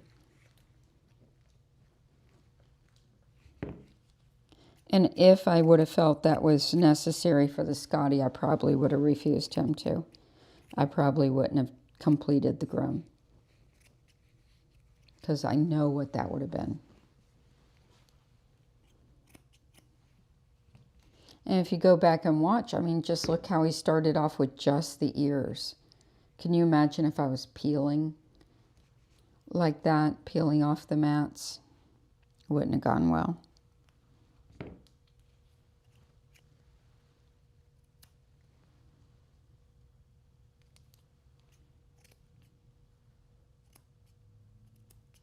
Good boy. That was very nice.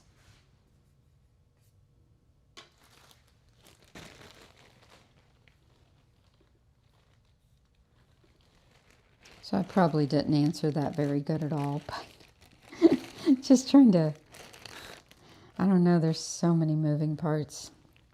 Are you a good boy? Are you? You know how to sit pretty? Here, sit pretty. Sit pretty. There you go. Good boy. Good boy. That's how I teach dogs to sit pretty. So I take the treat and I put it right on their mouth, but I cover it up with my fingers so they can't get it. And then I draw it up. Sit pretty. Good boy. And then give it to them while their feet are up. Yay. You learned a new trick. You did. I bet you didn't know that one already. Let's see if you know other tricks. You know tricks? You're such a little food hound, I bet you do. Stay. Sit. Give me 5. Give me 5.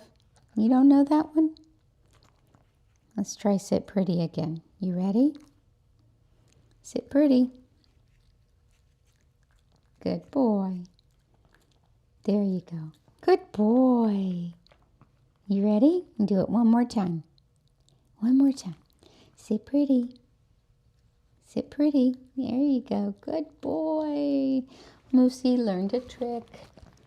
Yes. Moosey learned tricks. Yay, Moosey. Your people are going to be so proud of you.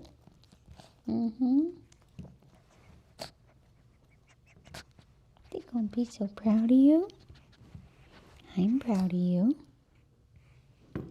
Yes, I am. I'm very proud of Moosey.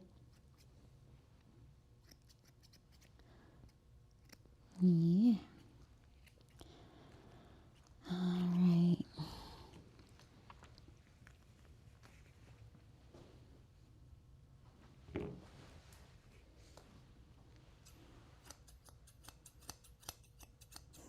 That was so funny the other day with Mika, the Pomeranian. I've been having her do high five on my table ever since she was a baby. And her parents came in and said, she learned how to do a high five. You should have her do it when you're working on her. And I'm like, it's like Mika's known how to do a high five since she was 12 weeks old. Thank you very much. All right. Say goodbye, Moosey.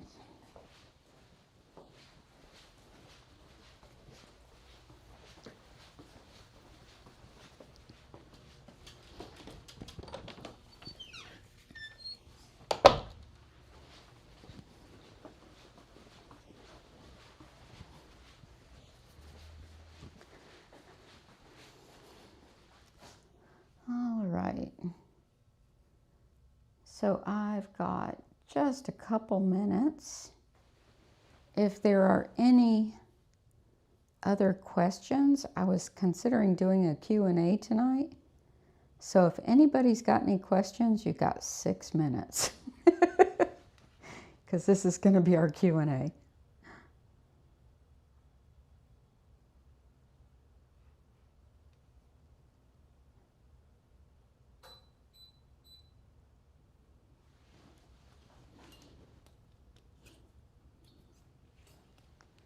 So it's definitely the extra cameras that keep making this camera freeze up, the main one I use. Because I've unplugged them twice for the extra 3 cameras and the camera stops freezing up. So that's our problem. I might have an answer for it, but it might take a few weeks to get it fixed. So we're going to have to stick with just a couple cameras for a few weeks. Do any of you seen a real life moose? Yes. I have seen a moose. They are massive for sure. My daughter has been seeing so much wildlife this spring up in Maine. She said she saw over 150 deer this spring. Why do you not use the little music and videos anymore between blow drying and bathing? Because I've got the camera switchers now, so I can go straight to the tub and back. So I don't, before when I would switch, I'd have to take this camera that I use, take it all the way to the back, get it positioned by the tub, then run all the way back up front and look at my MacBook and see if it was in the right place. Then run all the way back and adjust it, and then run all the way back up front and look at my MacBook to see if it was in place.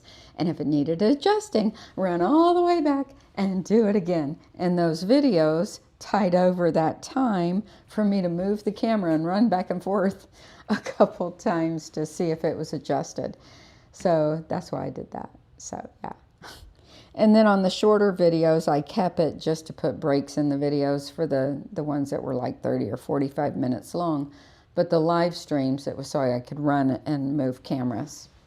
So now we're working on camera switchers with separate cameras so that this camera can stay here and that camera can stay there.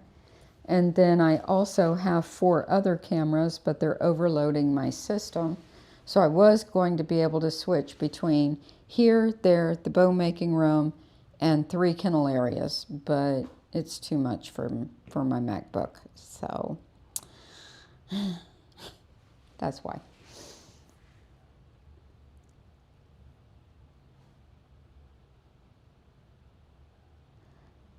So Stargazer says, my clipper is cleaned and oiled, but suddenly it starts to skip or jam. It's fully charged with a brand new blade. Thoughts? Usually that is your blade drive, if you're using like a regular clipper. So your blade drive is this right here. You have to take this out and replace it, because it gets rounded on the edges and it gets worn, and sometimes it'll start moving real easily on its own. So if it's one of these clippers, it's the problem. If it's a 5-in-1 clipper, then when it starts doing that, you have to replace the blade and get an all new blade, and that typically takes care of it. But 9 times out of 10, it's your blade drive. You can order those online, and they're easy to switch. Dottie says, my use of Magic Mist versus the Ice on Ice, especially on cotton coats. I've been using the Ice on Ice, like especially when I get the dog out of the tub, you'll see me like really coat it down because it's heavy and I like it, and it's a really good conditioner for that type of application. The Magic Mist is still one of my favorites, but the ones you see me using, the Chris Christensen and this, it came diluted and I had to mix it. And you know my feelings about mixing products. So they only keep for just so long. And if you mix them without using distilled water, it's going to go bad quickly like your shampoo and conditioner did. I use distilled water, so it's going to keep longer, but I'm trying to use it up, and I'll never buy it. Again, I did not realize it was concentrated and didn't think about it, the one that I bought. So I want to use it up as quickly as possible. For my parts and everything, I still prefer my Magic Mist. I'm just using this up. But in the tub, to really coat them down before the blow dry, I love this. And I also love this as a dematting spray. Do I find one breed that has a consistent health problem like ears or eyes?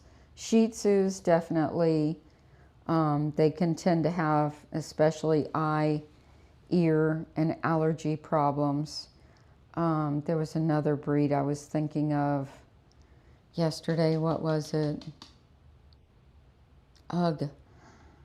Shih Tzus are one. Westies. I was grooming Westies the other day, and the Westies have allergy issues, like constantly. It's very rare to find a Westie. I was saying how much I like them for pets, but, and I do for like small, not small children, but say 8, 9, 10, 11-year-old boys. A Westie's like a good, stocky, play with you kind of dog, but they do have allergies. And I always say how great they are, and they are, but allergies is a major drawback. Is there a reason I switched away from nail clippers and gone to the grinder? Yeah, there was a post on Facebook, and I wasn't sure how much truth there was to it. It was talking about how dogs fight nails and that they did x-rays and it showed like little broken bones and all that in there. Not to scare you, but you know, at first I'm like, oh, that's such crap. That's such crap, you know, and all that. But then I started thinking about it. Well, let's consider this, and let's get away from nail clippers as much as possible, and see if there's a difference in the dog's behavior. Dogs hate nail grinders, and nail grinders generate heat, and a lot of the dogs we see have excessive toenail, and you have to get all of that off. So there's pros and cons to clipping versus nail grinding. But I did consider that so many people are seeing those videos that if people think that's happening, even if it's not true, because I've clipped nails for 50 years, even if it's not true, people are going to have it in their head now because of those videos that that's what's happening and you're injuring their dog by cutting their nails. So I considered that, and I developed a new way of getting excess length off the toenails with the nail grinding tool super, super fast. So next time I have a dog that I can really demonstrate it on, I'll show you. But I come this way, this way, this way, this way, and then bump up. So I'm taking, instead of going like this for dremeling the nail from the front, like this, I'm going side, side, side, side. And it gets it right around the quick, and then when I bump up, it rounds it, and it's really, really good.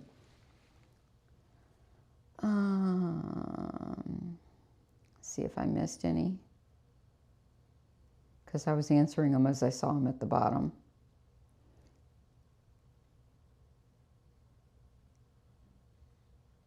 I think we're good. I think I got everybody.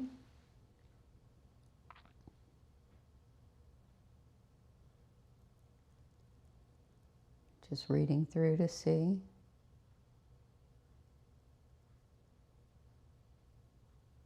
So Stargazer says it's her Spectra. Whenever my blade starts hanging up on a Spectra, it goes straight in the garbage can and I buy a new one. Even though they're $47 or so. Straight to the garbage can. As soon as it starts catching.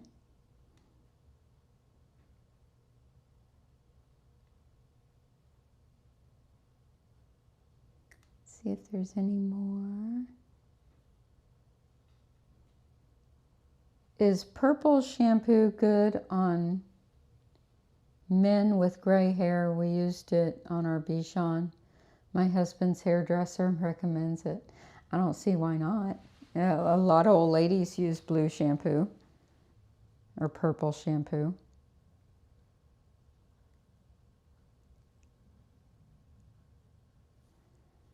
So Stargazer said it's a new blade.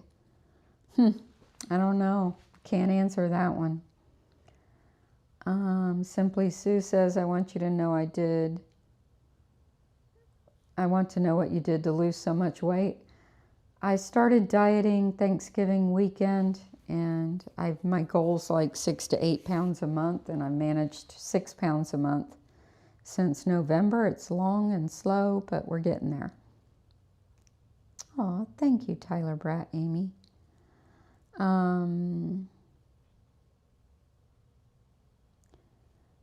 Yeah, I think a lot of customers are starting to, because they've seen that video on the nail clippers, they're starting to say, do you use nail clippers? Because they're gonna not want nail clippers used on their dogs now.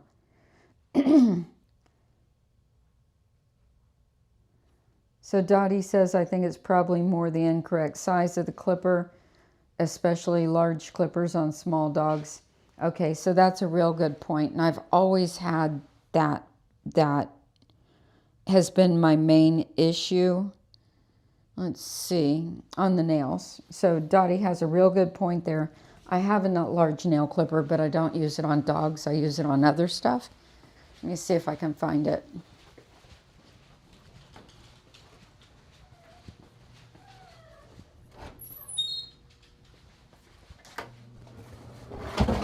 I keep it in my toolbox because I use it for tools. as a tool. Okay. So this will be a good demonstration to show you why. So a lot of groomers tend to have one nail clipper. I've seen this on many groomers that I've hired over the years. They have one nail clipper so they can use it on everybody. I've also noticed that a lot of groomers don't replace their tools regularly. Your brushes need to be replaced regularly. They wear out. Your nail clippers get dull. So that's a big problem. But also the size of the nail clipper.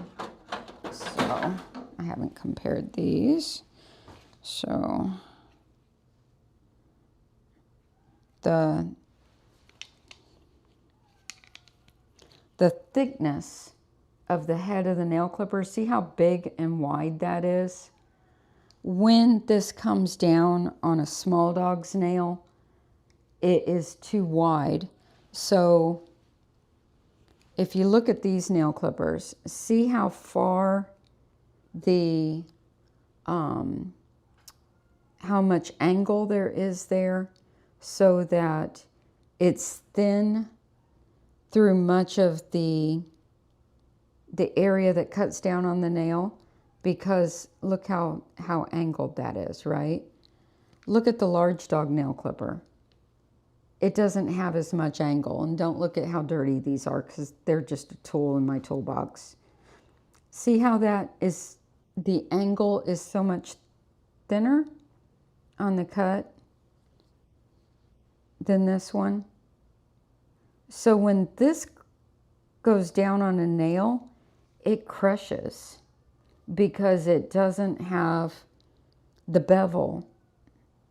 The bevel's not as big. And then these, the little ones, they're also thinner in here overall, where these are so thick with so little bevel that when you crunch down on that nail, you're really crunching down, right? So that's a big deal. So I won't even use these, not even on my big dogs. So that's a big problem.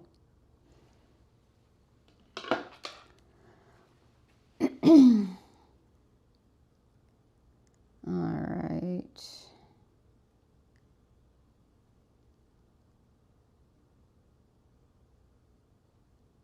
I wash my full coat Lhasa weekly and brush daily. Is that over brushing? I would assume, because you're so dedicated, I know that you are, in your brushing. So it's not over brushing if there's no mats, or very, very few, and if you're misting the coat ahead of the brushing. The one that I was talking about that's a problem occasionally is because a lot of brushing out is done just before grooming, and it's done on a dry coat. And we discussed it being done on a dry coat, and I'm like, no, never brush a dry coat. So if you're using something like this or the Magic Mist, you're misting over the coat and you're just brushing through without raking out mats, you're good. Personally, for me, I don't like doing it that way. I would rather wash every 5 days and don't brush in between. I find that the 5-day mark on a full coat is good. And the reason for that is, even if you're misting the coat, you've got sticky stuff around the beard because they eat, sticky stuff on the ears because they eat, sticky stuff in between the back legs, or if it's a boy, in the sheath area. And no matter what, when you go to brush through the crusty or sticky areas, you're going to break coat. So for me personally, I would rather brush because I don't brush dry coats, I'd rather brush one that's completely conditioned, completely cleaned, all the sticky stuff is removed. And I find my coats keep perfectly, as long as I don't go past 5 days. If you go to 7, you've got mats. So if you're used to say, washing once a week and you skip some of the brushing, you're like, oh, he's mad at, I got to brush him every day. You'll find that if you do every 5 days, you're actually going to save time because you're still doing your weekly baths just a couple days early, but you're not having to do all the daily brush outs. So that's how I do it. And all of my really, like, one of my, I used to groom several Maltese breeders, and they've all stopped breeding or passed away since. But several breeders of Maltese with Maltese and full coat. Every single one of them, 5-day baths. So, and they all had dogs in gorgeous coat.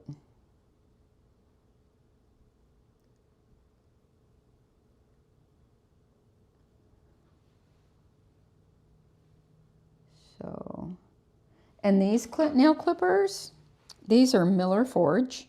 I bought 3 large dog nail clippers when I was going to start grooming large dogs. And Paw Brothers, I love Paw Brothers products. I got 2 Paw Brothers and a Miller's Forge. On the large dog nails, because of the design of them, they were folding nails. The Paw Brothers went straight in the garbage.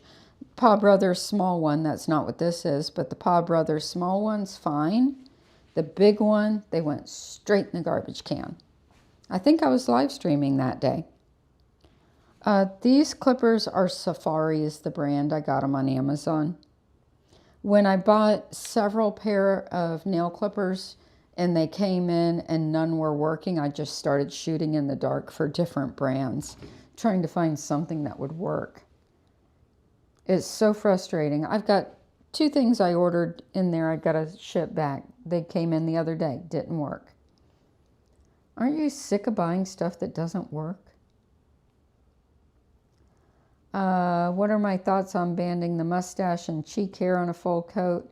I'm concerned about the whiskers. I don't like it, especially if the dog's not being shown. And if they are being shown, I only would do it on show day just because the dog's freshly washed and blow dried and I don't want him sucking his hair into his mouth. So if it's like, and like I won't even do that with Riley because it's not that necessary. But say if it's a Maltese and you've shown them and they've won best of breed and they got to go back in for group, I'm going to band that hair away from them, but not for any other purpose. Do dogs with really short coats need maintenance? I have a pug chihuahua mix. Yes, I would wash and dry the dog every 3 weeks and do the nails and de-shedding. I wouldn't let them go longer than 3 weeks. Most pet shops carry different size clippers labeled large, small. Also use cat clippers for dew claws. Yep.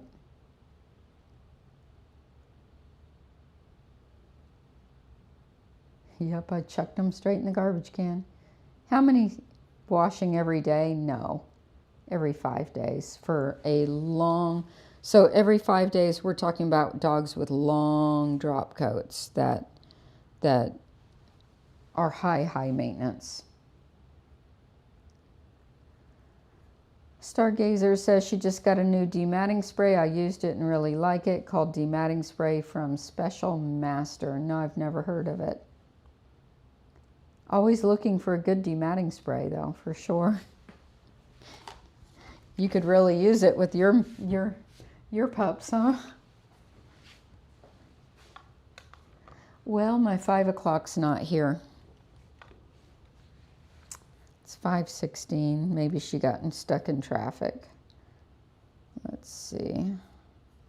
Or maybe she's 5:30. Nope, it's 5 o'clock. She must be stuck in traffic.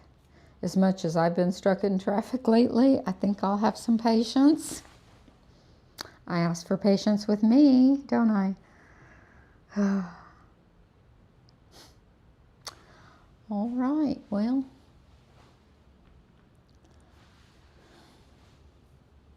Any more questions?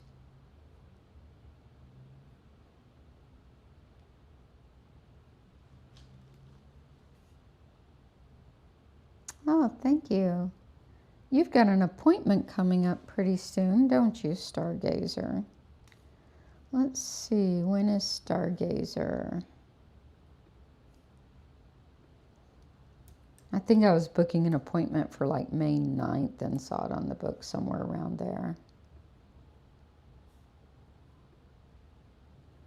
Oh, 5/23 is when we'll see Stargazer's dogs.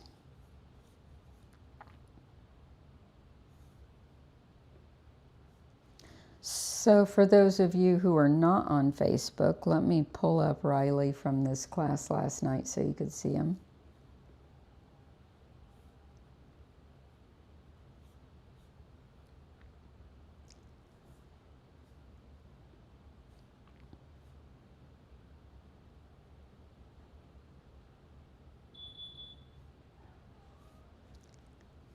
Oh, I think my pupper's here. He is. So I'll put this so you can watch him. It'll replay a couple of times while I'm gone. Let's see.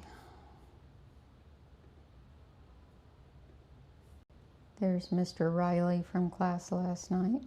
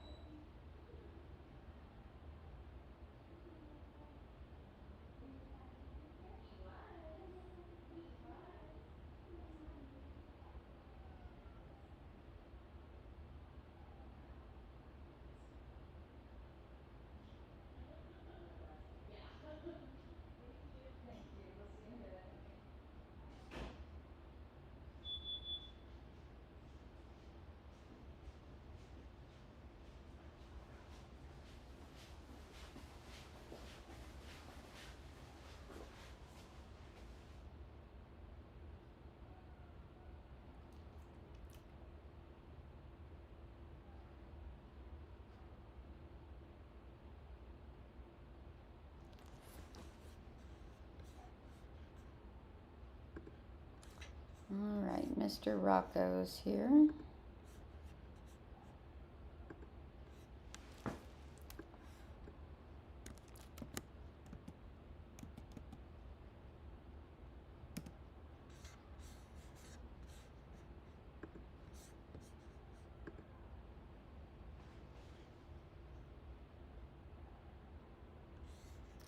How often to brush the teeth on a dog? I do my dogs daily.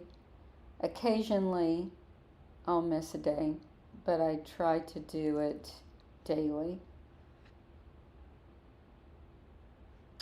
Aw, thank you, Opso Mom.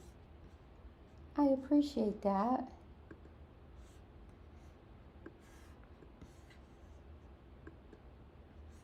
That's so nice.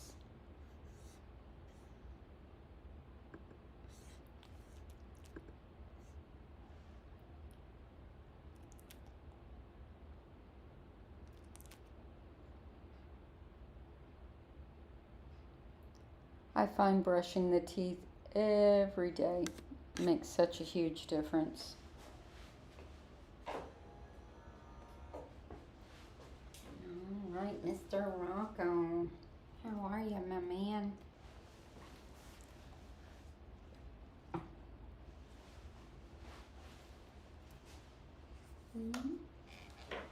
How's my man?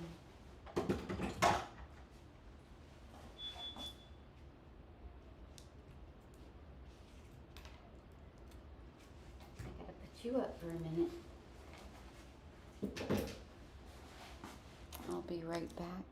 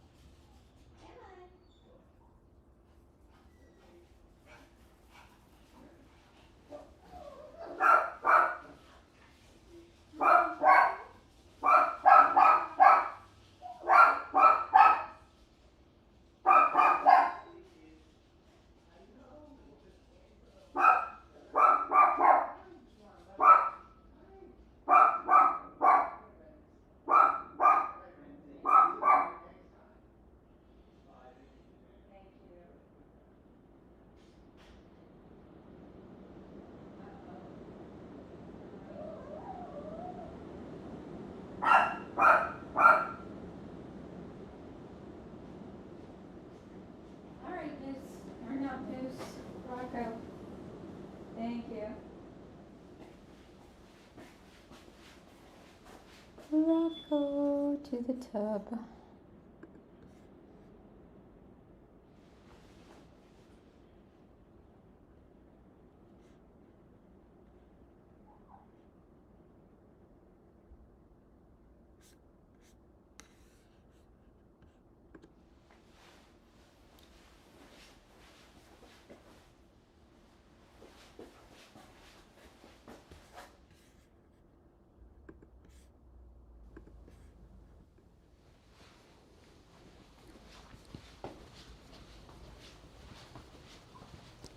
Rocco, Rocco man. He's a Rocco, Rocco, Rocco man.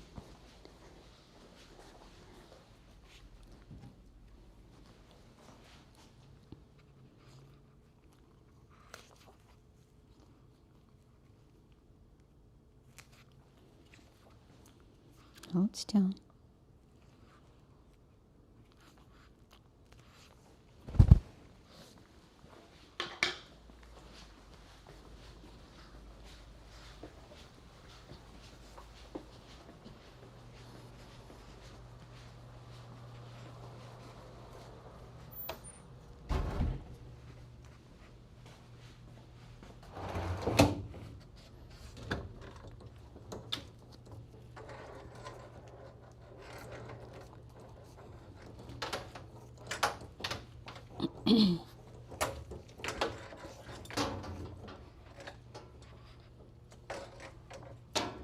Rocco's turning blue. I don't know if you can see all his blue hairs. Wait till you see Romeo and Rolo May. They have turned so blue, especially Romeo. He's like steel colored now. There's no black left on him anywhere.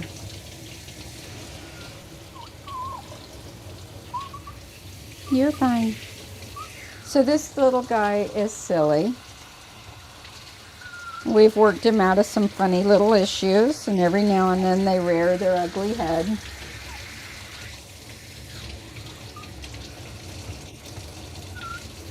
He's very sensitive, and he can get a little snappy when he's being sensitive. But he and I have really developed a relationship at the same time, so it's really cool. Isn't that right, Rocco?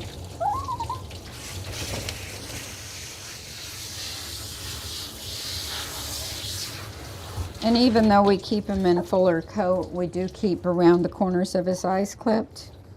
We tried to keep it long, but his hair is just so bushy that it doesn't do well with full coat around his eyes. And he doesn't like that area to be worked on. So it works better with his short. Yes, even though his sister keeps all hers. He doesn't. No, he doesn't. He's a good boy. He's a good boy. Miss Suzanne loves you.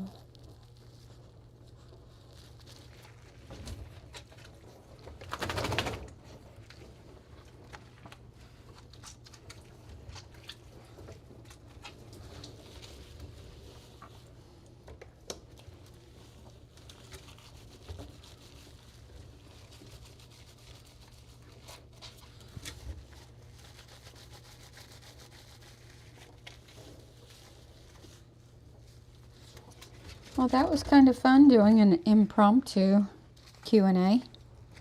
I enjoyed that.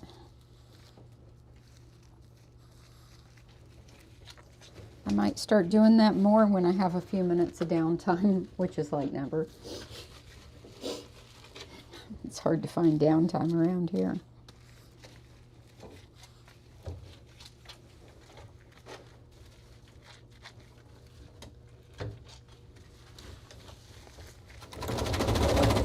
So Dulce and Mignon are first in the morning, 7 and 8 a.m., provided I can get here by 7. followed by Riley and Cody. And then possibly the dachshund, and then Tucker the golden doodle.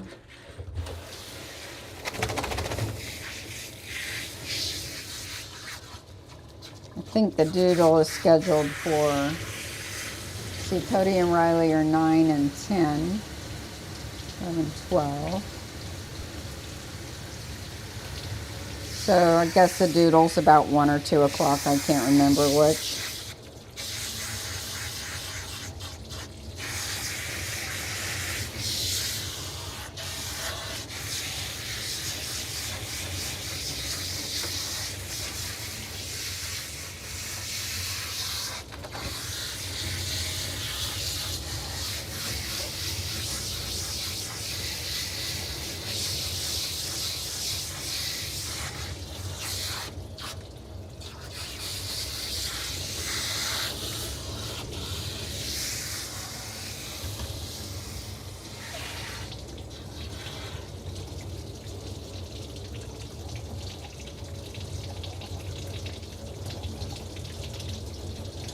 Good boy. So Moose's owner was surprised that he learned a trick.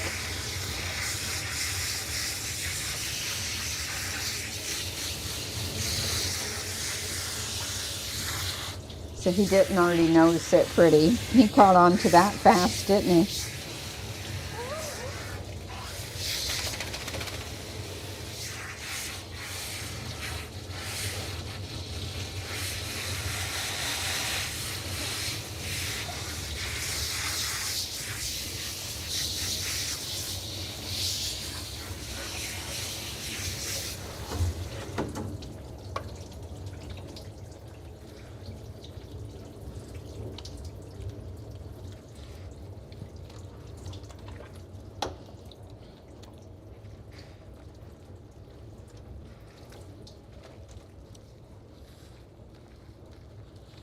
You my little man.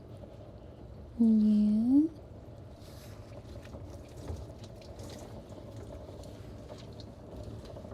Remember how grouchy he used to be around his face?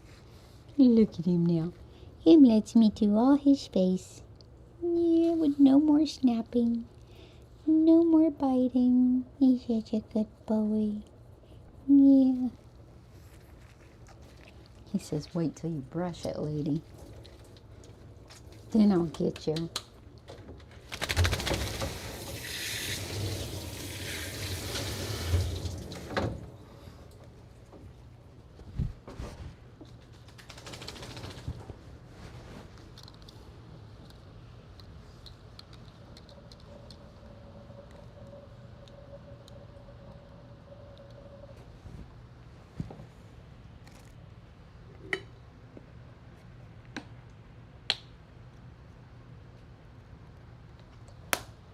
You ready?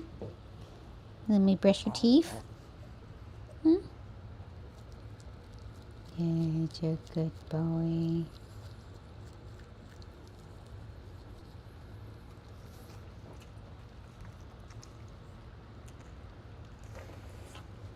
Hold still. I'm not trying to hurt you. Good boy. One more.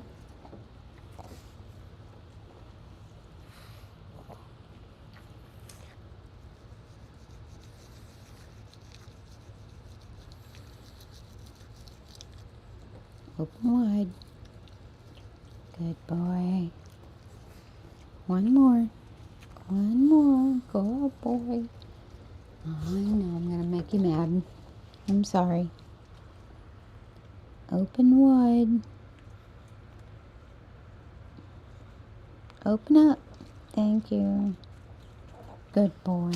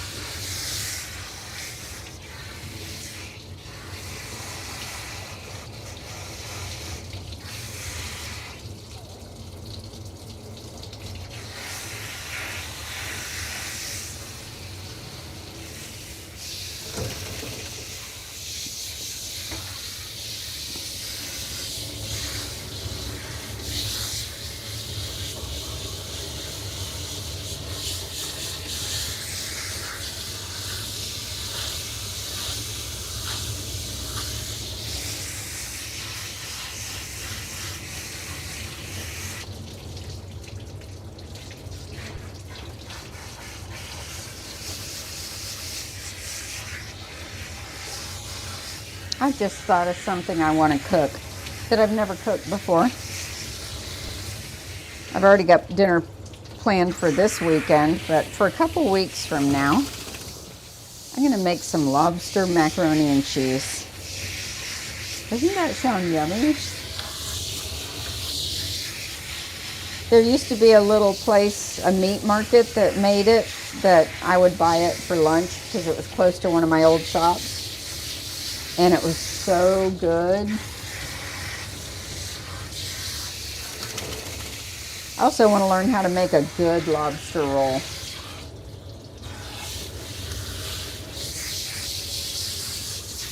Like a really good one.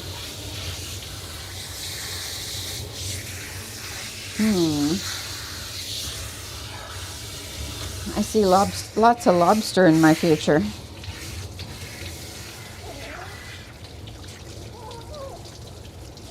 You're all right.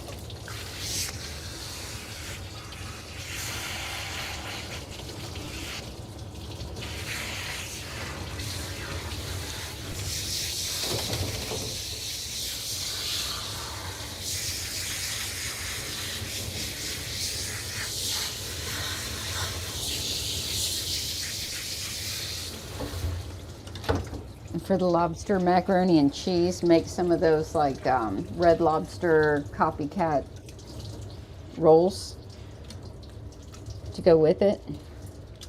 I'm getting hungry. Just thinking about it.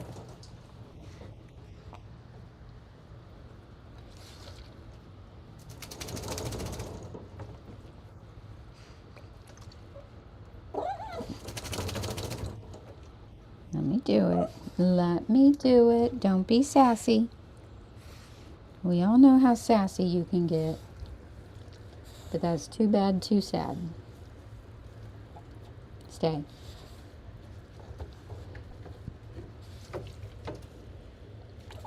No. We're gonna do it. Come here. Don't growl at me. Thank you.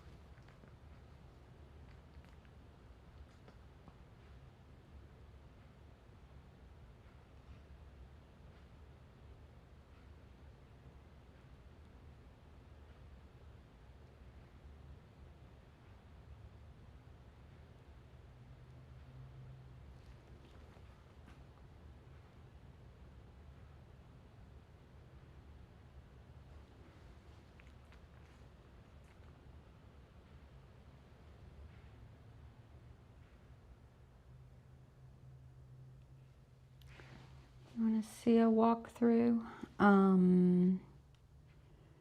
Let's see here. See if I still have it on here.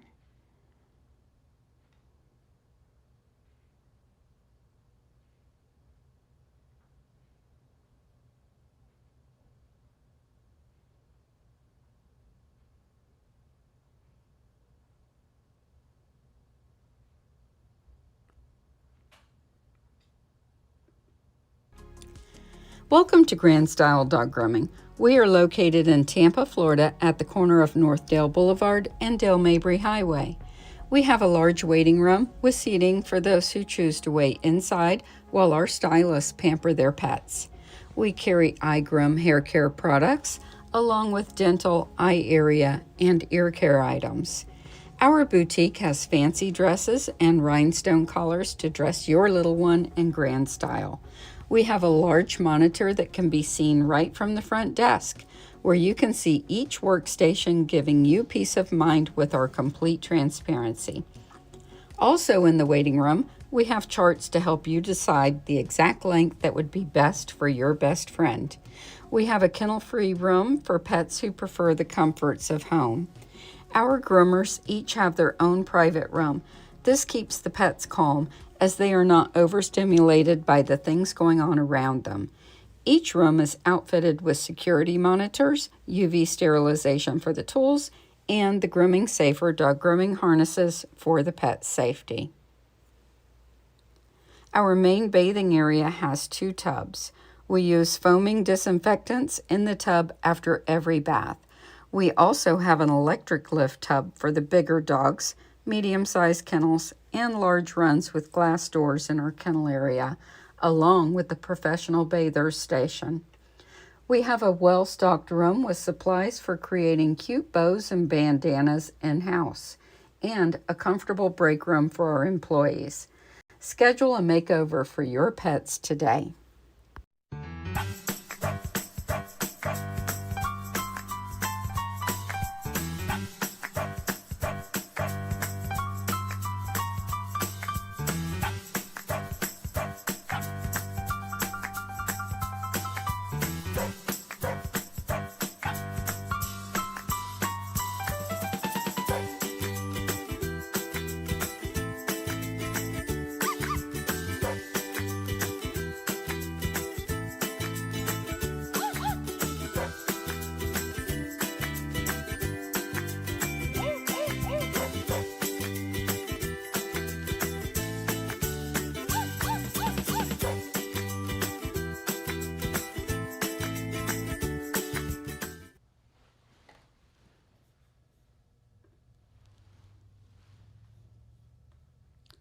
So there's a basic tour, but I have rearranged the furniture, so that's why I don't have it online anymore.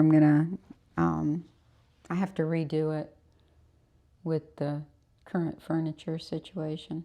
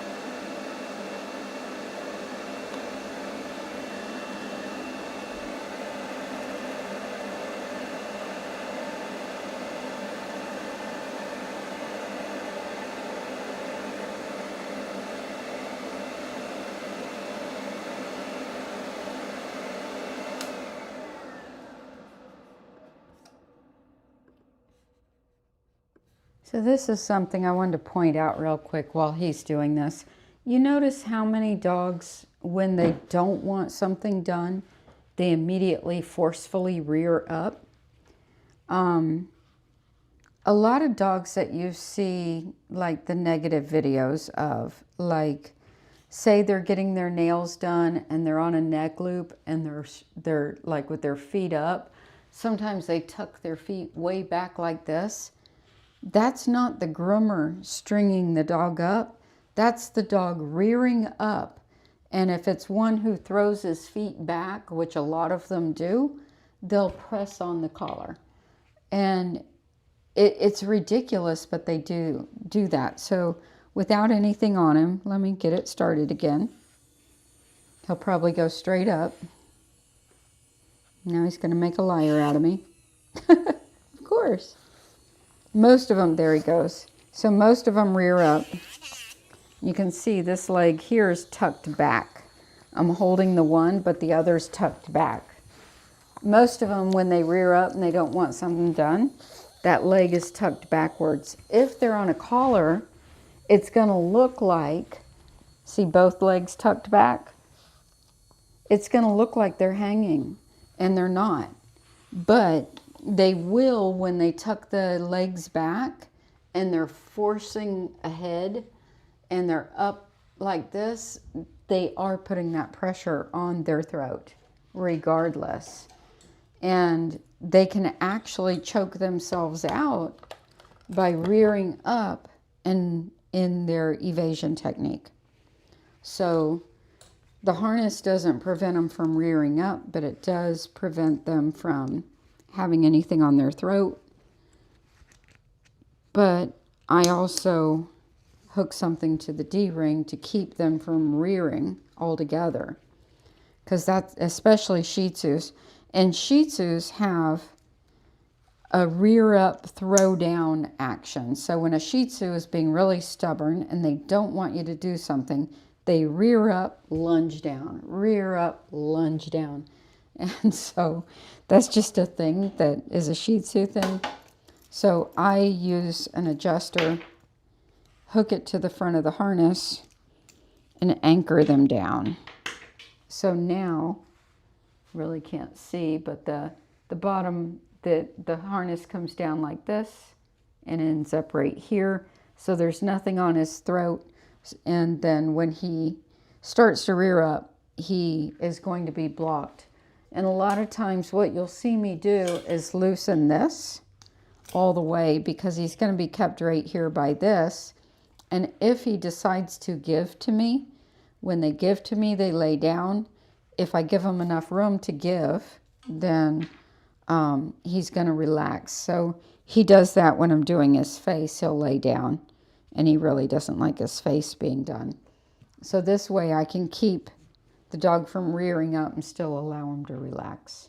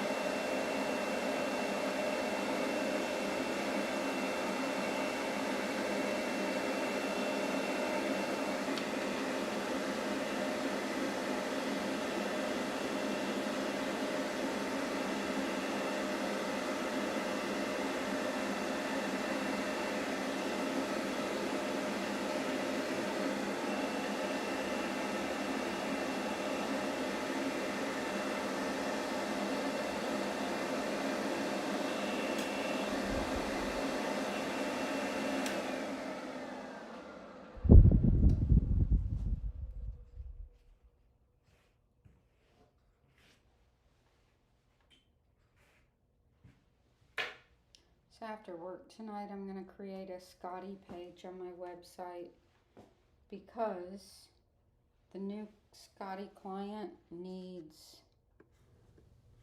brush and tool recommendations, and I've been needing a Scotty page and a long-haired dachshund page on my website. And so a lot of times when I create those pages, it's out of need.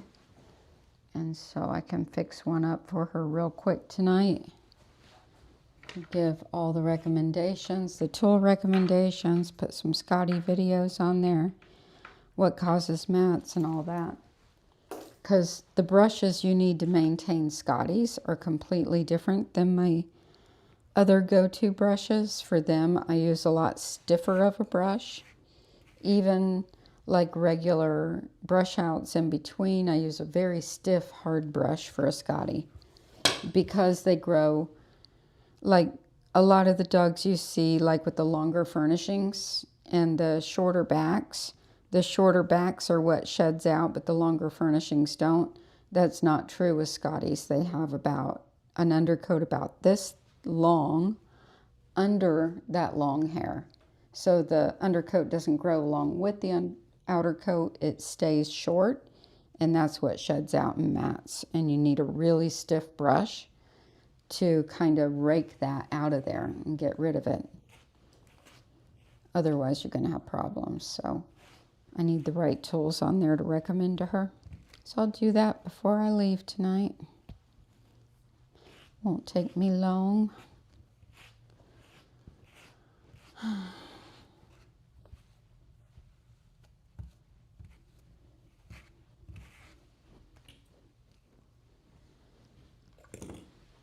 Once you get the knack of it with the Scotty, it's such an easy coat to maintain.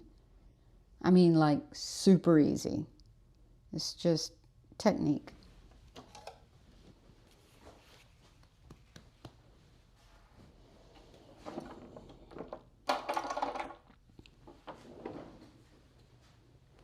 And one of the questions a little while ago was on unhealthy breeds that I see, breeds that tend to have problems. Another one is Bichons.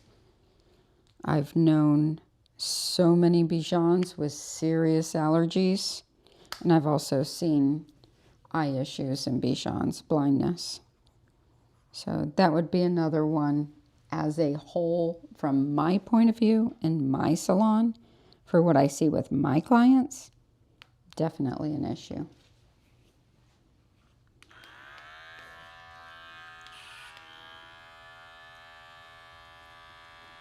All right, we got to do around your eyes, Bubba.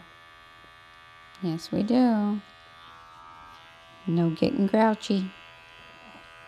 No getting grouchy, mister. Ooh, hoo, hoo, hoo. No, sir.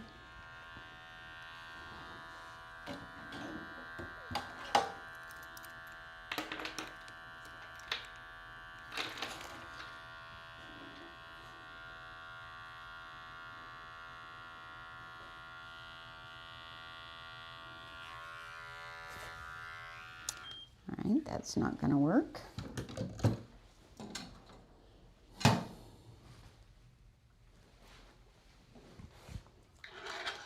Let's try this.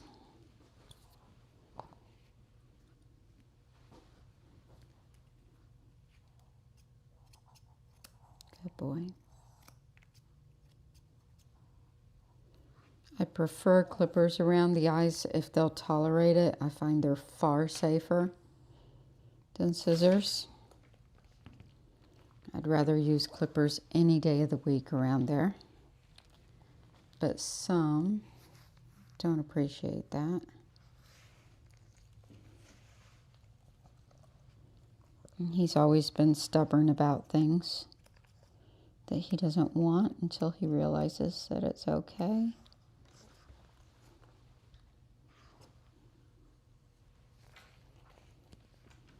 Good boy.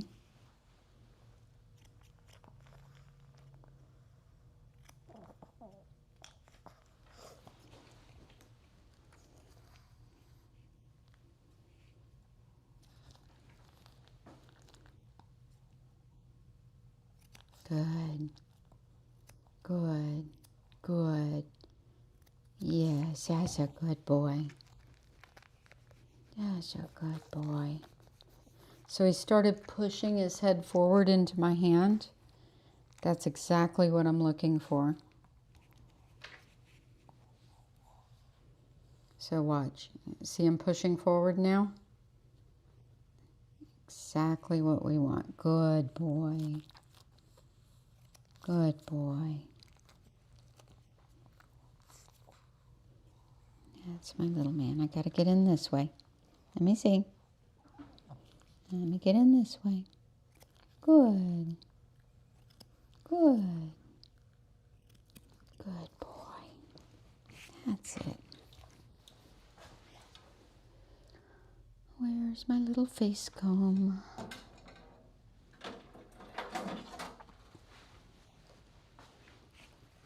And this is one of the reasons why I never use a belly band. It's something you never see with me. Because I actually want my clients' dogs to lay down at times. And I want them to know that they can. You know, there's times when I keep them standing too. But especially when I'm good. Good. Yes. Good boy. Good. All right, there we go.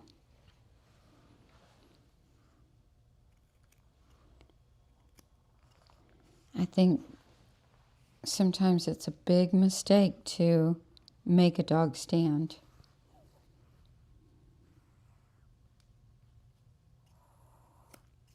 Good boy. Good boy. Good. Because you'll get a lot more resistance. Especially if they're trying to go down, then they get confused because 9 times out of 10, a dog will try to force its way down to give to you, and you're forcing him to stand, and then he gets really confused because he's like, I'm trying here, but you're preventing me, right?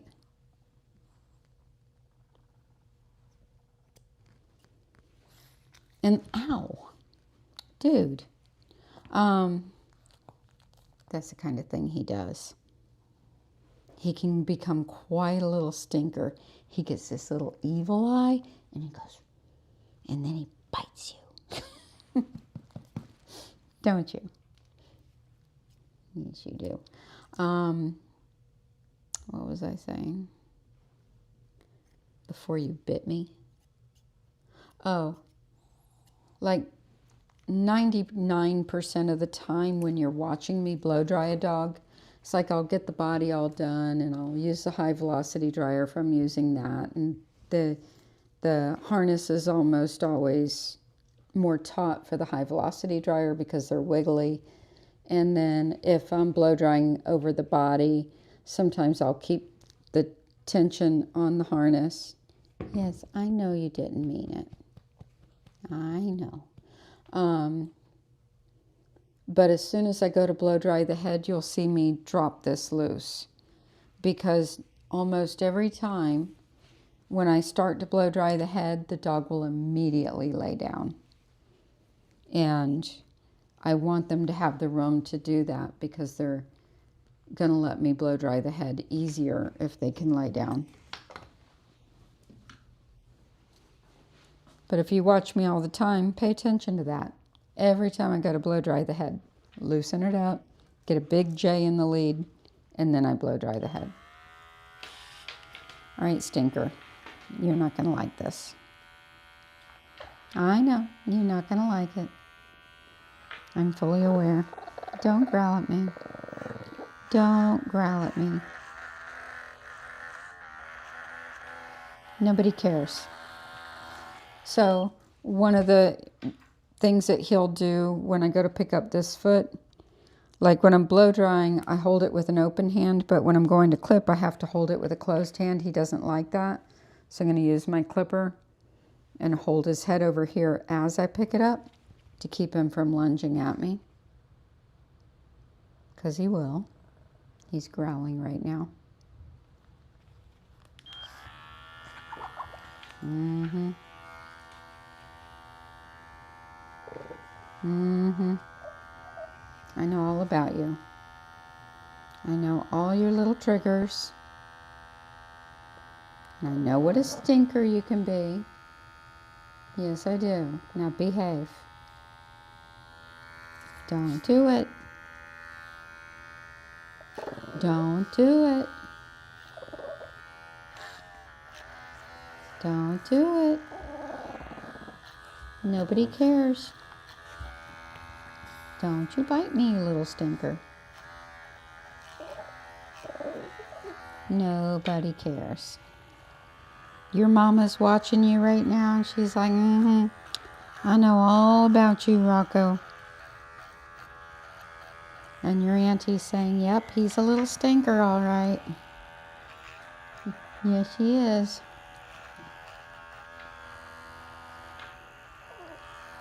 Don't bite yourself either.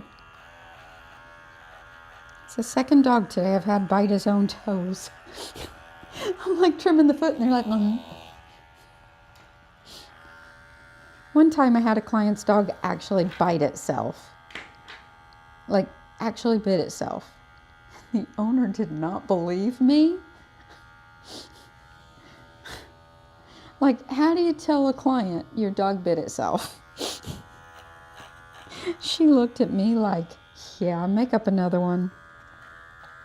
I'm not buying that. But he did. He was a biter. And he lunged for me and caught himself.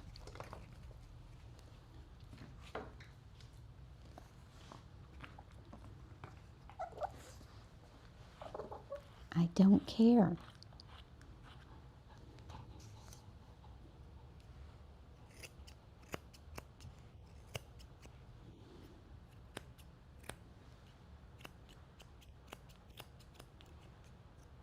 Good. So if you notice my hand here, see this open hand? When I'm brushing him, he does much better with an open hand. And I'm barely controlling it for scissoring around the feet.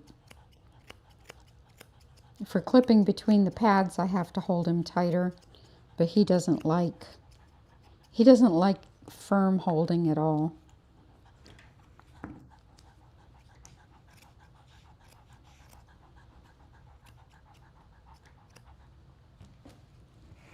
He's a funny little guy.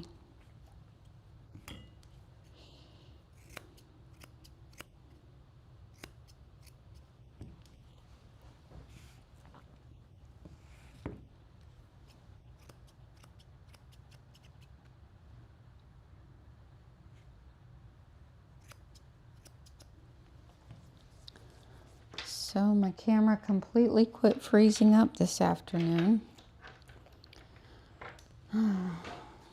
We know what the problem is.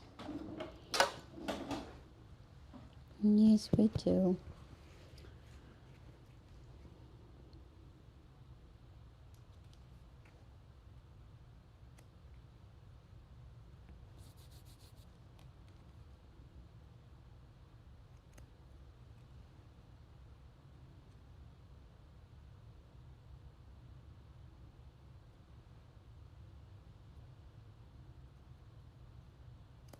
Good boy.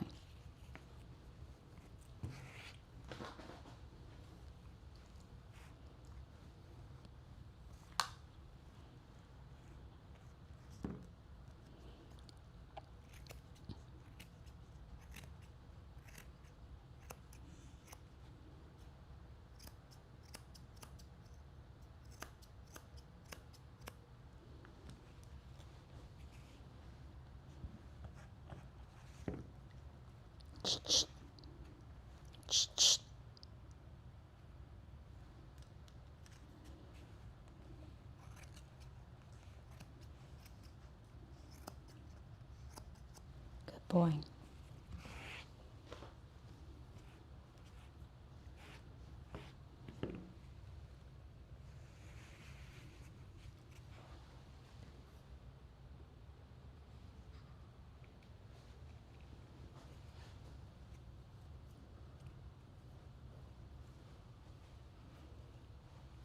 Stand.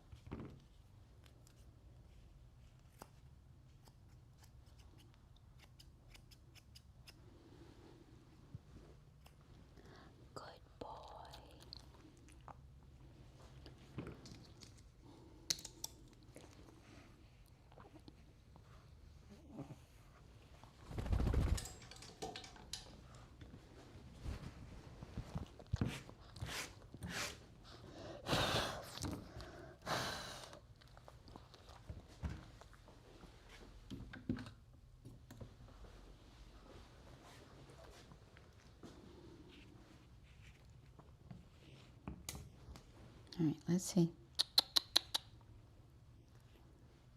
So his mom likes a shorter beard with the full coat.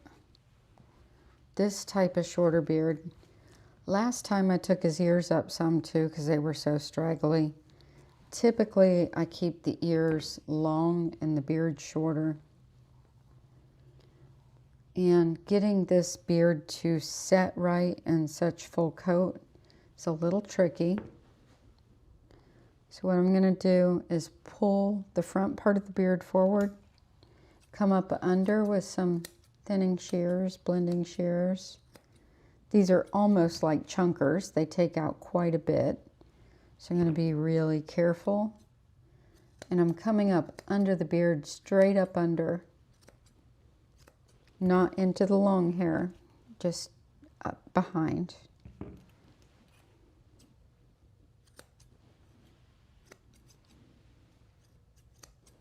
What that does is it gives me a separation between the chest hair and the beard so that I can have a line to follow. Because if you don't take that hair out up underneath, behave. Behave. Don't bite me. See how now I have a nice definition there? Now I got a line to go across. Behave. And I usually try to stay out of the ear hair. So I'm going to let the ears start growing back out. They're kind of blended in right now. I'm just going to go to the ear. Stay. We did chicas like this yesterday evening as well. Stay. And drop it forward. And get these little mustachy pieces that are dropping lower.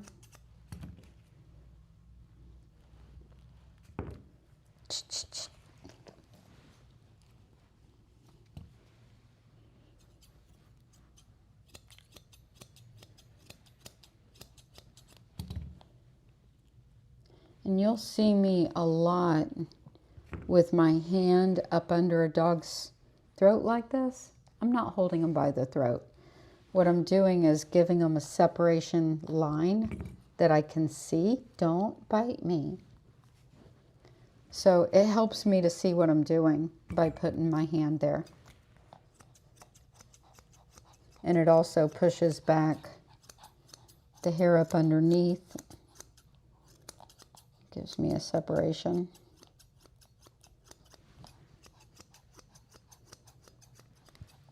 It's actually quite difficult to make a dog look good when they have a full coat and a shorter beard.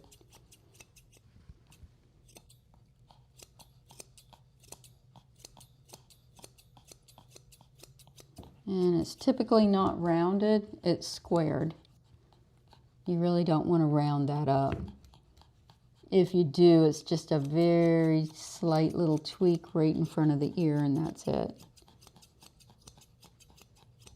There we go. And then we've also been doing a bit of a tassel top ponytail on him. because he's such a wild looking little man with all his little sprigs.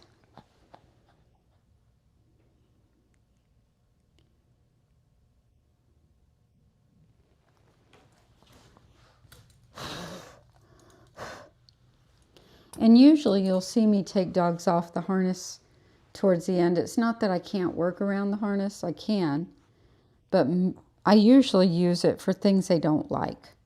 Blow drying, toenails, and sometimes brushing if they're really fussy.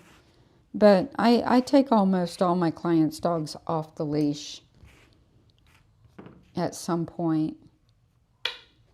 Unless it's just a totally wild puppy, you know. Because I like working on them free. And, you know, they don't like certain things. They almost always get one in the tub because dogs don't like baths, right? So almost every single dog gets leashed in the tub.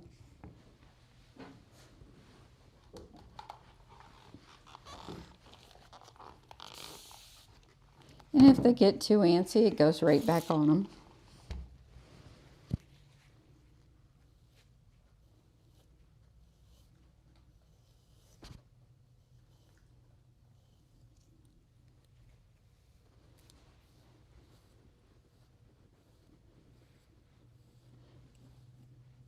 And if I were working in a multiple groomer room, my dogs would have a harness on all the time. And if my table were not against the wall, I would have a harness on. Or if I were on my smaller table, I would have a harness on. So it just depends on what I'm doing and where I'm at. But I always have a back wall to my table, almost always.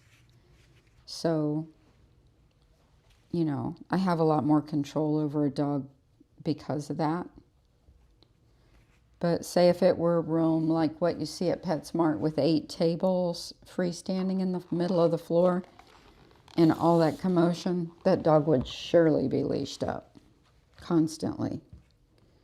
So that's one of the reasons why this salon has separate rooms for each groomer, because we have so much more safety and relaxation with the dogs.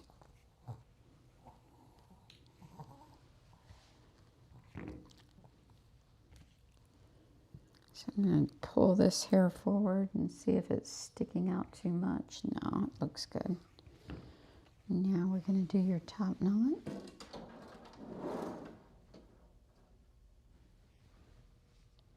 I should make you a bow before we do your top knot.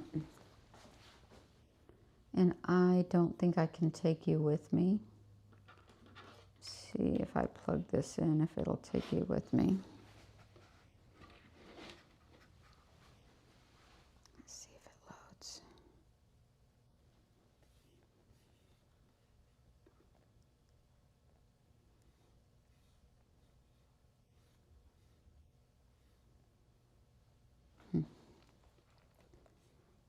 It's not going to give me the other camera.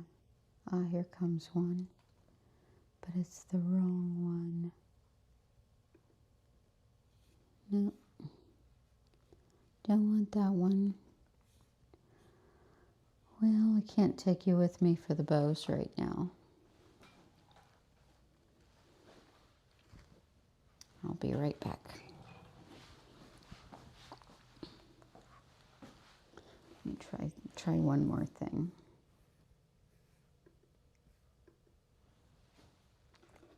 I'll come back.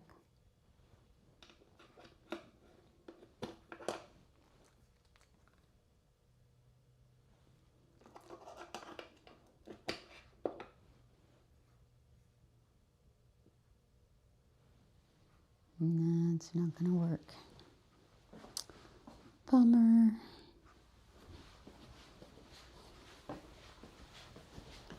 All right, let's go see if we have any bows already made.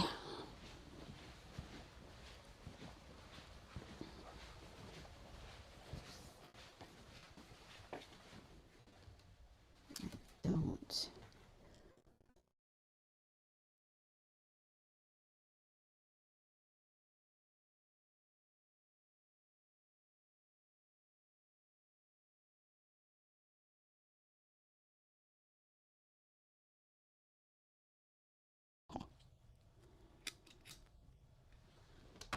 This might be cute.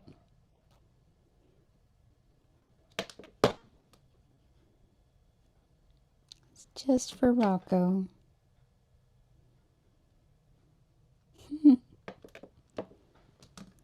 You'll wonder what I'm doing in here. You can't see.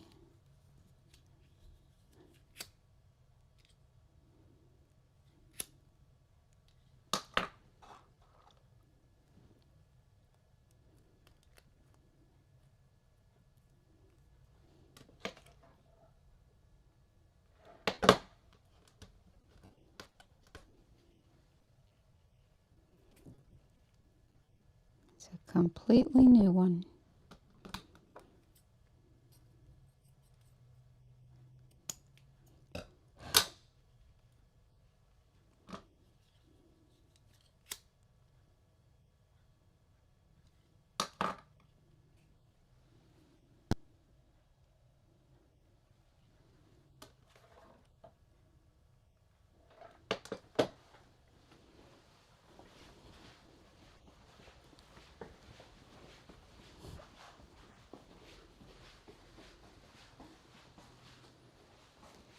Put two little pom-poms together as a bow. That should be cute.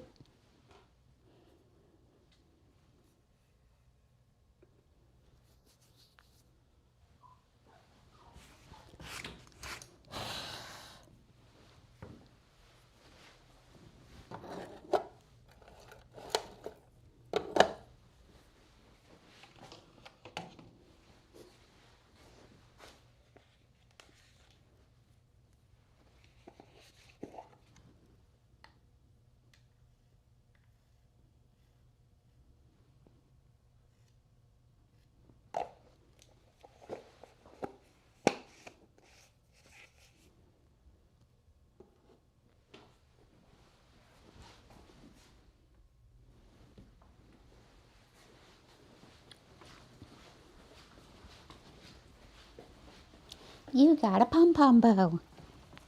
Yes.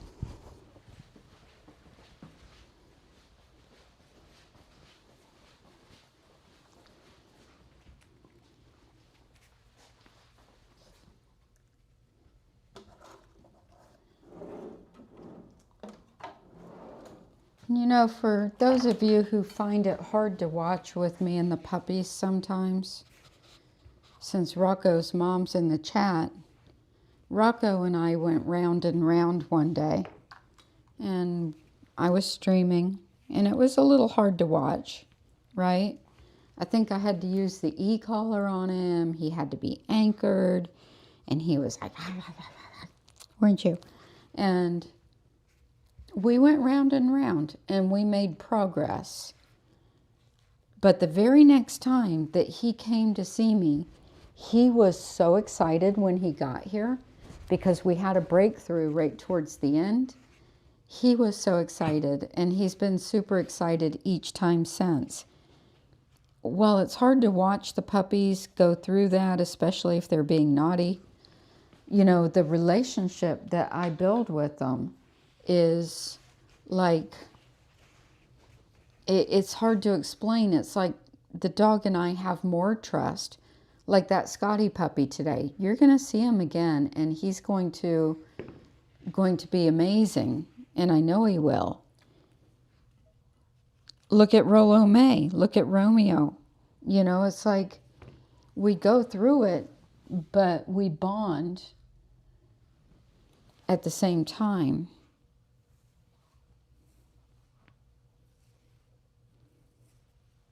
And when I heard how excited he was when he came, that next time he was so happy to get here, it was so awesome.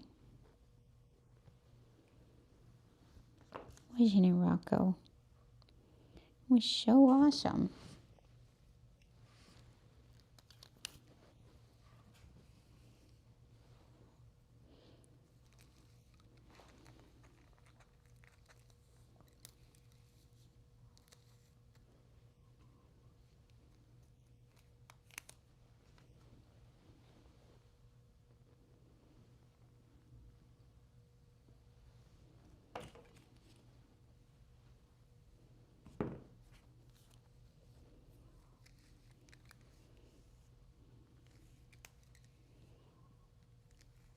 So he's got this thin hair up top. I'm just going to snip that off.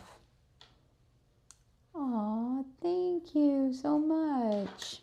I appreciate you, Ange. That's awesome.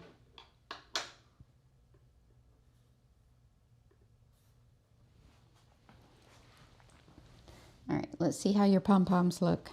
So what I did is I took a little piece of ribbon and I glued the pom-poms onto the little piece of ribbon and then glued the band on. So it's super easy. I thought it would be cute for a boy instead of a regular bow. Give him something a little fun instead.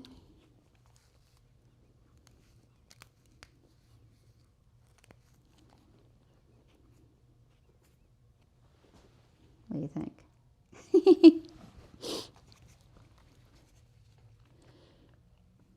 It's definitely different. Well, quit pushing, dude.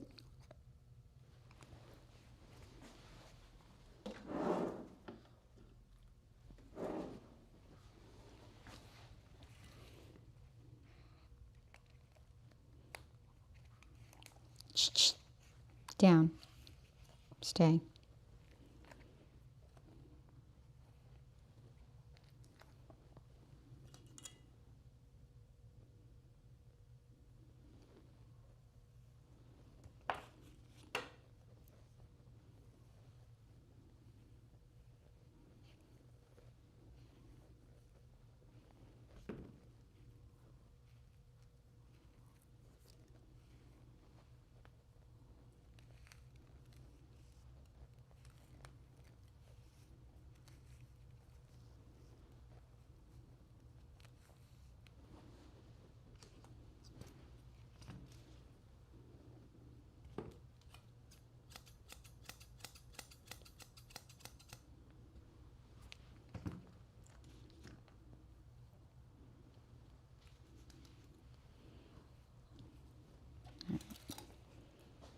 Look how cute he is.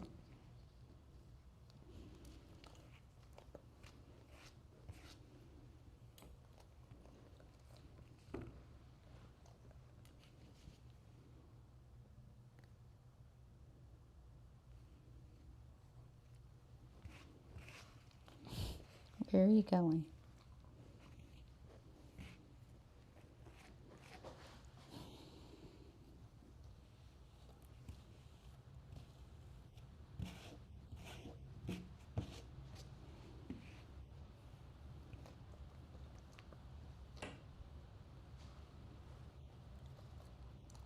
Are you adorable? He says, yes, I am. I'm very adorable.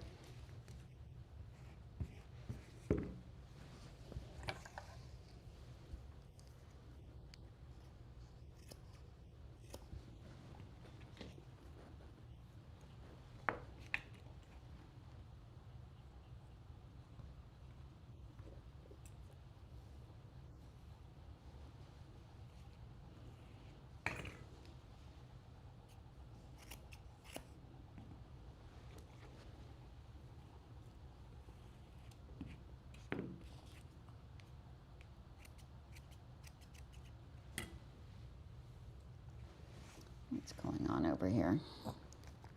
Did I miss a piece? Let's do this. Stay. Stay. Excuse me.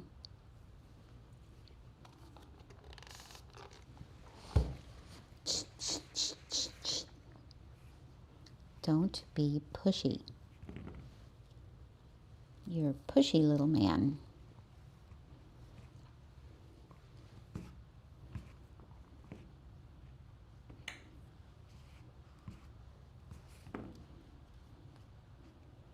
You know, it's funny. Each dog you get presents its own challenges. Greta knows that better than anybody with all her show dogs. But each dog is so different. And like Chica and Rocco's mom, she's had Chica, the perfect coat, the perfect little Shih Tzu that lets you just brush and grow that long hair and do whatever you want. And then there's Rocco, you know, or with my dogs. It's so completely different personalities that all your training that you learn on one and everything you learn how to do on one does not transfer over to the next one.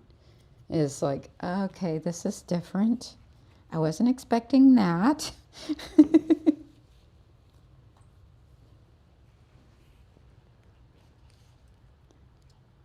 You got to figure out with each dog what their little hang up is, whether it's in the show ring or on the grooming table or housebreaking or whatever it might be.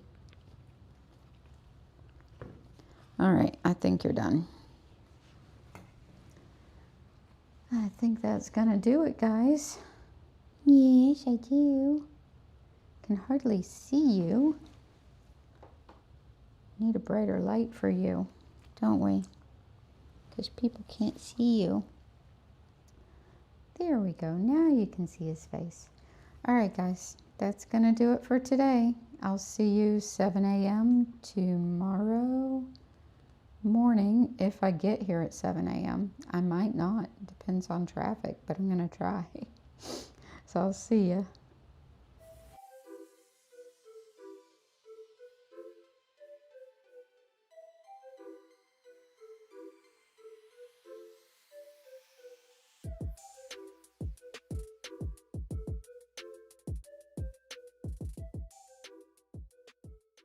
Thank you for watching. Be sure to like this video and subscribe to my channel so that you don't miss my next upload. Also, consider becoming a member to help support the efforts of these all-day live streams. Thanks again for watching, and I'll see you next time. Bye.